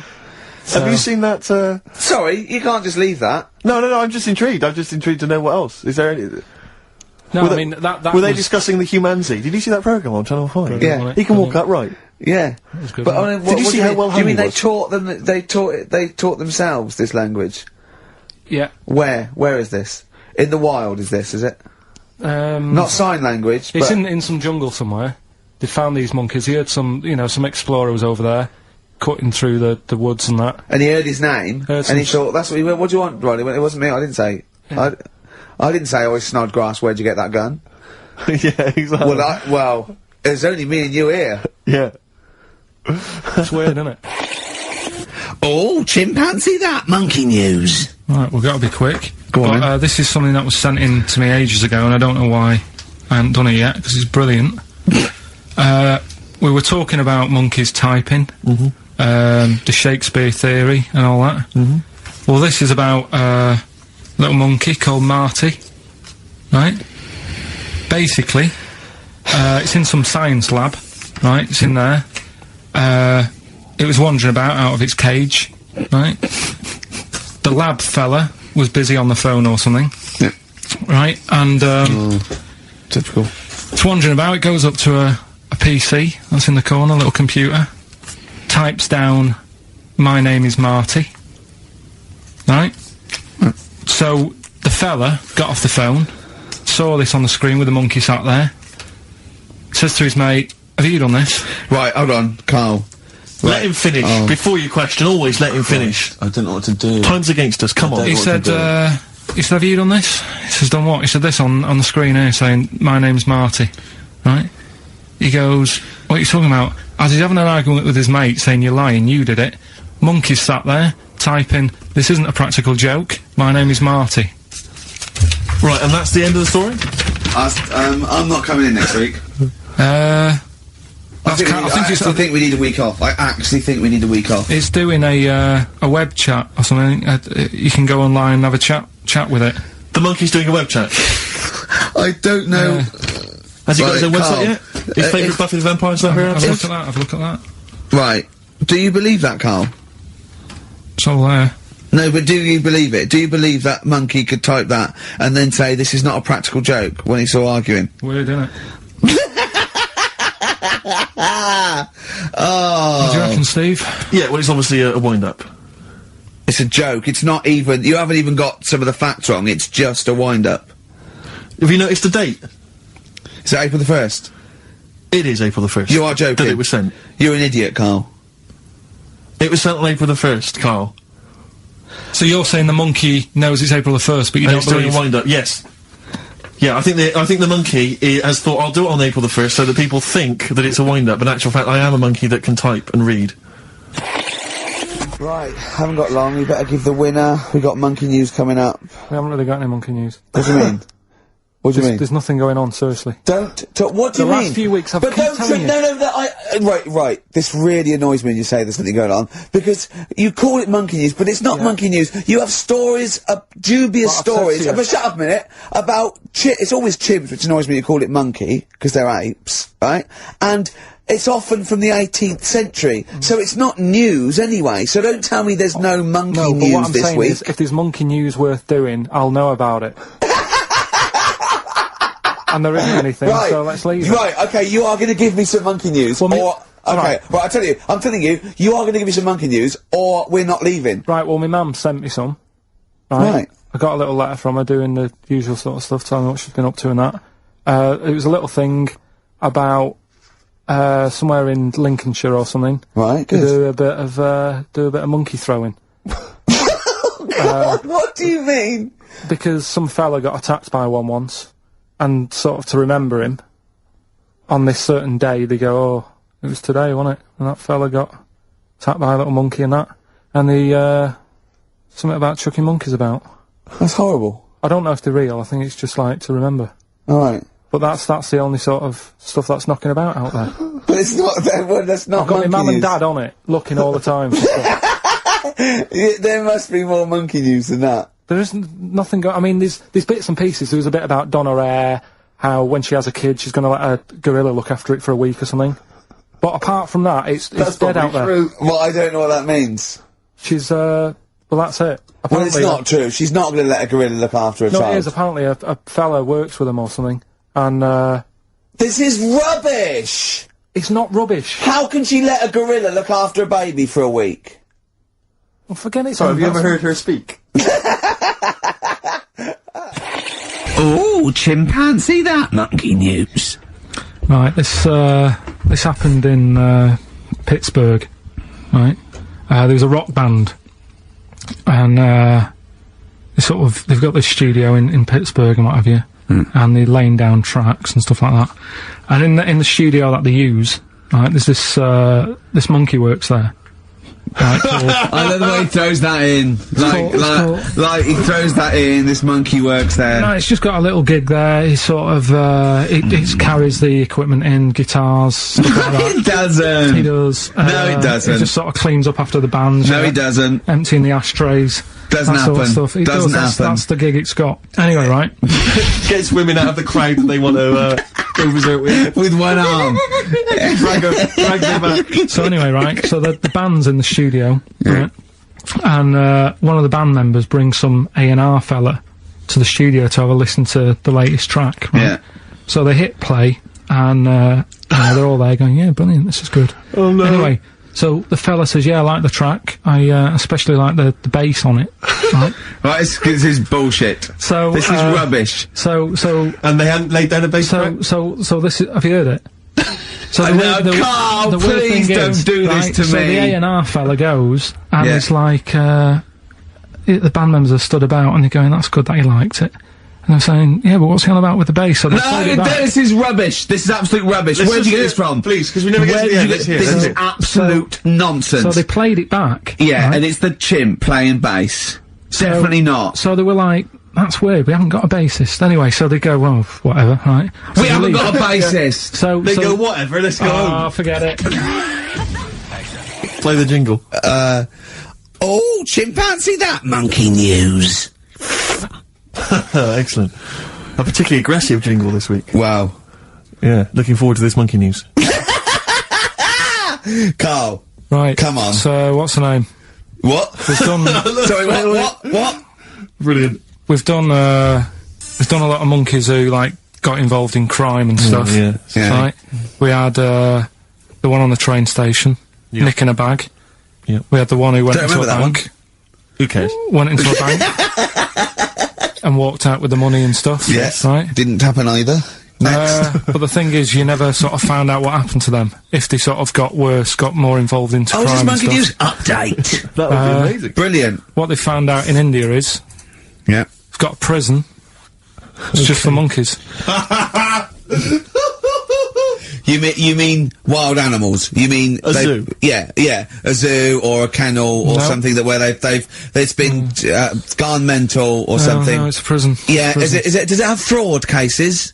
It's got. It's I bet mainly sort of animals that are attacked things. And it's mainly violence. I bet. That's my. that and theft. Say it Taking again. Stuff. Theft. Say it again. Theft. Say it again. Robbing. No, let's go back to that word. We're going to keep doing it. We've got 6 Robbing. minutes. You're going to say the word right before you go to Hastings. Well, you say it. No, Well, you no, say 'cause it then you know how to first. say it. Well, alright, robbing then. It's been caught robbing. Say it again, though. So Who's anyway. Robin? Who's Robin? So, they've got this prison, This right? is extraordinary. Say it again. No, you're not going to say it? Oh, go on then. So they got a prison for them, right? And, there's 11 of them in there, 11 monkeys, Right. that are in there for life. Because that's, I think there's one just got out on parole, right? No time off for But the there's 11, I'll give you the bit of paper because I thought this was... Now, you what- thought it was a bit weird. Now, Carl, what are they in there for, then? Because, I mean, they're in there for life, so I'm assuming it's murder, is it? Premeditated murder? They're not crime bosses, are they? They're not... Are they into the- are kind they of the- prostitution and Are gambling? you sure they're not racketeering? just the pawns and the head sort of like orangutans up a tree going, remember, you don't know me. You're on your own. If I go down, you're all coming with me. You take some of your gorillas down there and sort him out. Oh, the great banana robbery. It's I wonder if they get them. Right, go on then. Okay, let me see. Now, I don't know what source this is, as ever. Is it just the back of a fag packet found in a toilet? Well, no, I mean, someone's clearly... If this is nonsense, then someone's clearly gone to a lot of effort, because it does open with the headline, "Parole unlikely for inmates of monkey prison."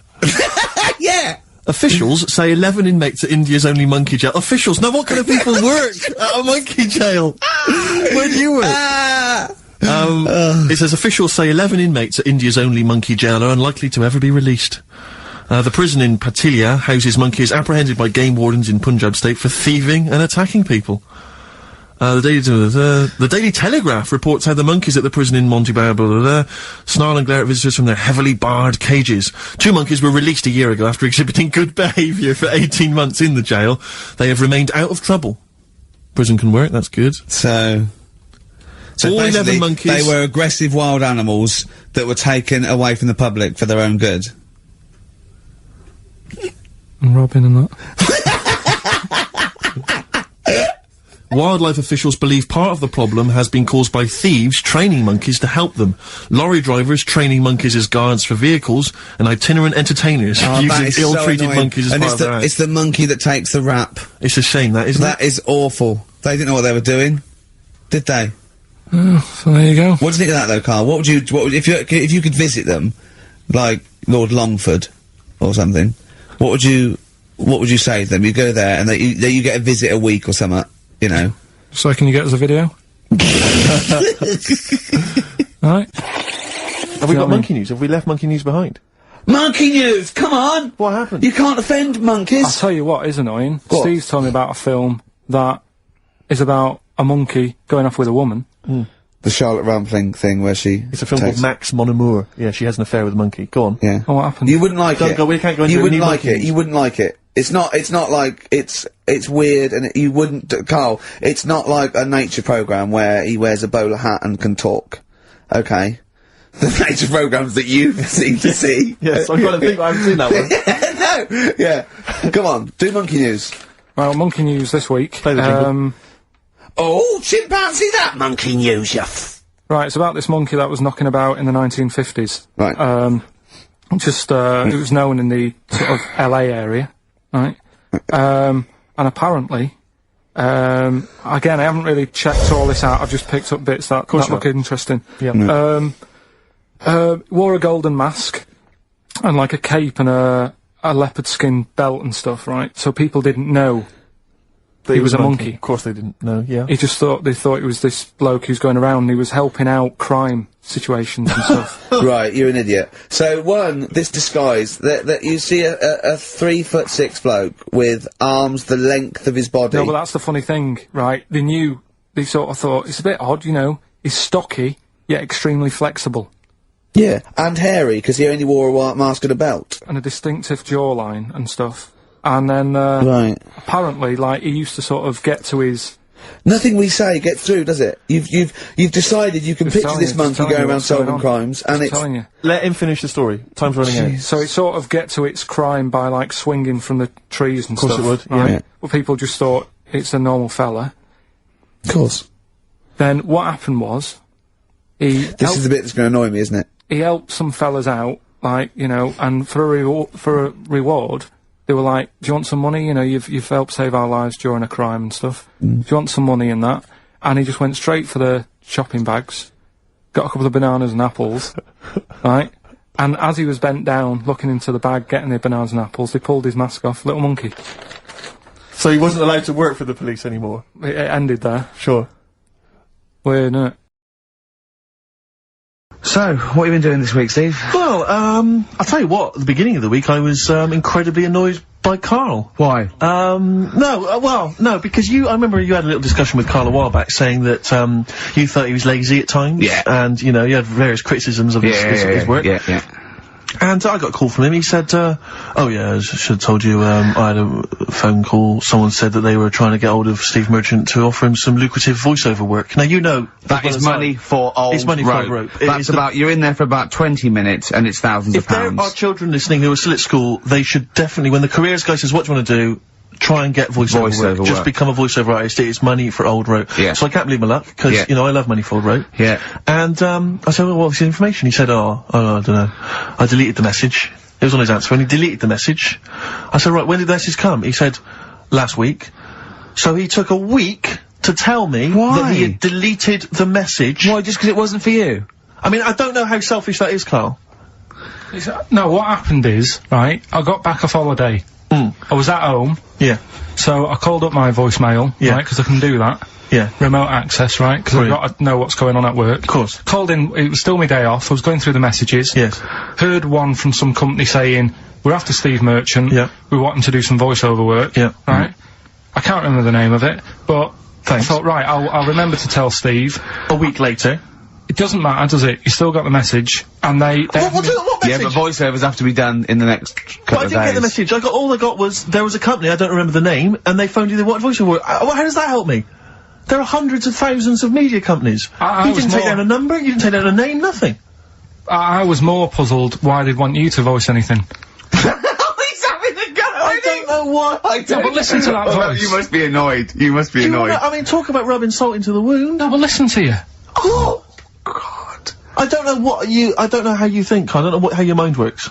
Well, I was thinking there must be a tractor sale on somewhere. What do I care? No, hang on a minute. Wait a minute. Wait a minute. The worm has turned. I don't care if they want me to advertise, you know, the latest designs in pirate fashion wear.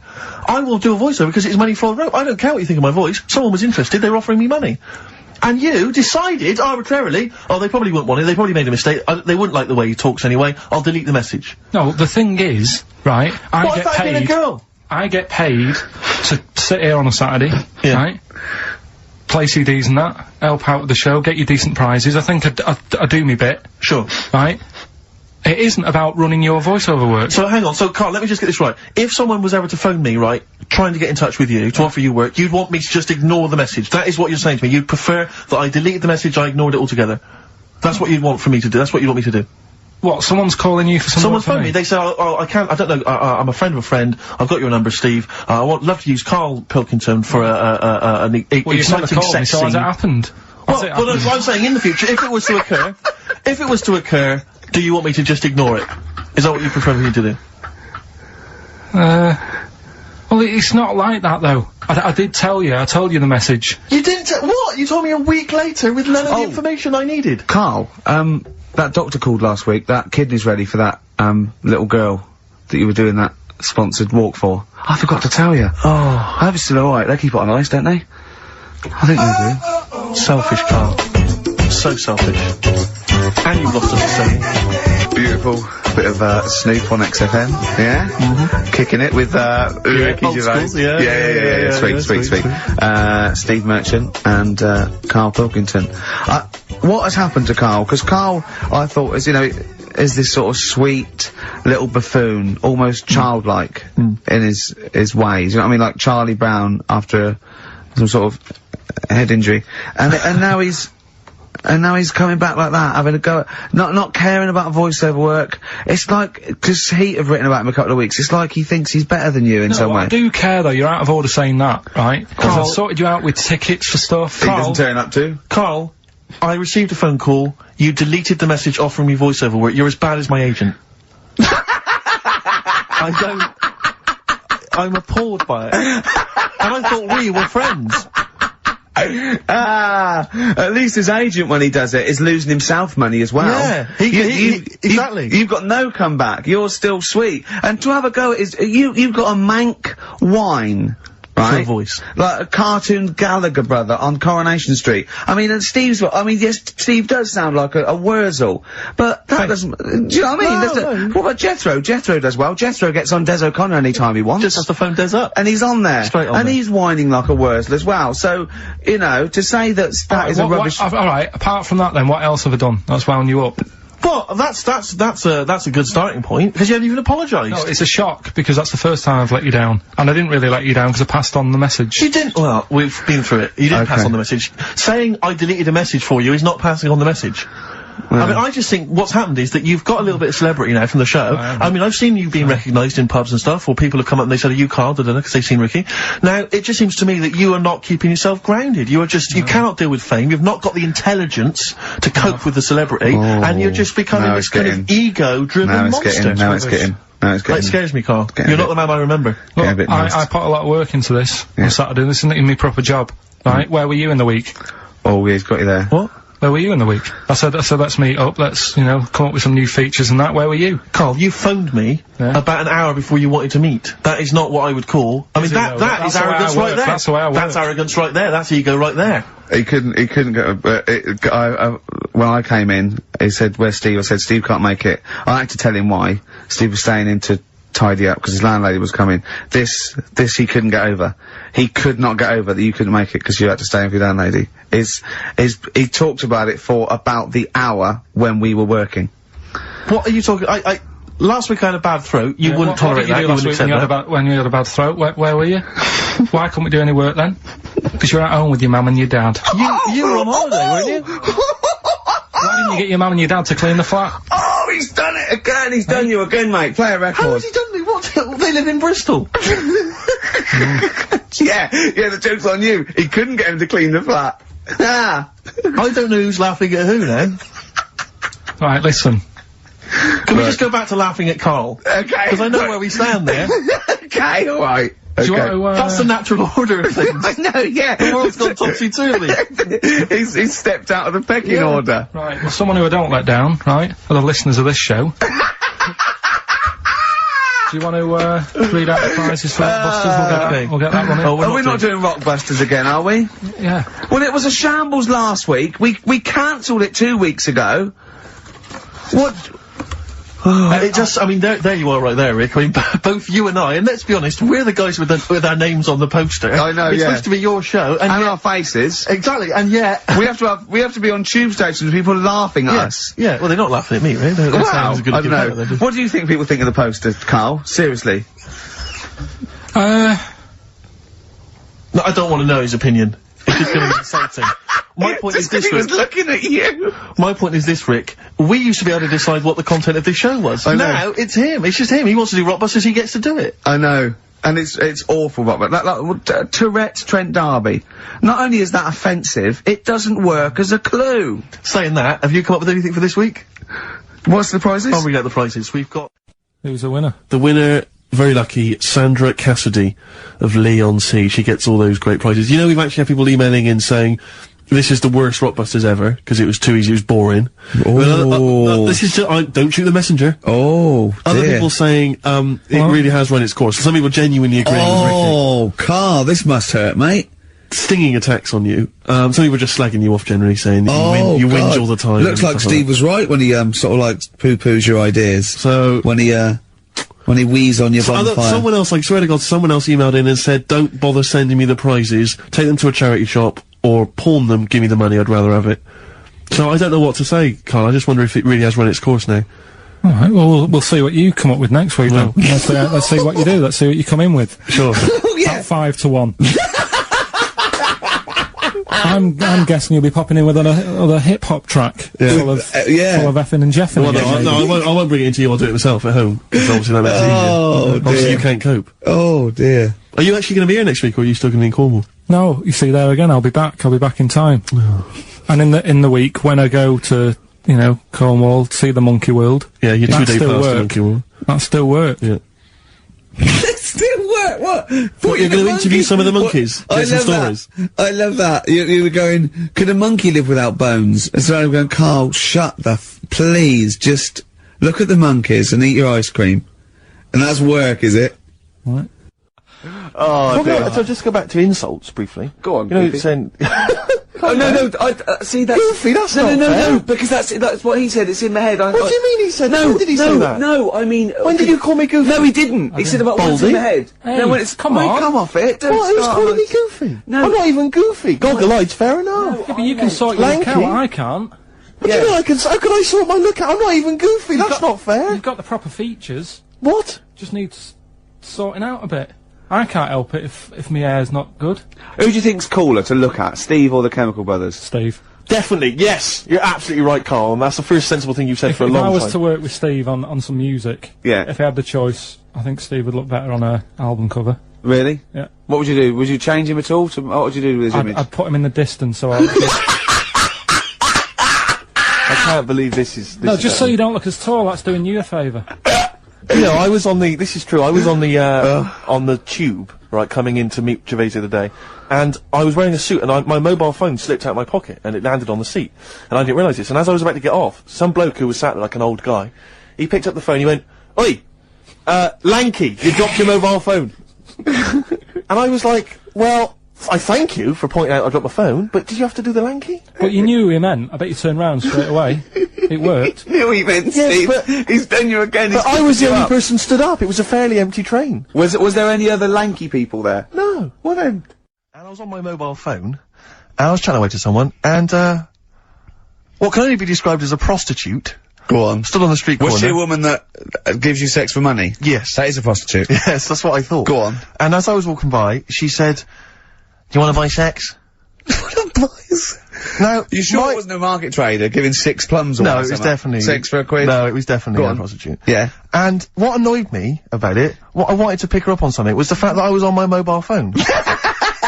It's like, can you imagine? rude. Who would what, am I gonna hang up? Sorry, Mum, can I call you back? I've You just know, had an you know offer. you say you want me to meet more women. And you know you sent me that 30 quid Exactly. for my birthday? Yeah.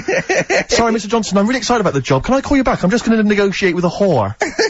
And it was just sort of, you could tell that she was clearly probably desperate for crack or a latest fix of smack. So she was literally, the normal etiquette of prostitution, you know, that they hang around, they show some thigh. I've seen this in films. Will ya? Yeah, exactly. Yeah. Take you out for a meal, that sort of thing. That had sort of gone out of the window, and she was just there, desperate, running around the streets. Did she go out of a window? Because that's another thing they sometimes do, specialist ones. But I was shocked, because I've never been, propositioned before, like that. Really? In London. It's weird, isn't it? Karl, thoughts?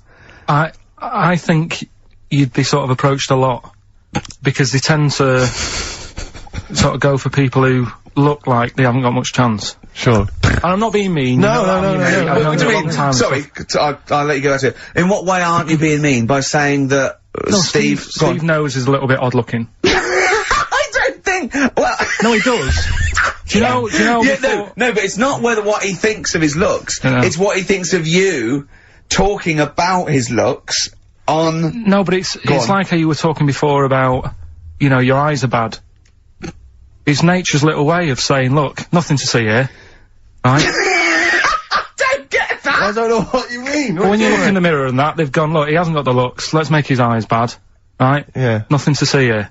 Yeah. That's what I'm saying, we're balancing it out, right? Yeah. And it's funny, right? Now we're on the topic. Sorry, Johnny Depp. Now listen, my chest is gonna burst at this moment. Whenever we go into this conversation, I always think to myself, Karl, do you know what you look like? I'm gonna you know, seriously, can I be honest with you? You look like, you know, if you've got like a balloon, a hot air balloon, right? Just a little balloon, like a party balloon. If you drew a little face on it, right, and inflated it about halfway, that's what you look like. Right. No, play a record. I don't want to get into this. It's too intense. Now you've got onto this. Let's just nip it in the bud now. I'll tell you something that I wasn't going to tell you because I think it was I don't want to hear it. I don't want to hear it. Right, it was on the tube.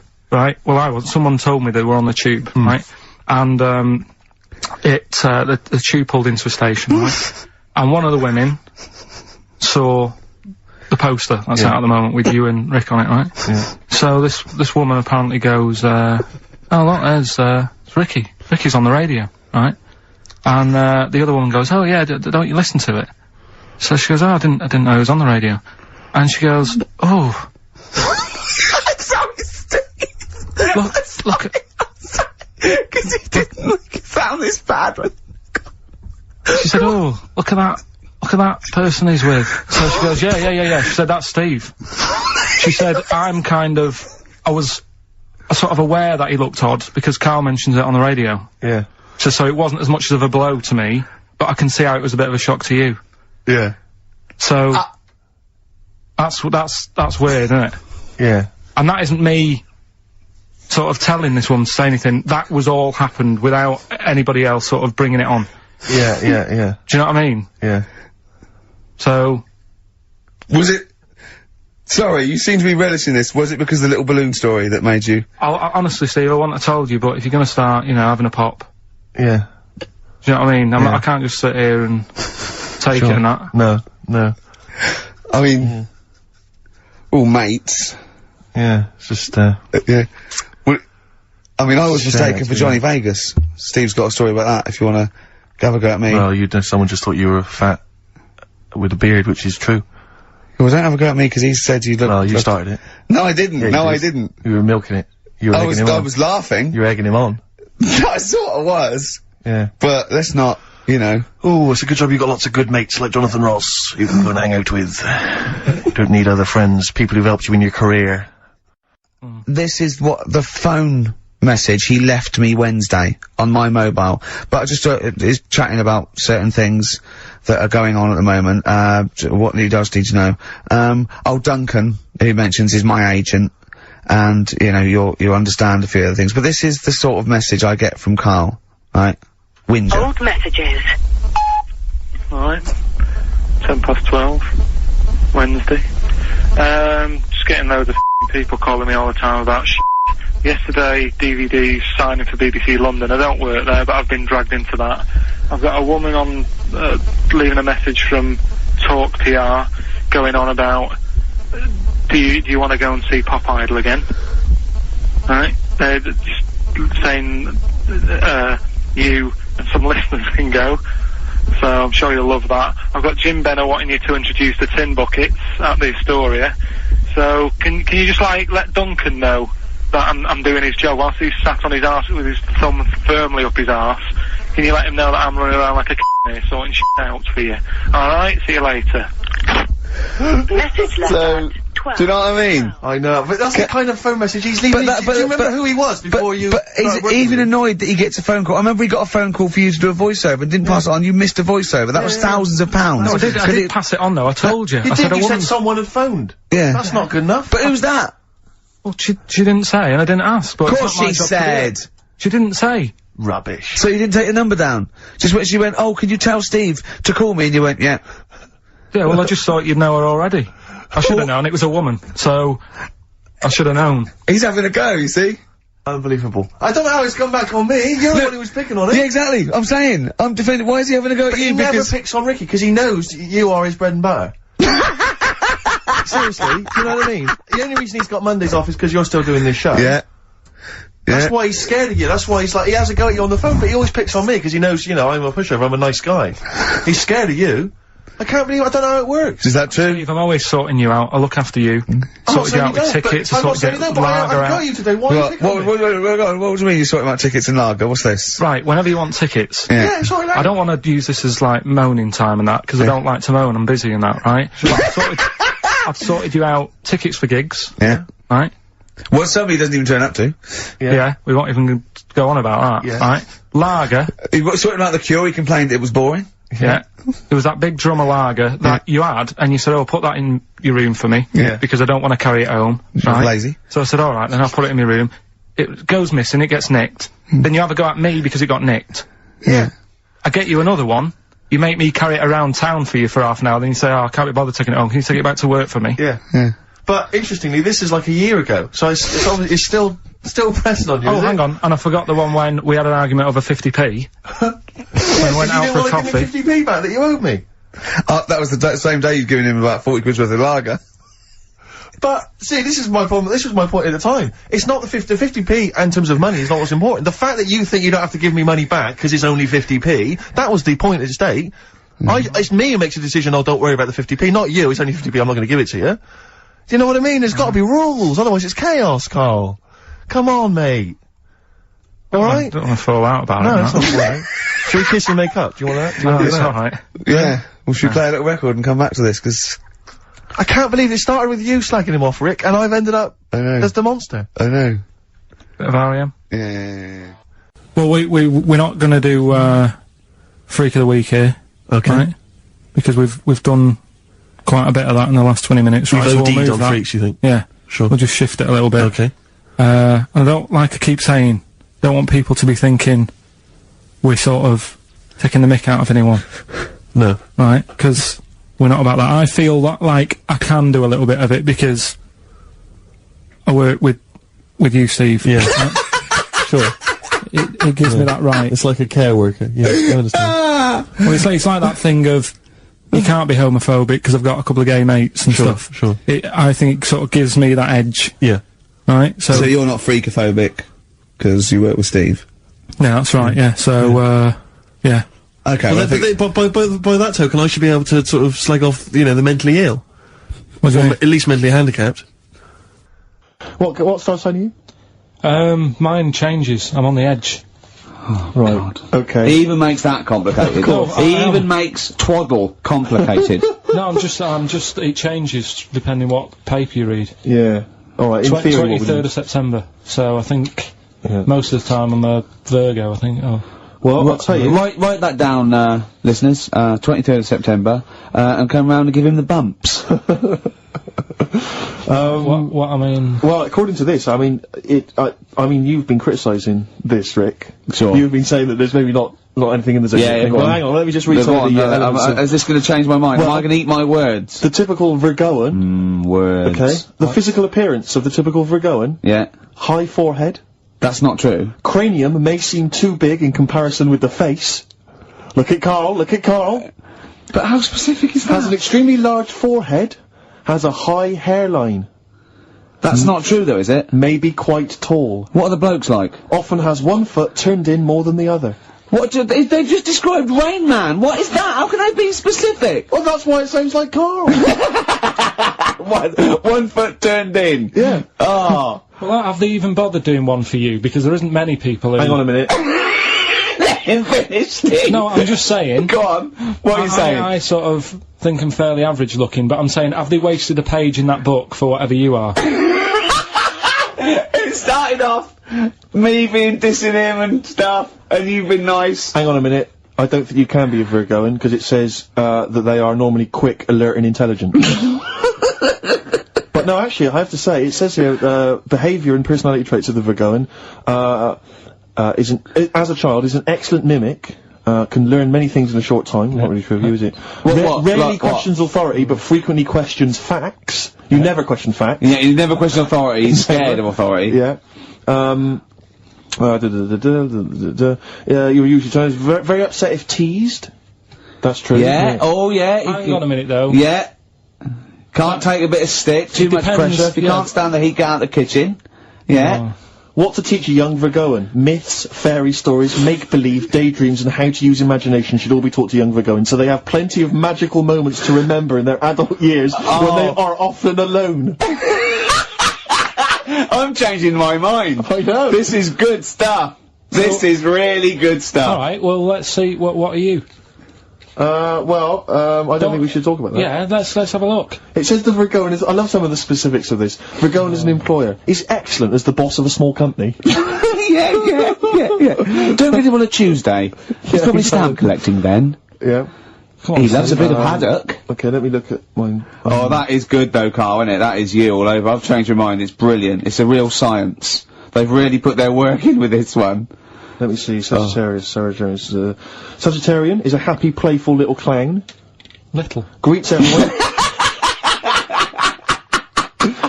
Oh dear. Yeah. Let me see, Sagittarius at home. He's only going to read the good bits though, isn't he? Yeah, exactly. If that's it, what can it say? Have they done yours in sort of small print, because you've got special eyes? I don't know what that insult is, Karl. What kind of an insult is that? Well... He's happy with that. Look at his face. Who's done me? Oh dear. And come back to me. I'm Ricky Gervais. With me, Steve Merchant and Karl Pilkington. Still arguing, this time about having help from your mum and dad. What do you think, Karl? No, I'm not. I don't want this to turn into some sort of wacky type thing where we're pretending we're arguing. Yeah. Well, we're not pretending. We're not pretending, you are arguing. Yeah, I know, but people will think we're messing about. Oh, right? I wouldn't have thought so. We just need to... We can talk about it later, sort it out. Yeah. It's just that Karl's a little bit stressed. I'm not stressed, but... And he doesn't really understand that, you know... So, you know, me and Steve have got lots of different jobs in the week, he's just got one job. Yeah, and we sort of rely on people getting messages to us, you know, as soon as they get them, you know, and not sort of deleting them from their phone selfishly. Yeah. Just things like that, you know, people being on the ball. Not just thinking about themselves all the time, not just thinking about number one. What do you think, Karl? Whatever. Do you know what I mean? Whatever. Don't get all maudlin again. Just having a little discussion. Yeah, this'll annoy you. Guess what? Think of this, you little slaphead twat. Apparently... that's so in his arse, Right, apparently, women can get bald treatment on the National Health Service, but men can't. What do you think of that? Do you think that's fair? Is that a fact? It's a fact. We should point out that Karl is, would you say balding? Yeah. Would that be fair? Well, either that or a wide parting. See? Strokes. Someday. No, that was a better choice, wouldn't it, to start off with? Hello, ladies and gentlemen. XFM 104.9. I'm Ricky Gervais, obviously. Steve Mitchell. No, come on, let's get my name right from now on. That novelty's worn off. What is it? Is it Steve Merchant? Oh, yeah, that's the wrong one, isn't it, Mitchell? The Guardian got it wrong, it's Steve Merchant. The more I say Mitchell, the more people are thinking... Exactly, it might be Mitchell. Oh, God, sorry, Dave. But Karl wanted to start off with the stereophonics. Oh, loser. Because it was a newer track. And Karl now, we've made him what he is. He was nothing when we found him. He was like work experience. And now he's going, oh, we should start off with the stereophonics. I'm going... Trying to tell you what to do, Ricky. If I want anyone's opinion, I don't. basically. But you'd probably come to me, I imagine, wouldn't you? I'd be the first person. Before Karl, Yeah. I'd consult you, Steve. Thank so you. just keep it, just because he was in a, was it He had his Pilkey's mobile making disc music? I cannot wait. I'm looking forward to this. I mean, I literally can't wait. Should we do it now? Well, I'm tempted to save it because I just want to mention to people that they should be very excited because it's going to be Karl's special night tomorrow. You excited, Karl? Oh yeah. Oh, this is me and Steve, because we were nominated, we get a guest For the BAFTA Awards. and it's it doesn't say guest, it actually says partner. So I'm taking my partner, and Steve's taking Karl. Yeah. But what Karl doesn't realise is, you will have to pretend you're his partner, otherwise you wouldn't be able we'll to have to get- hold it hands says- when we it go says, on the red carpet. is this really your partner? It's not just a guest. They have That's to, how it is. And either we go in like that or we can't get in. you just have to be with him when you go up there. I mean, you have to, does he have to... We should hold hands, but I think what we should do is just to make sure that there's nothing at all that like is going to go wrong. We should just do a little kiss. Just like, Just when we get in front or of the be seen cameras. sort of like cheek to cheek, just to show them that, Yeah. you know, you're not, he's Like not just Elton getting, John and he's David not just Tennant. getting his mates in for a free meal, you are actually partners. No, I'm not up for that. Why not? Well, Because we know we're not actually gay. no, but So it's not a problem. You've come out of it looking quite good because you've got a good-looking fella. But I'm meant to look like, you know. I mean, I'm not gay, but if I was, I don't think I'd go for your thing. Oh, he's done you, Steve! It's turned on you again! I cannot believe. We were trying to get him. Wait a minute. I have got the cream of London's totty phoning me up trying to get an invite to the BAFTAs, Yeah. right? We have very graciously asked you if you would like to come along. Well, that Yeah. worries me even more. That you've got women calling you up. Carl. Karl, I can't choose between them. If I let one of them down, they're gonna destroy Yeah. them. Yeah. They'll be ruined, their Yeah. lives will be ruined. It's better for me to take you and not, ruin the lives of any of those poor women. When he told them he was taking you, it was like a scene from Graceland. There was just like... There was women- weeping. They were crying, like... It was horrible. Hundreds of them. And he Really? just went... And I got upset. He just had to say, look, just chill out, bitches, didn't you? I did, I just said, you know, you're all my hoes, but Yeah. I can't choose between you. So I'm taking Karl. So I'm taking Karl. You know he could get you discount frocks. No, I had a letter from the people that there's an organisation. good. No, listen, Karl. There's an organisation that sponsors the BAFTA Awards Yeah. in terms of clothes and fashion. They sent me a letter. They said your partner. They've not specified the sex. They've said your partner can come along and choose an outfit. Now, I suspect. By the look of it, it is a woman's outfitters. I'm thinking we could get you a lovely trouser suit. Well, you have a it may trouser look suit, but- feminine, right? But I think people will be fooled. And It'd they'll just, think it's be a romantic. little bit roomy in the hip, and That'd probably be narrow fine. on the shoulders, but you're a bit skinny. Why didn't you take it? Because it's a lot of an insult. And maybe just some pearls as well. Be lovely. Wouldn't you want... I haven't got anything sorted to wear yet. See, you're slagging me off. You're likely to end up going in a tracksuit. Yeah. I mean, I know what Steve's like. He is tight, right? He is. And you know that, don't you, Steve? Financially, you mean? Well, no, I mean, just the way you are, you're very Sure. sort of, you know, you're not careful. wasteful with your money. I'm careful. No, I'm not wasteful. Absolutely right. No, but to the extreme. Not towards the extreme. Not towards the extreme. No. Look Come after on, the come on pennies, now. the pounds will take care of themselves. Alright? Simple to remember, good advice. Yeah, Alright. but the thing is, right, I know that I take the mickey out of you for, like, you know, the way you look and stuff. Sure. Right. Well, I'm right back at you. But the thing is, you can't help that. Absolutely. But I'll tell you something that women don't like, Sure. and it's fellas who are tight with the money. Sure. I'm not frugal with money with ladies. I'm frugal with money with you. Well, I've got no reason to splash money out on you. I've never seen you splash money out. Well, you've never been out with me. Steve, have you ever splashed out on a lady? No, but I hope to one day. The right lady. Play a record. I'm not going at the moment. I'm not going, and I'm desperate to see him. Man. I mean, he's going to do a great concert. It's his only one in London. I can't believe that being on the radio, being on XFM, the listenership's going up apparently. I can't believe I can't get a ticket. I've asked Karl. He's done nothing. He's done nothing. Hang on a minute. No, come Karl on, had a Karl, very you good provided point. nothing. Karl, say what you said when he was whinging in No, the but break. first of all, whilst you're moaning, you also asked in the week for a Badly Drawn Boy album. Yeah. You got in today. Yeah. There's one there for you. Well, yeah, Yeah. but it's yin and yang. And it's Karl. like, yeah, but I do, you know. Karl, what's Steve ever done for you? That's what you got to ask yourself. What has Steve ever done for you? Well, he took me to the BAFTAs. Yeah, but only 'cause no one else would probably want to go with you. I can't believe that. What is I this? do not believe that. Oh, Steve, I'm going to stitch you up now, Karl. And it's in a nice way, and don't worry, it won't be too bad. He won't take it too bad. Karl sent me a little text message today. Right. No, Oh, what is this? right, okay. Okay. You know, I'm in a very frail mood at the moment. No, 'cause I'm you're not like going to this see one. Bruce. This is funny, because me and him have been, like, sending, trivia back and forth to each other. Which is another point, right?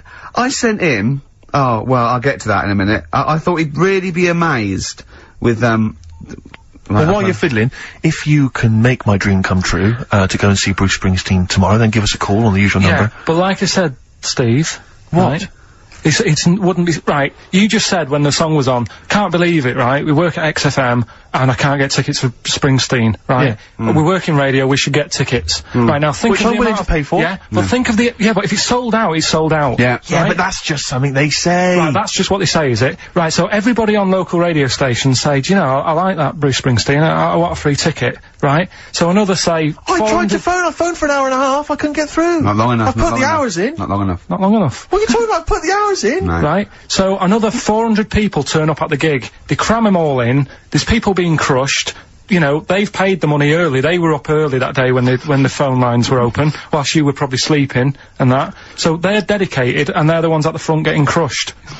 What? Would your Why mum are and they dad getting be crushed? happy if you were there getting crushed? I don't mind. I'll sit at the side of the stage and watch him. Yeah, but I don't mind. But everyone will say that then, and then before you know it, Yeah. no one can see anything No, because you're all Carl's on right stage. on this one. Leave Right, it. yeah, Leave just it. read, right, I'm gonna give you this here. I'm handing over my mobile phone to Steve to read the... You can see it's from Karl at the top, but just read it out as you scroll down. Just read it out loud. Is this a text message from... Yeah, this is a text message to me from Karl. Read it out. To see at night as well as an owl, you would need eyes the size of grapefruits. If only Stephen could turn his head right round as well. Carl, I can't believe it. What upsets me most, Carl, right, is not the fact that you've been slagging me off behind my back. It's the fact that you've got the cheek to come on here and moralise because you've failed to get me tickets and make a dream come true. You've come on here trying to pass the buck and say that it's a health and safety problem, when in actual fact it's a Carl Pilkington problem. Look at that, see that, I've got it in a I bin. can't, I'm devastated, you know, I didn't thought, let's play a record. I'm I should have upset. eaten this banana off air. What's the number? It's 08700 800 1234. But if it's sold out, Steve, it's sold out. A bit of a classic here. R.E.M. I bet if Ricky wanted to go, it'd be fine. I'm sure someone could sort it out then. Who? Oh, if Ricky Gervais wants to go, then I'm you can going. come. Are you? No. You want some tickets, then? You went in. There was George Best, one of your footballing heroes, was there. A load of other big names. You sat there in prime position. You came backstage with a load of other big names. Hey, you had a lovely bit of You were grub. filming this thing for the DVD we're making. That's you, a cameraman on our DVD. And yet you think, oh, and now you look grumpy because you had a couple of pints and oh, I can't believe So tell us why you didn't enjoy it, because the ceremony, what didn't you enjoy about that? It was interminable, wasn't it? Far too long. Wasn't it awful? 3 So boring. hours. I thought you were going to say something. Really? Sorry. 3 hours. Yeah. I mean, I suppose for you two, at least, you know, you were gonna get something. Sure. Yeah. But with me, it's like, I mean, I've never graduated or anything, so Have you not? I'm trying to think of a situation. Basically, I sat there for 3 hours knowing that I'm not gonna get anything out of the night. Yeah. Right? Now... No one Did you, told sorry, me. when we invited you and you said yes, did you think you were up for an award? No, I thought we were going to be sat round tables, having a nice bit of food, Yeah. whilst people are going up there winning awards. Yeah. But 3 hours of the same thing over and over again. I mean, if a film's 3 hours in the cinema, Yeah. you go, well, it's long, but, you know, I wonder how it's going to end. Yeah. But this was just like the same thing over and over again. Some guy going up, thanks a lot, cheers for the bit of brass. And then going down, sitting down, the same thing over and over again. Honestly, right, I'd say it was one of the worst things I've ever had to do. No, I enjoyed the night afterwards when we did have a bit of lamb and a nice bit of veg and that. That was alright, and I went home and I was happy, and I got the little freebie bag that you're talking about that we're giving away. Yeah. Which wasn't much good stuff in it. Oh, alright. Christ. No, What would you have done on that Saturday night? Suzanne What said would you have done or the Sunday night rather, what would you have done had you been at home? I would have stayed in with Suzanne, right, watching telly, having a nice bit of pate on toast or something, cup of tea, watching 24, but instead, I had to buy an expensive suit, so I didn't show you up, right? Jesus, what are we doing? Yeah. And what did you spend on your suit? Well, in total, right, because, you know, the shoes and the suit and the shirt and the tie, it was about 600 quid. That's the most expensive evening ever. And that's what I'm saying to you. And the daft thing is, it's dark in there. I don't know why you've got to wear a nice suit. You can't wear a tracksuit, for goodness sake. It's dark in there. No, just a shirt and that. It doesn't make you a better person wearing a suit. No, doesn't make you a better person, no. We're not claiming it made you a better person. No, but that annoyed me. Yeah. I mean, it was an experience, innit? That's why I went, because you think, if I didn't go, if I would have said to you when you invited me, no, Steve, I don't want to go, then I would have never known, right? Yeah. And that's my sort of thing in life, right? Yeah. If something comes up, you should take it, even if you're not gonna like it, it's a bit of an experience. Right. Do you know what he said to me? I phoned him up because we had to meet up, and obviously he had to pose as my, gay lover. Yeah. To get in, right? Yeah. He phoned me, what, you said something to me like, I bought a suit, I'm looking good. He said, I'm looking good.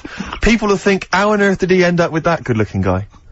So he got into the role. That was what he said to me. He started getting into it. Such an insult. Play a record.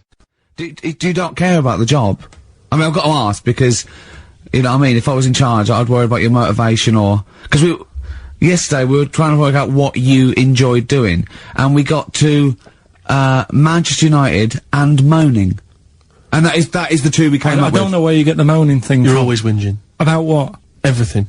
When did I last have a moan? Just before we came on air. Right, and why was that? I don't know, I can't remember. Because we were in good mood, me and Rick. I'll tell you why. Go on. Because you brought a song in at 10 to 1. Yeah. With a load of effing and jeffing in it. Yeah. And saying, can you edit this? Yeah. Yeah. But that's your job. You could have brought it in yesterday. No, I couldn't. Why not? I hadn't thought of it. But why are you whinging? That's your job. And I didn't come in 10 minutes before, it was a good 20 minutes before. It just took you ages because you were whinging and moaning to even get started. Been very quiet week. Been checking, I was looking in books last night and stuff. Is there any monkey news? I've got some, but just because it's not that good, something else I found out that I thought I'd share with you. Go on. I was looking in the Guinness Book of Records, right, because I thought they'll have something in there about monkeys or something, right? Mm-hmm. And there's a little monkey, I think it lives in Asia, right? There's loads of them live in Asia. Might just be travelling, but yeah. And, something I found out, I don't know if they've got it right, and that's why I want to bring it up. Apparently, it's the mammal, right, that's got sort of the pointiest eyes that pop out of their head. Steve.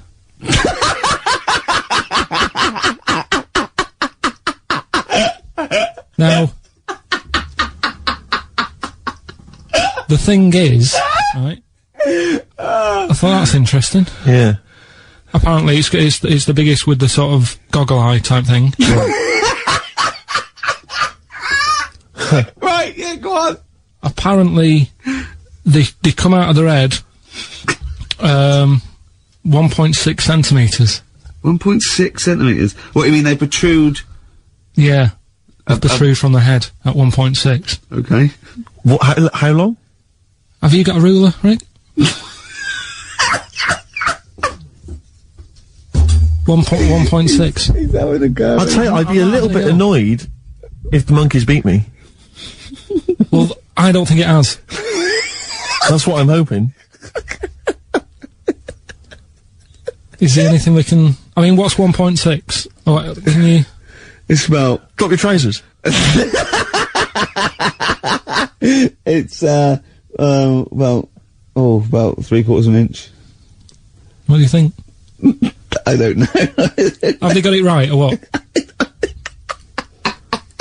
Maybe I should come down to Monkey World with you next week. So anyway, so that's not the monkey news, that's just something that cropped up, and... Sure.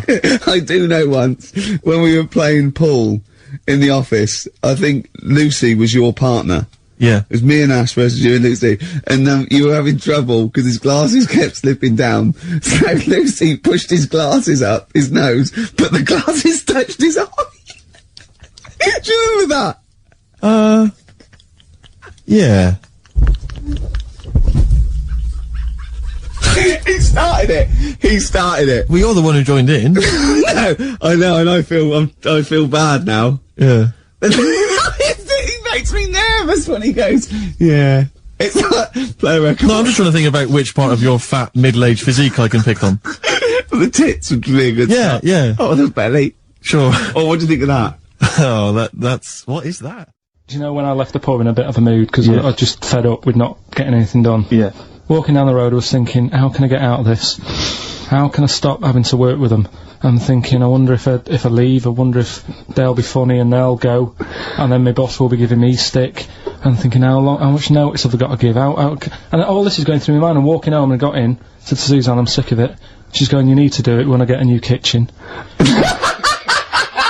And I was like, yeah, but how big does the kitchen need to be? I was saying, do we need a big kitchen? Can we get a small one? Have we got enough for a small kitchen? Do we need so many cupboards? Can we just have wood instead of steel? All this, try to get out of doing this. Yeah. It's always just, I always feel like, you know, because I like to think that I'm not perhaps as bad as him. Yeah, You annoy me in different ways. Like what? How does he annoy you? Well, stuff that, you know, I come up with ideas, say Cheap as Chimps. Yeah. Rockbusters springs to mind. Yeah. 15 like Taiwan. 15 Taiwan. Let's just remind people what 15 Taiwan was. It was a little feature that I wanted to give a run, you know, give it a little run, see if people like it. The premise being? No, there's no premise, it's just a title. No, we were gonna get 15 sort of ornaments, you'd explain them, and then people would call up and say, that one's from Taiwan. See? Karl, you just explained why I didn't think that was a good idea. By explaining the good... No, you know the funny thing is, Steve, right, I was walking down Regent Street on Monday, walked past one of these big stores, right, and they've got all famous quotes on the windows, right, and one of them was something like, an absurd idea is often a great idea. Yeah. Do you know who said that? Go on. Einstein. Yes. Which made me wonder, if you were his mate, would he ever have done E equals MC squared? Or would you have said, don't bother with that, it's not going to work? Because that's all you seem to do, everything I come up with, you put down. Yeah. Well, that's one thing, he's negative, right, I don't know why, I don't know why he is. What else? He messes me about, I get him concert tickets for stuff, and you say, oh, I didn't bother going. Yeah. That is annoying. You come in, you know, 5 minutes to go with tracks that need editing. Yeah. The little bag, that bag that was free. Yeah, you got a free bag today, an XFM little rucksack thing. Yeah. You were like, oh, what's this rubbish? Ricky said, I'll have it, they're great. You said, no, I want it. Yeah. Well, it was free, I need it. I'll give that as a gift or something. So, I mean, I think on reflection, Steve is probably a little bit more annoying than me. I won't go that far. You are annoying. If I had to go away for a week somewhere, if it was a quiet place... Well, you are again, aren't you? That's 2 holidays you had this year, I mean. If it was a busy place, I'd probably go with you, because people, do you know what I mean, staring at me all the time and that if I'm walking around with Steve. No, I'm just... Can I draw up a list of reasons I don't like you, Karl? Just being honest. Well, I'll tell you, because the list of reasons I don't like you is incredibly long. And getting longer. Just saying. Do you want another slap?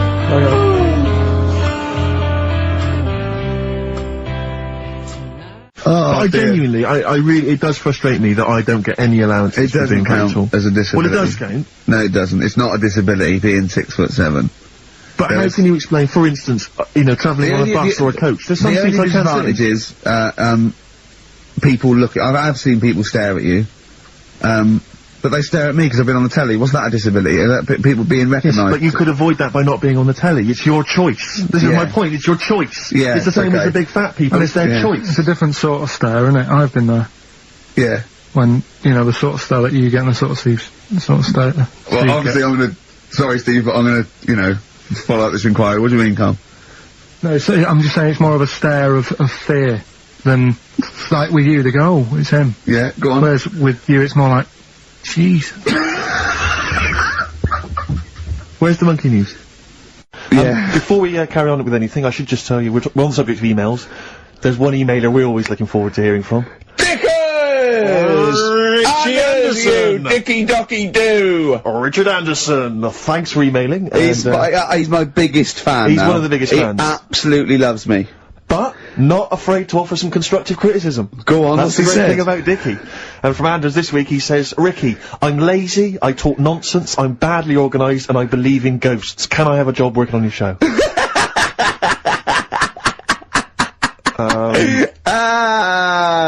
Possibly, Anders. Maybe send in a CV. or email us. He's put a little bit of all of us in that, hasn't he? Oh, I'll ask you if he's a goggle-eyed freak, Steve. Alright, calm down. Well, no, I didn't mean there's no need to get insulted. No, I didn't necessarily mean you, no did need I? to get nasty. Well, Also, I was thinking about that, actually, Steve. Oh, God. Just talking of the old, What? What? Talking of the what? No. Do you know, like... This better be good. No, you don't have that many girlfriends and that. What do you mean? Karl, why are we on this? I was defending you in the whole monkey discussion. Come on, what's your point? What's your point? What's your point? No, what's the point? What's the point? I just was thinking... If there was an infinite number of Steves? You're an odd-looking fella. Come on, Karl, get to the... No, you know I know that. I've told you that loads of times. What do you mean, you know I know that? Well, there's no point pretending anymore. Steve, I'm flabbergasted. But also, you don't like spending money, right? He's mean and weird looking. Valentine's Day. Are you sort of, you know... You've got to love him now, haven't you? What are you happier with? The fact that no girls like you enough, right? This is really mental. Or are you happy because you don't have to spend any money on a card for someone? A little from column A, a little from column B. Right, let's have more monkey news. What have we got? No, we've got so much to get into this show. Insults, we don't need the stupidity. insults. I think we've got enough. We don't need the Yeah, insults. there's no more insults. No more What insults. angers me with Karl is you know he's been planning that. No, I haven't. I was thinking about it on the way in because Valentine's Day is coming up and I'm not a big fan of it. Condoms? You bought your girlfriend a box of condoms for Christmas. I don't think you can have a go at me. To be fair. No, but I don't just treat her on Valentine's. I'm always... Do you know what I mean? You don't even treat her on Valentine's. You don't even treat her at Christmas or on her birthday. When do you treat her? Hang on a minute. Wait a cotton picking minute there. Oh, why I order. Wait a minute. What was that? Tiffany dog. I treat your girlfriend better than you, and I've only met her twice. Mr. Wilkerson. Hello, it's Dr. Hanrahan. Barry Sheen has just passed away, and you go, oh dear. Yeah, bad news and good news. Do you want his face, or... Do you want his face? Does Suzanne go out with you, like, for charitable reasons? Is it like you can adopt a boyfriend? I love the fact that she encourages you. She was saying about Tom Cruise, and I was like, oh... You know, she said, you know, he's not a bad-looking fella or whatever. So, well, what she's saying is, Karl, is there any chance you could go and get a different face? Maybe something like Tom Cruise would be good. Then I was saying, right, first of all, he's got to be dead and he's not. But if he was, and you had that done, would you feel like... People looking at you on the tube? Well, no, like, say if the people who made Mission Impossible said, well, we want to do a third one. would I be in me right to say, well, I don't want to do it? I don't know what he's talking about. I don't mean to be offensive, Karl, but your girlfriend could do a lot better than you. I don't know what you're thinking. I love the idea of this whole conversation about you in Tom Cruise's face, and then get offered a film. But why does she have conversations like this with you? It was now on last night. It was now on the telly. I love it. What should we talk about? What about getting a new face? Oh dear. Oh, that cartoon. If you don't know what Karl looks like, there's a cartoon that was in last week's Heat, isn't it, that I drew on the website. What's it going for now? Bid? I think it's at about, 225 quid at the moment. And what do they have to do to bid for it? Just email in and I'll pass it on to the website people. I know why Heat put it in. It's 'cause the editor, Boyd Hilton, looks a little bit like you, doesn't he? Sort of my ugly brother. He's probably listening, and he says nice things about you. Yeah, he can still say nice things, but I bet he knows deep down. You know if you're good looking or not, don't you? I can't believe Come on, Steve. I mean, what do you think? This is going crazy now, Karl. I don't know. You're just, the insults are flying left, right and centre. You've got no limits. You've just gone crazy, you've just gone wild. You're swanning around just 'cause you look like Tom Cruise. I think it's 'cause he's been hanging out with Christian O'Connell. Yeah. And they're both thinking, yeah, we're... Couple of media players. Yeah. Too big for their boots. Yeah, not scared. Although he's scared of Christian. No, he's terrible. He's scared of Christian in here because he's not allowed to do monkey news. No. Because Christian wants to do it. He's scared of him. I'm not saying that, right? Christian...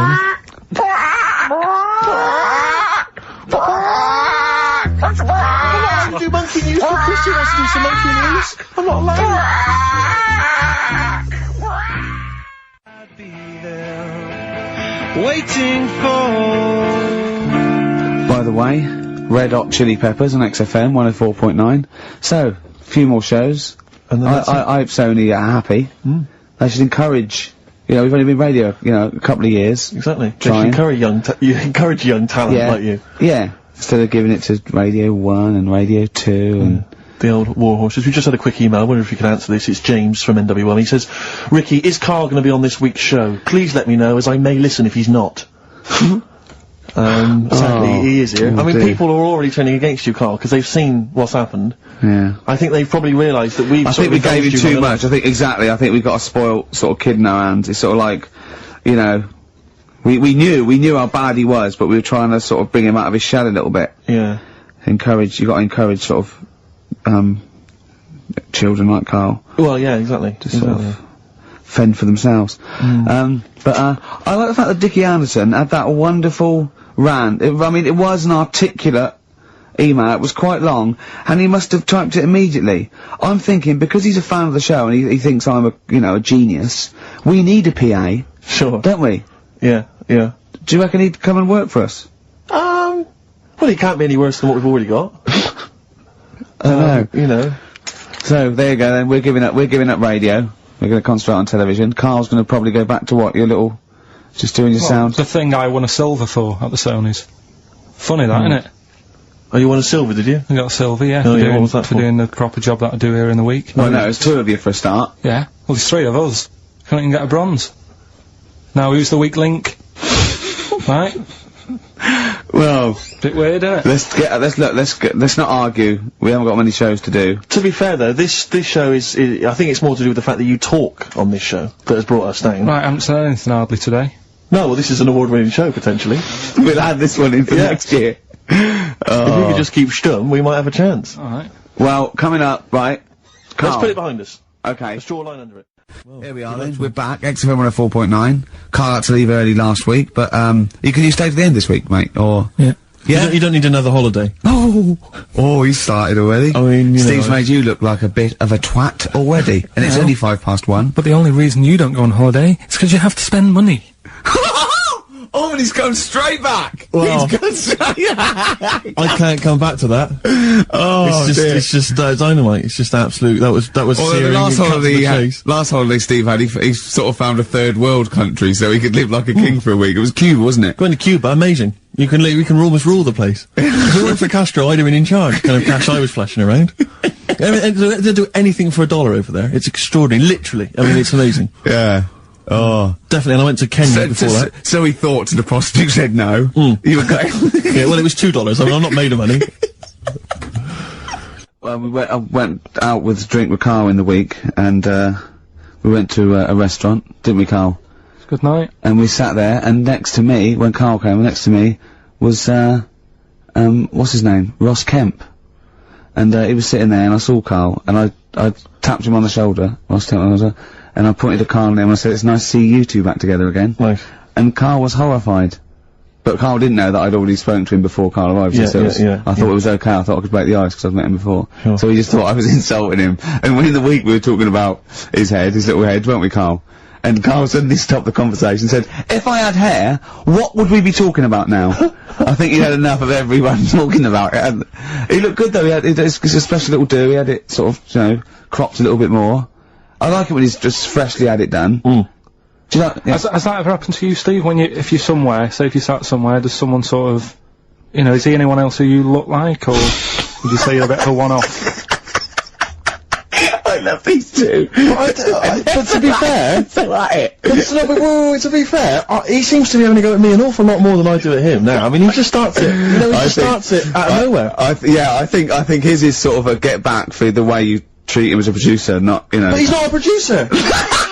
If he produced the show, I wouldn't have a reason to criticise. I think this is it. But seriously, I mean, it really winds me up though, because, it started as a joke, but now it's abuse. Yeah.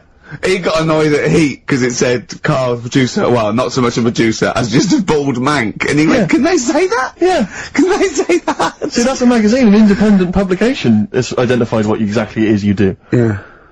There we go then, go on, bring it on, because here we go, he's looking at me, I know he's thinking, I can hear the cogs I'm not thinking anything. It's mission. No, that is true. Never a true word. Play a record. Me and Steve were having a little meeting yesterday over lunch about, planning stuff for the show. And, Gary Kemp came up to me, started having a little chat about old times, and, I went, oh yeah. As he went away, Steve said, right, think of this. He said, Rick, don't take this the wrong way. Remember that sentence, don't take this the wrong way. So there's a right way and a wrong way. I could have taken this comment. He nodded to sort of Gary Kemp and went, he's aged better than you. I went, well, how could I take that the wrong way? Yeah, it's not offensive. No. Well, the point is this. He because he didn't know me 20 years ago, so he's actually saying, Rick, don't take this the wrong way. He looks better than you do. Yeah, well, he does. But why say that, Karl? What? Did you really say that? Yeah, although, can I just backtracking for a second? I love the fact you said you bumped into Gary Kemp and you reminisced about old times. What old times did you share with Gary Kemp? Well, no, he came up and said, did we drop the pops together? I went, no, I did Razzmatazz. I said, oh, we did Razzmatazz. I think he was thinking, had he ever met me before? But he hadn't, because we hadn't. That's what I meant. Yeah. Yeah. And, but if you had to make an objective analysis, I wouldn't. I think that's out of order. Sure, sure. I mean, you're always slagging me off, but apparently you can't make a value judgment on something else.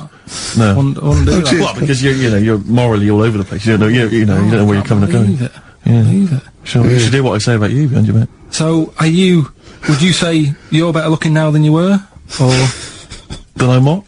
Would you say you're better looking now than you were? Than I was when? Well, have you aged well? Yes. You've aged well? Yeah, I've kept my looks. Bit of Dando? Bit Evan Dando, this would be lovely, yeah. Look for sunshine. Now, it's intriguing to me because here's a film called Freaks, featuring real-life freaks, and you're sort of a bit nonplussed by it.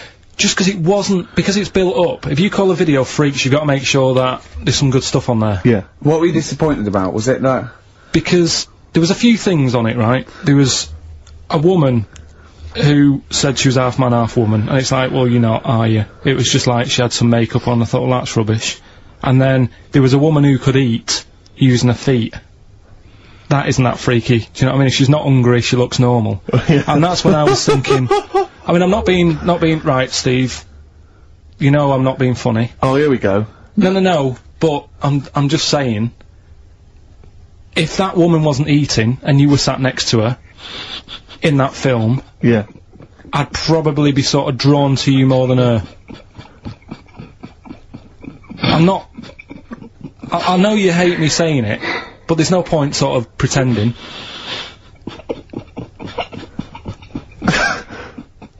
Do you know what I mean? Oi, Muttley, what are you sniggering about? That face. Well, you mean there were things in it that were less...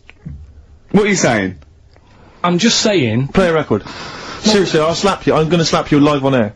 Yeah, but you always get... I'm slapping you live on air, I swear to God. Alright, play a song then. Well, there's the best band in Britain, in my opinion. Big words. The Darkness, Growing on Me, on XFM 104.9. I'm Ricky Gervais with me, Steve Merchant, and Karl Pilkington. Have you got the album? And already, they've had an argument.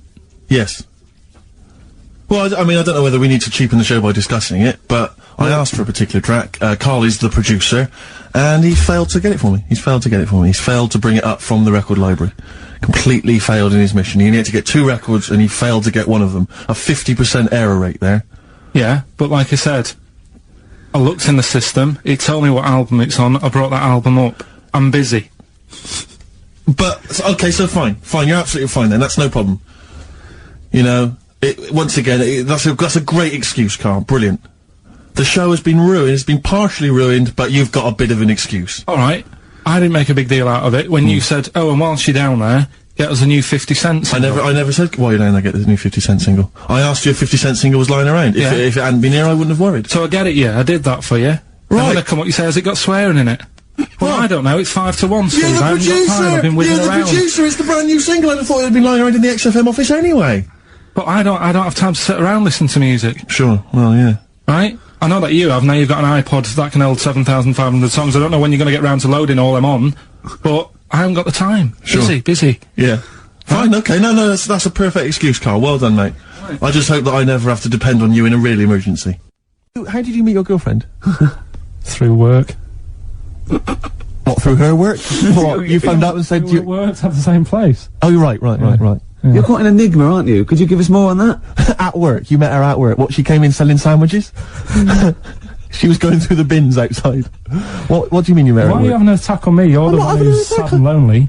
Oh, he's done you again! He's done you Yeah, again! but what I thought was interesting was I just scratched at him and he just went mental. Yeah, no, It's like a but bear caught in a trap. it's funny, innit? You'll never learn. No, I was just interested to find out what the story was, because it might be a really romantic story. Well, it's not. Alright, jeez. I love the fact he doesn't want to talk about his love affair. I was thinking about you in the week, and like, does it worry you? I mean, you sort of joke about it now, and we're talking about it in the office, you know, like, oh, is Steve really touchy about the way he looks? And Oh, what's this? Where's that come from? He's done it again. He's done you again. I was walking home the other night, and I was thinking about it. And do you worry that when you're old, you will be on your own? You did start it though, didn't you? Well, Karl, I'm glad you brought this up. because I mean, for me, you know, a lightweight, frothy entertainment show on XFM on a Saturday afternoon is exactly the place where I want to discuss the desperate, lonely future that's inevitably coming my way. Oh God, I'll tell you what will cheer you up and forget all that. A bit of Embrace. Oh, one of the most hated bands. But yeah, I don't know what we were talking about there. So we've got the film thing going. I don't know what we were talking about. Film. What were you talking about earlier about glasses as well, and Steve taking his glasses off? What was that? What are you saying that in front of him now for? Was it an insult? It wasn't really an insult. Karl, what were you up to? No, what was it? I genuinely don't remember. I genuinely don't remember. Well, right, Steve, I'm not having a go. Right? Just saying how people, it's a bit weird that you've got glasses because you've got a good pair of eyes on you. Right? That isn't an insult. What were you talking about though? What was it? Why did it was the fact that people who wear glasses always look a bit weird without them on. It's like, you know, they should wear glasses.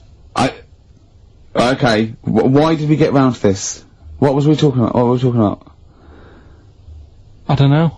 I don't know. I don't know what that was. It sounds like an insult, even it wasn't intended as one. It wasn't. It sounds like an insult, Karl. It does, yeah. No, it wasn't. I should be allowed to punch you every time you insult me now. No, but I'm not. I'm doing it. I'm going to give you a dead arm. Look, Steve, it's you. You always even if it wasn't, you intended it to be one. What you? Oh, that was real. Play a record. But it's mad. Every time you insult me from That's mad. Is this the Cardigans? Great, brilliant. I didn't even say anything. It makes me feel better. I can enjoy the rest of the show.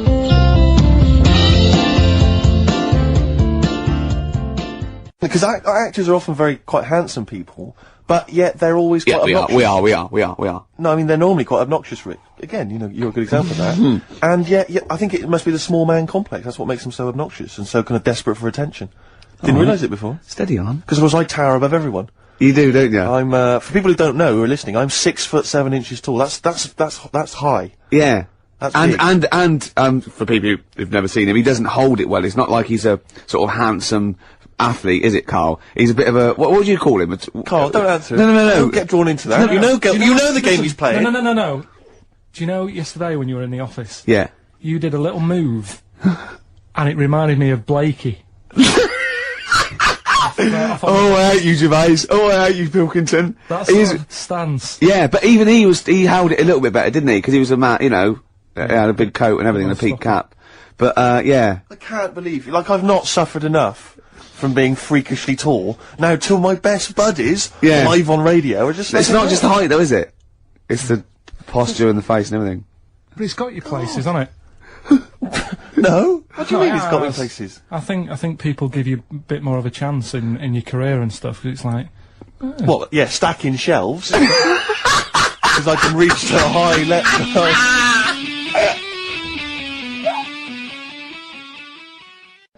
Oh, you know, rubbish. That's rubbish, Karl, those prizes. I'm ashamed to give them away. Karl, you know our mate Johnny? He's a Doctor Who fan. Yeah. Do you remember, he bought, the Doctor Who magazine, and, he went, to the toilet, and Steve got post-it notes and put geek on every page. And Johnny opened it on the tube, right, and it had Geek and everything. And Johnny bought in the new Doctor Who magazine, I think this week's or this month's, right?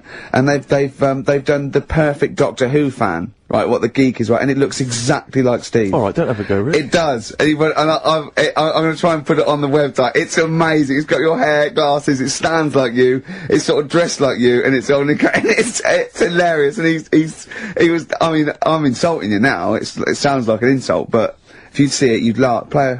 Well, Rockbusters, right? Yeah. Right. Here we go. Just a little bit annoyed. Just 3 clues. We've lost all the energy in this show, haven't we? Well, I can't get over that insult. I'm just a little... No, we did though. It just came out, sort no, of I can be honest with you, Rick, it came out of left clues. field. I wasn't expecting an insult. No, And, but I think There was a sense of camaraderie on this. No, I'll bring Just it in, email and in you'll see what I mean. Right, play a record. I'm ricky.xfm.co.uk. just annoyed. I can't What are we listen to doing? Roberts I'm just reading out the clues. Should we put this? Let's put this one in for the Sony Award. Let's put this show in for the Sony Award. Play a song, Carl, because I need to discuss things with him. I've talked before about him Edit slagging it me off. down. Get this down to 3 minutes. It'd be a great show. Rockbusters in a minute. XFM. To a certain I'm extent. just thinking, if I was to meet Steve in a restaurant, Yeah. right, Nothing untoward going on, we're just hanging out. no, just having a chat, just having a normal night out. Yeah. Who's paying? Because, I mean, is it expensive? Go this Dutch. restaurant? Go Dutch. I mean, Right, so, I say to you, I'll see you at 8, right, in this restaurant. I turn up at the door, it's a bit of a posh place, right? So he's, Steve Merchant in? Yeah. And the waiter sort of goes, I don't know, what does he look like, right? And, Where's he from? Just a little French fella. Oh, yeah. And, what does he look like?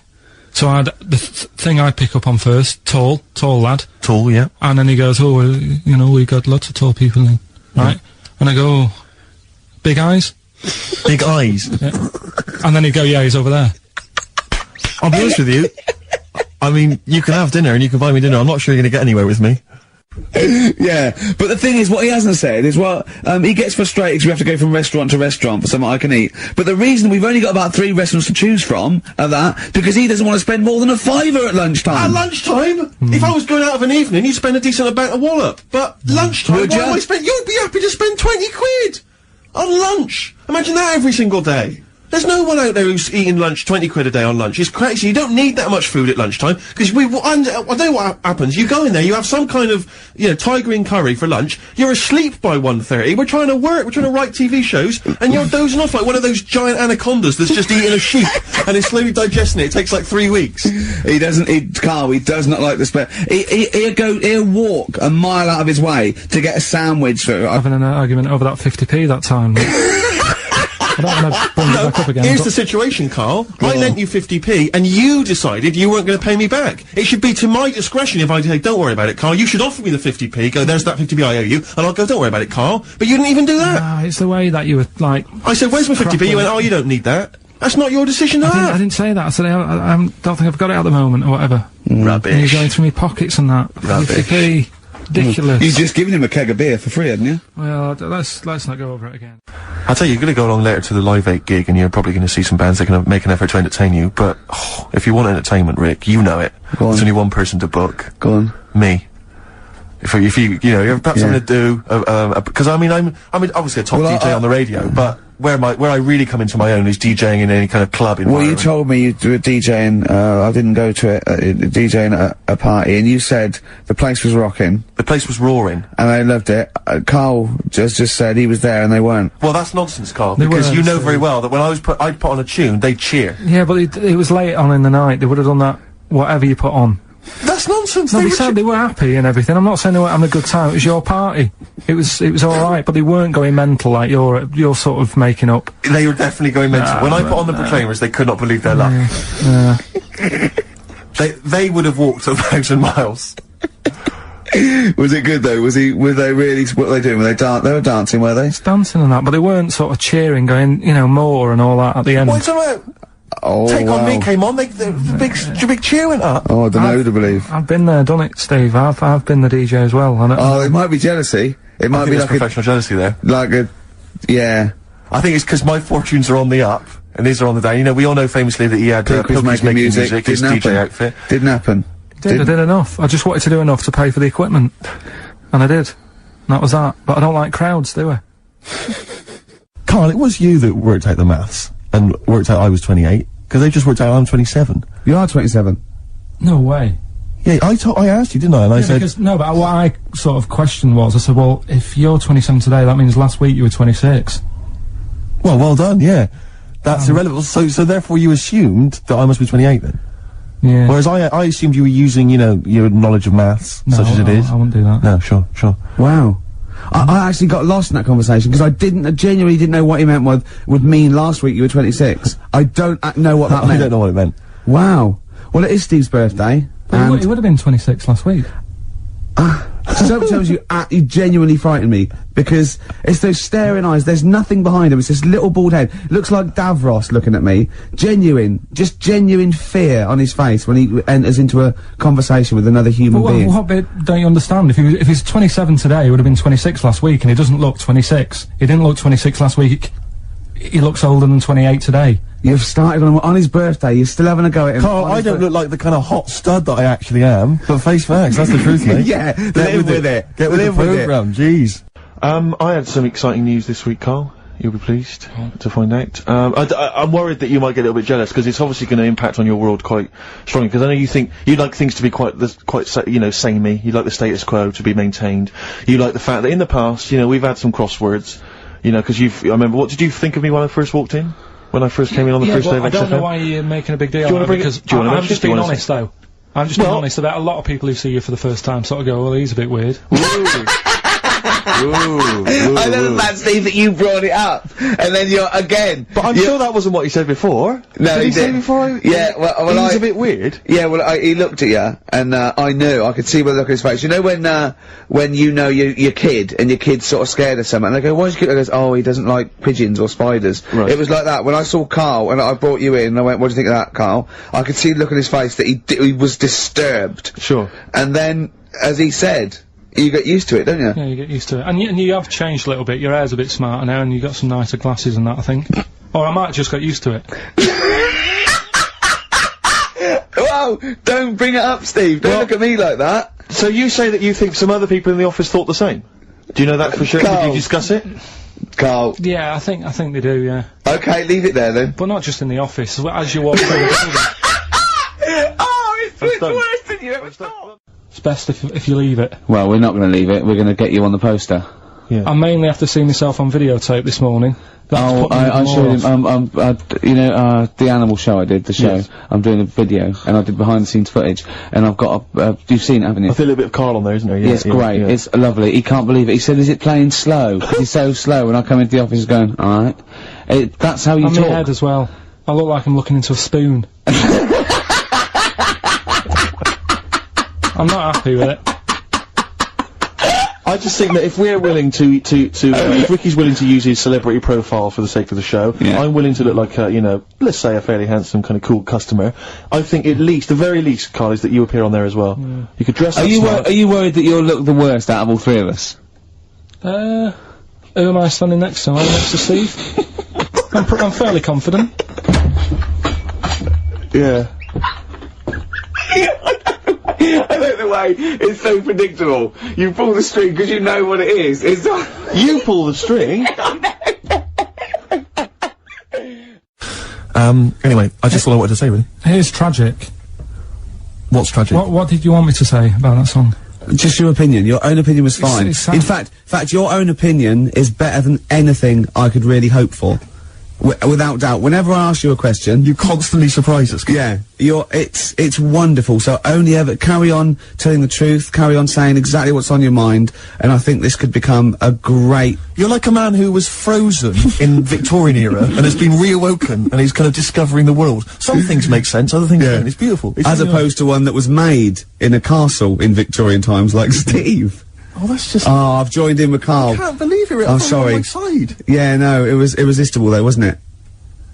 I'm really sorry. Should we play a record? Yeah. So, we were talking about should we play a record? Is that link too long already before we actually got to something? I'm already bored. God, we've got to get to something. We've got to do something. Why don't you contribute something? You've been silent. Now that is scraping the bottom about like, we're in trouble. Oh no. Oh, we're failing. Who can we bring on that's surefire, always delivers, audio snappy, dynamite? Yeah. Karl. The big guns. Come on, Karl. I was just thinking, there is nobody else who looks like Steve. He's done ya. That's outrageous. Although, to be honest with you, that insult has resurrected things. Yeah, well done.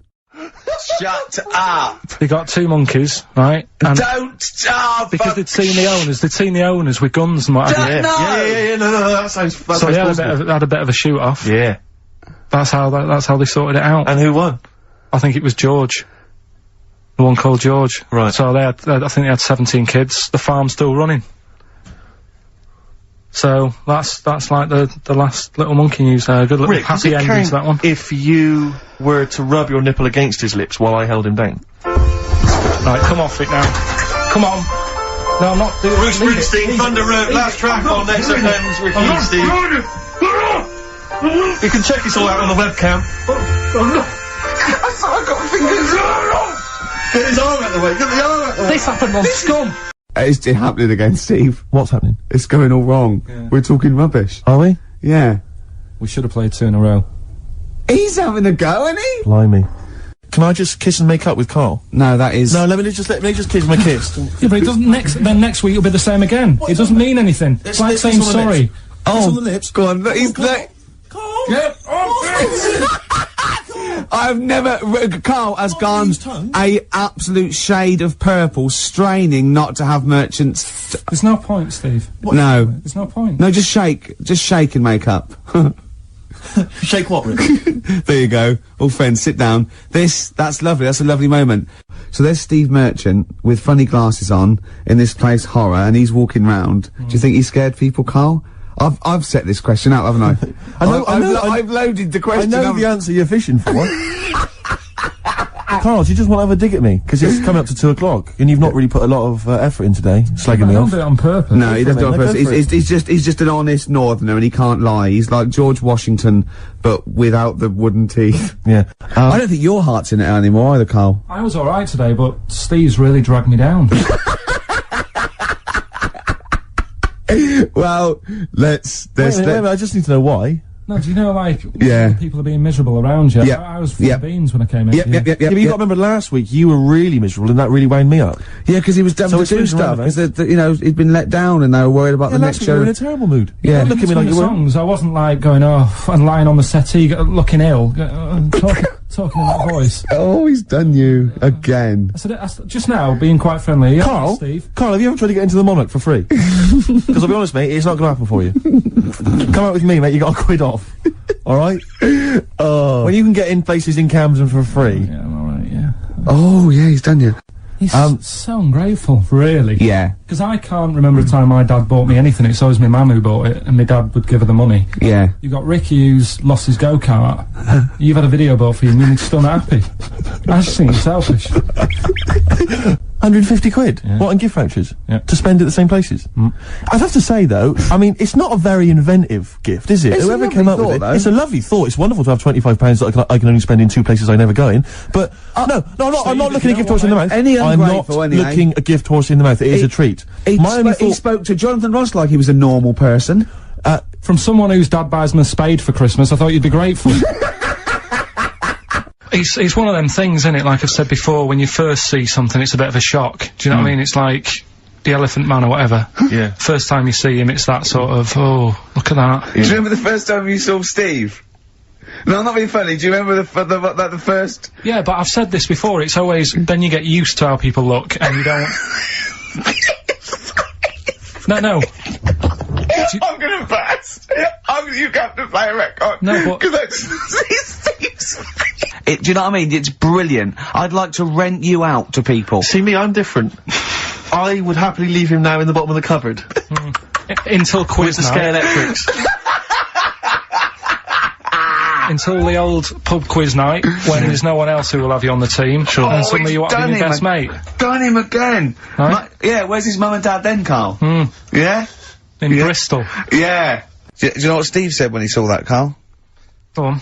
He said, it has captured Karl. What do you mean? Well, you just look utterly gormless.